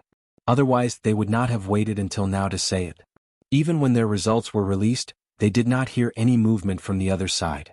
As for Celestine, in terms of relationship, Celestine was not as familiar with them as the cat. When Ajin and the others arrived at the night building, they happened to meet a band that was performing in the same area as Ajin. They were all young people with a strong sense of competition. Whether they performed or not, these two bands were serious about each other. When they met, it was inevitable that they would say a few words to each other. However, now that they were at the entrance of the night building, both sides restrained themselves. Ajin and the others were in a hurry, so they could not let Celestine wait there. They stopped Wang Zhe, who was about to continue, and lifted their feet to enter the night building. They were not qualified to enter from the side door, so they could only enter from the front door and be led by the people inside. Because Celestine had already greeted them, the people in the night building were also familiar with Ajin and the others. After recognizing them, they directly led them upstairs. This made the band that had not gone far stunned for a long time. Only Ajin had been to the private room before. Even so, they were still very nervous. Even Wang Zhe, who was usually talkative, kept his mouth tightly shut, afraid that something would go wrong. The people in front led Ajin and the others forward. When they passed by Celestine's room, Ajin thought to himself, sure enough, it's not Celestine's private room. Just as he thought of this, Ajin saw the people in front of him raise their hand and knock on the door of the next room. Click. With a soft sound, the door opened. The people in front of them motioned for Ajin and the others to go in. Ajin and the others swallowed their saliva and tidied up their clothes, for fear that if they met the big shots later, they would leave a bad impression on them. However, after they stepped into the door, the five of them were almost shocked by the layout in front of them. This was too unconventional. It was completely different from what they had imagined. What was the matter with the hanging hairy mouse? What was the soft couch in the shape of a cat's paw trying to express? Also, what were those paintings on the wall? Were they prepared for children? The dignified night building actually had such a place. This was the first feeling the five of them had when they came in. When they saw the cat sitting calmly on the sofa, they were all in a bad mood. This cat, to them, seemed to exist to subvert their understanding of the world. Behind them, Wang Zhe poked Ajin and whispered, "Captain." After so many years of experience, he always had some skills in reading people's expressions. However, when it came to a cat, he didn't know where to start. Ajin paused and had some ideas in his mind. He walked to the sofa where Jing Tan was and sat on the chair next to the coffee table. Jing Tan glanced at him and pushed a plate of nuts on the coffee table in front of him to Ajin. Ajin looked at the various nuts on the plate and began to peel them. He didn't eat the peeled nuts but put them on another small plate in front of Jing Tan. The four people behind Ajin were speechless. Did this mean that they were going to serve the cat? At this time, Celestine came in from next door. After coming in, he briefly explained to Ajin and the others. The general idea was that he called them over just to let them accompany the cat and listen to the performance. After that, Celestine went back to accompany his wife next door. Now, the performance outside had already begun. Except for Ajin, the other four people were somewhat restrained and helpless. They didn't speak the same language and were of different species, so they always felt very awkward. However, seeing Ajin like this, they couldn't stay idle, so they all came over to help him peel the nuts. Jing Tan was only familiar with Ajin, and he rarely met the other four people. However, now it seemed that these people were quite smart. Even in the face of a cat, in the face of such an unexpected situation, they could try to calm down and deal with it as calmly as possible. They didn't have too many tricks. In general, Jing Tan now had a good impression of these people. He thought that if he came again he could call them over to help him peel the nuts. This was a mutually beneficial thing. Jing Tan came here just to relax, and Ajin and the others could better listen to some masters of the East Palace. Jing Tan didn't need to pay for his expenses here. They were all free. In fact, he didn't spend much. He didn't dare to drink now because he would definitely be scolded when he went back. If he just listened to the performance and ate some snacks, the cost was nothing to the night building. When they peeled half a plate, Jing Tan raised his paw and pushed the remaining nuts to Ajin. Then he ate a few pistachios and went to the window to look at the performance below. Cats also eat this? Wang Zhe opened his mouth and asked Ajin silently. He carefully pointed to the small plate on the coffee table with all kinds of peeled nuts. Ajin glanced at him, indicating that Wang Zhe shouldn't talk nonsense. Then he also went to the window and looked at the performance below. The main purpose of their coming here was to watch the performance. Soon the five people swept away the helplessness and awkwardness just now. Looking at the performance below, the five of them also exchanged their experiences and talked about their own differences. Jing Tan was not interested in music. When he scrolled down, he mainly focused on the good-looking girls such as the white-collared lady in professional attire, or the innocent-looking female student, or, *CK. When Jing Tan's gaze swept over one place he froze. He saw an acquaintance. That high-level liar. Chapter 231. Jing Tan was quite surprised to see this person in the night tower. The cost of living in the East Palace was not a small amount. Was this person really not short of money?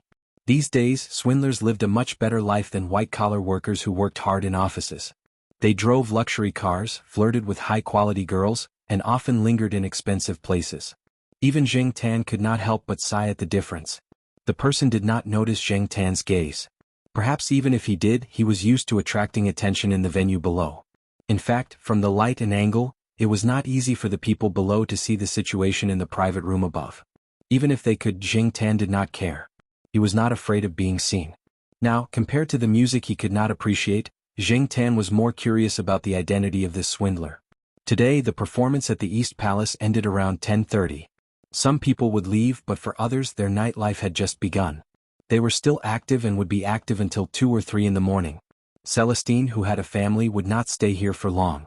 He prepared to leave with his wife. Jing Tan would definitely be with them. Otherwise it would be difficult for him to go back. In the parking lot, when Celestine drove, he did not close the windows at first. After staying in the night tower for so long, he breathed in more air to clear his mind. There were many cars around the night tower, so it would take some time to drive out onto the main road.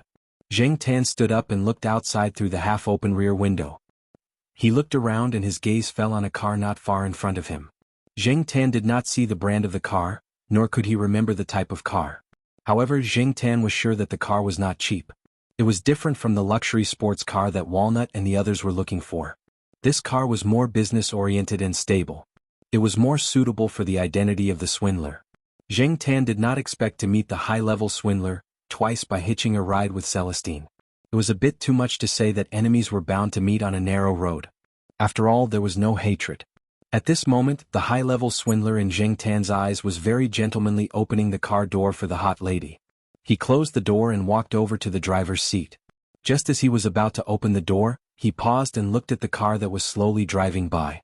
The neon lights and street lamps outside the night building were all turned on, and the angle of the light was just enough to shine on Zheng Tan's cat head that was peeking out of the half-open car window. With the brightness of the lights outside the night building, anyone who wasn't visually impaired would be able to see the cat's head clearly. Just a moment ago he was still imagining how he was going to have sex, but the next moment he couldn't wait to smash the steering wheel. He took a closer look at the back window of the car that was slowly driving past, and he suddenly couldn't calm down. It was really strange. Zheng Tan couldn't see the man's eyes.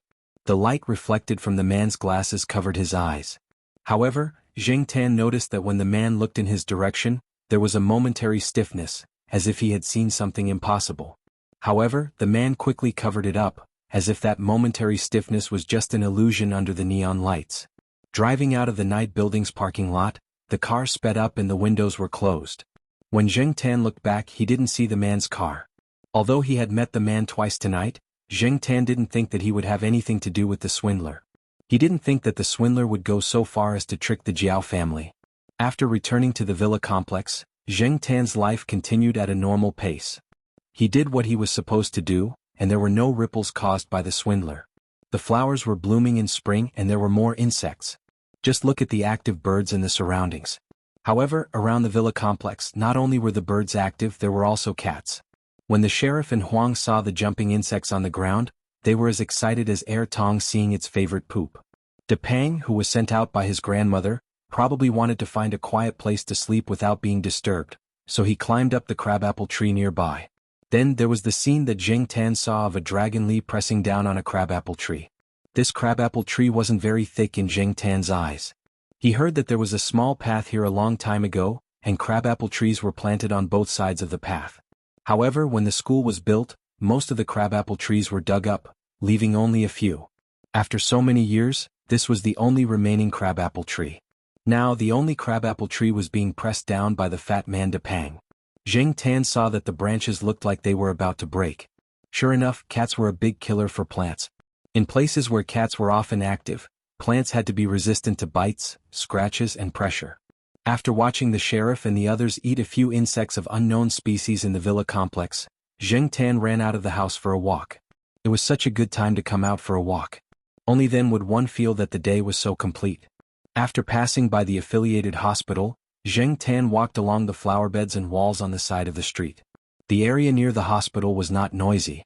Although there was a commercial street here, it was still a little far from here. Moreover, it was not on the same line as the hospital, so he had to turn halfway. Zheng Tan didn't turn but walked straight along the street. According to the map, he could see a lake in front of him. The lake was not small and there were some developed properties around it. He had heard from Mao that his great-aunt lived in a house near the lake, but he didn't know which lake it was. After all, there were more than 2 or 3 lakes in Chuhua City. Zheng Tan didn't want to visit Mao's great-aunt. That old woman was too difficult to please, and he wasn't in the mood to visit her. After walking past a big hotel and some small shops around it, Zheng Tan saw a residential area marked on the map. Zheng Tan jumped onto a big sycamore tree by the side of the road to take a look. Part of the residential area was made up of small villas, while the other part was made up of tall elevators. He had heard that some teachers in Chuhua University had bought houses here. It was close to the university and the environment was good. It was not noisy. Zheng Tan had once heard from the Jiaopa that he had the intention to buy a house here. One of his colleagues had bought a house here, but because of his job transfer, he had planned to sell it. The Jiaopa had gone over to check it out, but he felt that the neighbors there were not good, so he didn't buy it. However, Zheng Tan was glad that the Jiaopa didn't buy it. In comparison, he was actually more inclined to buy a house in the East District. To Zheng Tan, it didn't matter if the place was small or not. What was important was the place to play and playmates. After climbing over the wall on the side, Zheng Tan walked along some small paths inside. The greenery here was really good. No wonder the Jiaopa had taken a liking to this place. He had heard that the Jiaopa had invited an old professor who was in the field of landscape design to come here. A little Pekingese barked in its yard. When it saw Zheng Tan, it barked fiercely. Unfortunately, it couldn't come out. Zheng Tan ignored it and continued to look at the surrounding houses and layout with interest. This residential area had been built for a few years. The trees were lush with leaves. Zheng Tan even saw a few cats playing there. When they saw Zheng Tan, the cats didn't show too much hostility. At most, they were vigilant and curious. It seemed that they were surprised by the sudden appearance of this unfamiliar guy. They didn't show any hostility, and Zheng Tan didn't have the intention to fight for territory. They went their own ways. The residential area near the lake was built with high fences not far from the lake. Outside the fences was a road that could accommodate 2 cars at the same time. On the other side of the road was a green belt, and on the other side was the lake. There were all kinds of warning signs and fences by the lake. Many incidents of people falling into the lake had happened around this area. Coming out of the residential area, Zheng Tan walked along the road near the lake. He jumped onto a tree and looked around to identify the road ahead. Unexpectedly, Zheng Tan really found something that interested him. It was a car, a high-end car, and it looked quite familiar. Zheng Tan wasn't sure if it was the same car that he saw at the night building that day. He jumped down the tree and walked over the fence. The place where the car was parked was still the villa area. In fact, the villas in this area all looked similar. Except for the few that the owners had specially spent a lot of effort to decorate, there wasn't much difference. Zheng Tan looked at the house number of the villa and listened to the movements inside. There were voices in the house. There were 2 people talking. One was the liar in Zheng Tan's eyes, and the other was the old lady that Zheng Tan saw at the hospital. The atmosphere of the 2 people's conversation was quite relaxed. Zheng Tan heard the old lady laugh. It turned out that the old lady lived here. The door was closed, but the window next to it wasn't closed. Zheng Tan listened to the conversation from under the window. The general content seemed to be that because something had happened to a colleague in the company, the senior liar sent the colleague to the hospital for a checkup and then sent her home. That colleague was a beauty, and this scene was coincidentally seen by the old lady who went out for a walk. When she saw that it was an acquaintance, she invited him to the house for a cup of tea. As they chatted, that person talked about his hard work history. Zheng Tan listened and got goosebumps. That person's image of himself was what people called other people's children. He was born poor, had a miserable life, had excellent grades, worked hard, had the courage to work hard, had the ability, entered a big company, was valued by the boss, and finally became a social elite. At the same time, he talked about the ups and downs of the process, which made the old lady look at him more kindly. Zheng Tan spat in his heart. What a load of bullshit. Who was the good-for-nothing that pretended to be a rich second generation on the mountain? That person didn't keep talking about his successful career. After his career, it was time to talk about his love history. He talked about the female colleague that was sent over today. The more Zheng Tan listened, the more he felt that something was wrong. This person was really good at making up stories. If he hadn't seen the other side, Zheng Tan would have been fooled like the old lady. Speaking of which, Zheng Tan was really curious. Did this person also pretend to be shy when making up stories? Could he be so thick-skinned and shy? After thinking about it, Zheng Tan jumped on the windowsill and looked inside. Needless to say, that person's smile was indeed a little shy.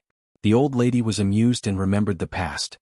Back then, the old lady was about to tell the story of her past to encourage the young man in front of her, but she didn't expect that when she slightly tilted her head to look outside the window, she saw a black cat standing on the windowsill. Oh, isn't this that one? The old lady's attention was immediately diverted. She called the housekeeper to see if there was any suitable food to feed the cat. A certain liar who was sitting on the sofa with a cup of tea in his hand couldn't help but twitch his face. Although he didn't show his surging emotions, he had already cursed the entire alpaca community in his heart. Num. Damn. Chapter 232. Under the old lady's invitation, Zheng Tan calmly stepped onto the sofa next to her and lay down. The nanny originally wanted to say something, but seeing that the old lady didn't mind, she didn't say anything. However, she thought to herself that she should go out to buy some flea medicine later. She heard that there were a lot of fleas on cats outside. She didn't know if the fleas would be brought in. Just in case, it was better to be more careful. Zheng Tan noticed that the nanny's attitude towards him wasn't very good, but she didn't have any bad intentions. At most, she was a little annoyed, which could be ignored. The nanny put a small bowl of warm fish soup on the small tea table next to the sofa. Zheng Tan sniffed it but didn't eat it. He wasn't hungry now, and when he was outside he wouldn't eat anything randomly. In fact, the most important thing was that there was half a fish head in the bowl. Jing Tan didn't like fish heads. The nanny looked at the old lady and asked if she wanted to change the food. The old lady glanced at the cat on the sofa and waved her hand. Leave it there for now. After that, the old lady looked at the man again. I saw this cat when I was in the hospital. I feel that this cat and I are quite fated. I was wondering if it was a cat raised by someone nearby. I didn't expect to see it here. Although the man sitting on the other sofa smiled and listened to the old lady's words, he was roaring in his heart. He didn't feel that he had any fate with this cat. He just felt that he and the cat didn't get along well. Enemies were bound to meet on a narrow road. The old lady was still sighing about the coincidence and luck of meeting this cat at the hospital and at home. Now that she said this, he had to sigh even more. The man didn't doubt that this cat was the same one he met before the new year. He still had a good eyesight. After so many years, this was the first time he met such an evil cat. It was a few hours' drive from Chuhua City to the mountainous area. It was possible to meet this cat in the hospital when he came to Chuhua City. It was also possible to meet this cat when he went out at night to get high. Now, it was even possible to meet this cat when he came out to find a target to talk to. What should he say? What fate? The fate of cat poop. The cat just squatted there, not barking or eating. It just looked at you as if it was mocking you. Its eyes seemed to be saying, "Lie, why don't you King continue lying?" How could this not be depressing? Hey Xiaogao, where were we just now? The old lady finally turned the topic back. Jing Tan looked at little Gao. He remembered that the fake ID in Walnut's hands didn't have the surname, Gao. Xiaogao obviously also noticed the way the cat on the sofa 2 steps away was looking at him. Although the atmosphere and mood had changed, Xiaogao was quite skillful. It was as if he had not experienced the black cat's disdainful look just now. With a perfect smile, he maintained the same expression and tone as before and said, "You were just about to tell me your story." In this day and age, who wasn't thick-skinned and tough enough to deal with all kinds of unexpected situations? Oh yes, here we are. The old lady smoothed out the wrinkles on her clothes, took a deep breath and seemed to be reminiscing. Xiaogao gently put down the teacup as if he was afraid to disturb the old lady's memories. He calmed down and prepared to listen to the old lady's story to confirm if this was the person he was looking for. This was his third suspect and also the most likely one. If he could confirm it, this task could be completed smoothly. Just as the two of them began to build up their emotions again, ding ding ding ding ding, the sound of the spoon stirring was heard, pulling the old lady's thoughts back from her memories.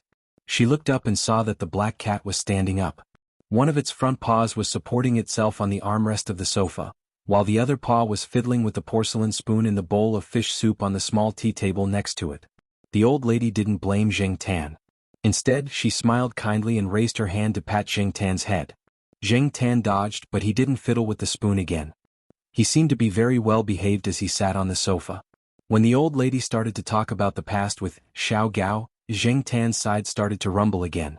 Jing Tan guessed that this person was probably trying to get some information from the old lady. Jing Tan had a good impression of this old lady.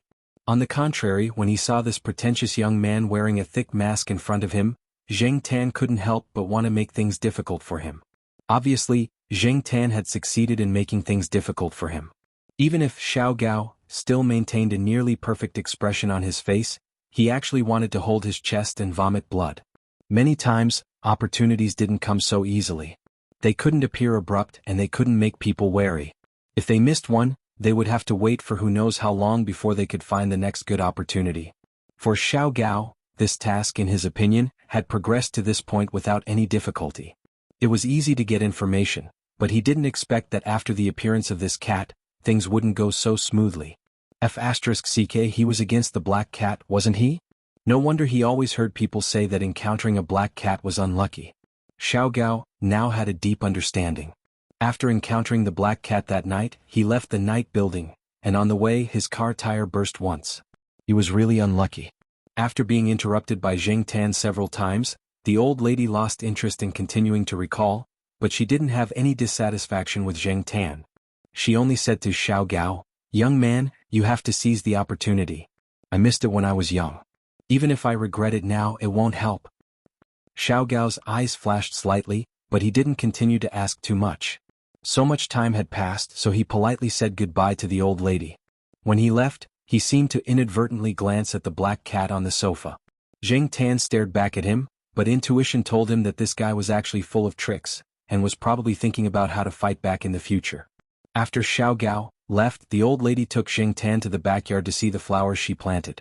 She also asked Jing Tan to come and accompany her when he had time. The old lady actually didn't expect the cat in front of her to understand anything. She just sometimes wanted to find a suitable person to talk to, especially when she was recalling some things in the past. The old lady sat on the rattan chair in the backyard and sighed. It's been almost 60 years. Jing Tan didn't quite understand why the old lady sighed, but after thinking about it, he guessed that it had something to do with the purpose of Xiao Gao coming over. Unfortunately, the old lady didn't want to talk about it now. It's okay. When he had the mood to come here for a walk in the future, he could come here to eat and drink. He would probably be able to hear the old lady reminiscing about the past. On the other side, Xiao Gao left the old lady's villa and drove along the lake, preparing to leave the residential area from this road. At this time his cell phone rang. Xiao Gao stopped the car by the side, looked at the golden turtle on the screen and answered the phone. Hello Liuba, are you busy now? There's an order that I can't accept. I want to see if you're interested, the person on the other side said. Tell me about it. The Xiao Gao the old lady was talking about and the Liuba, the person on the other side of the phone said. His tone was not as humble as when he was talking to the old lady just now. At this moment he sounded more casual, as if there were not many things that he cared about.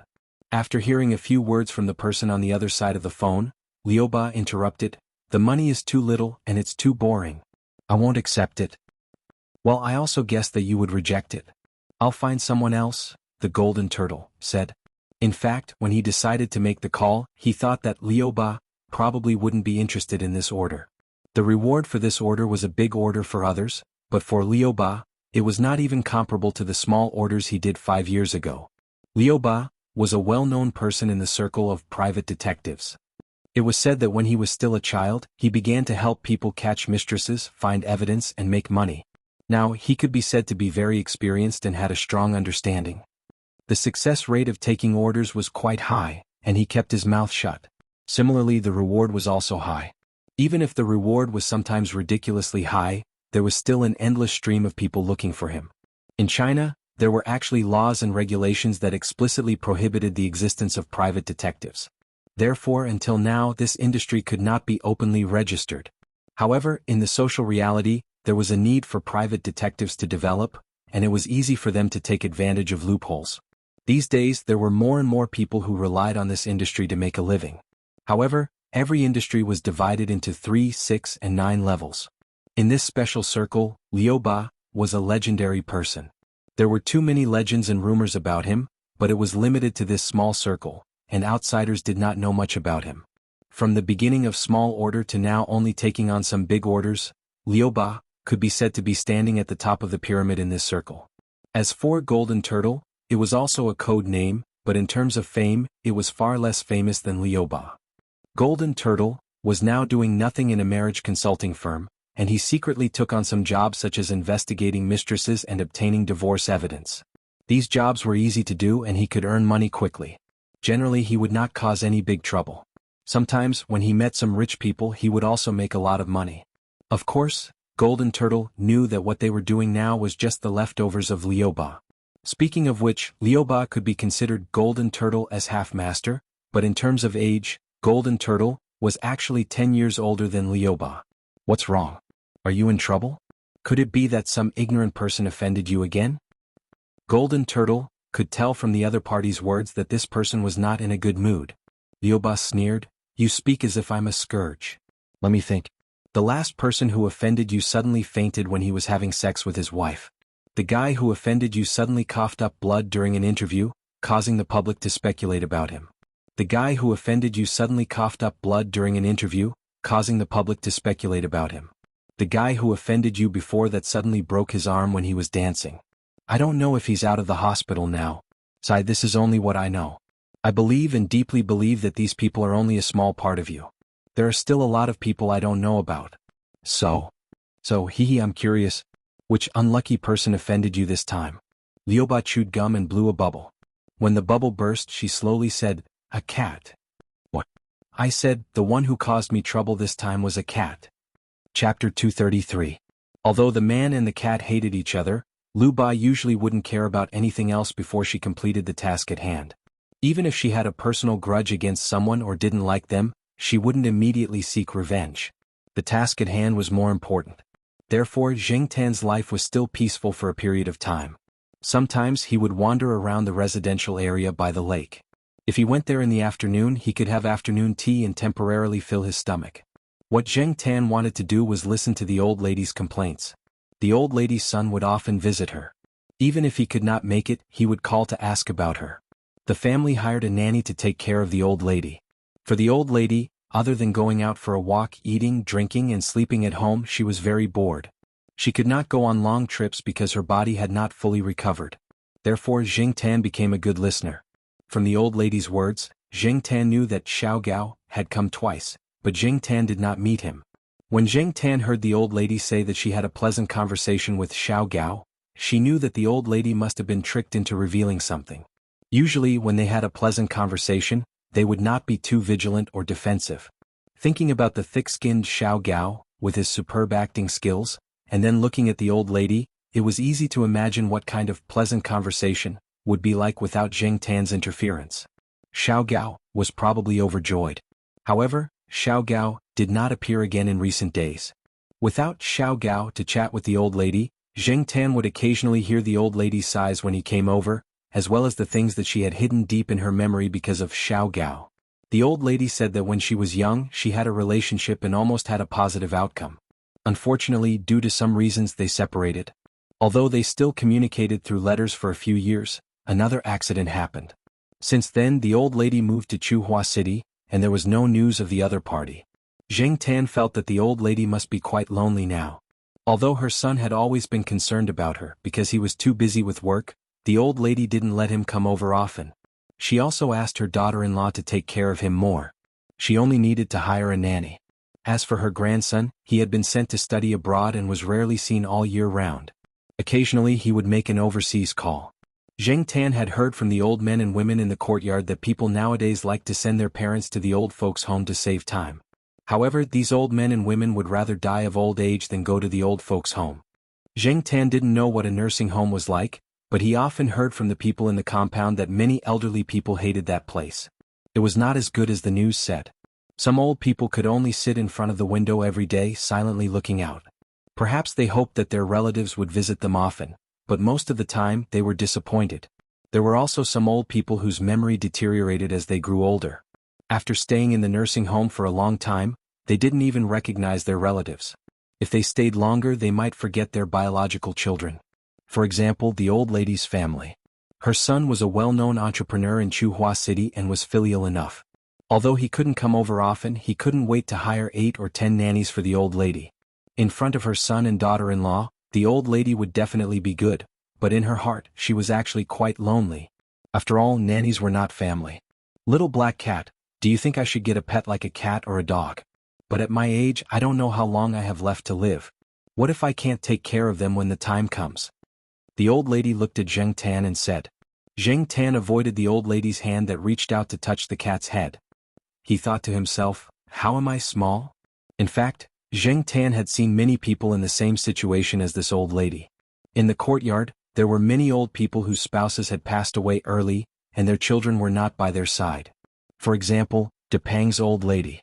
However, although Depang's old lady lived in a smaller place than here, and the living conditions were not as good as here, the old lady lived quite comfortably. At home, she had Depang to accompany her, and outside there were many old men and women in the courtyard to chat, sing and joke. Compared to the old lady in front of him, she was much better. It was no wonder that Depang's old lady was only willing to stay in the courtyard and not agree to her son moving out. Today Zheng Tan took a stroll to the residential area again. When he got in through the iron fence and was about to visit the old lady and listen to her nagging, he found that the house was very lively today. There were a few cars parked outside the house, and they were all high-end cars worth millions. Looking at the license plates, 2 of them were not local but Nanjing license plates. There were a few people sitting in the house. Zheng Tan only knew the old lady, her son, and her daughter-in-law. He did not know the others. The old lady's daughter-in-law, the middle-aged woman who had always found Zheng Tan an eyesore, was smiling brightly at this moment. Her entire being exuded a rare sense of closeness. The 2 middle-aged men also had smiles on their faces. They were talking but their voices were not loud and they were not noisy. But where was the old lady? Zheng Tan poked his head out of the door to look inside. The old lady's son saw this and asked Zheng Tan to go in. The middle-aged woman's eyes flashed with displeasure. She felt that it was not good to let such a black cat in when there were important guests, but she did not want to disrespect her husband. Zheng Tan thought about it and walked in under everyone's gaze. He looked around but did not see the old lady. "Is this your cat?" the unfamiliar middle-aged man asked. "No, I don't know which family it is from, but my mother said that she and this cat are fated. When we were in the hospital." The old lady's son briefly explained the matter, which surprised the two people.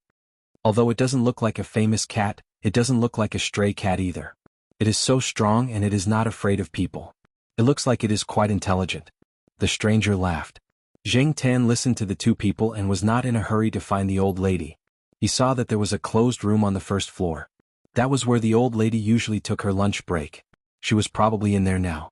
From these people's conversation, Zheng Tan also got a piece of information. Other than the old lady, there was a little old man in the room. Zheng Tan's gossipy heart was suddenly ignited. 2 days ago he was still listening to the old lady sigh about the past, and now there was an old man. This was the rhythm of the old lady finding a partner. However, the more he listened to these people's conversation, the more Zheng Tan felt that something was wrong.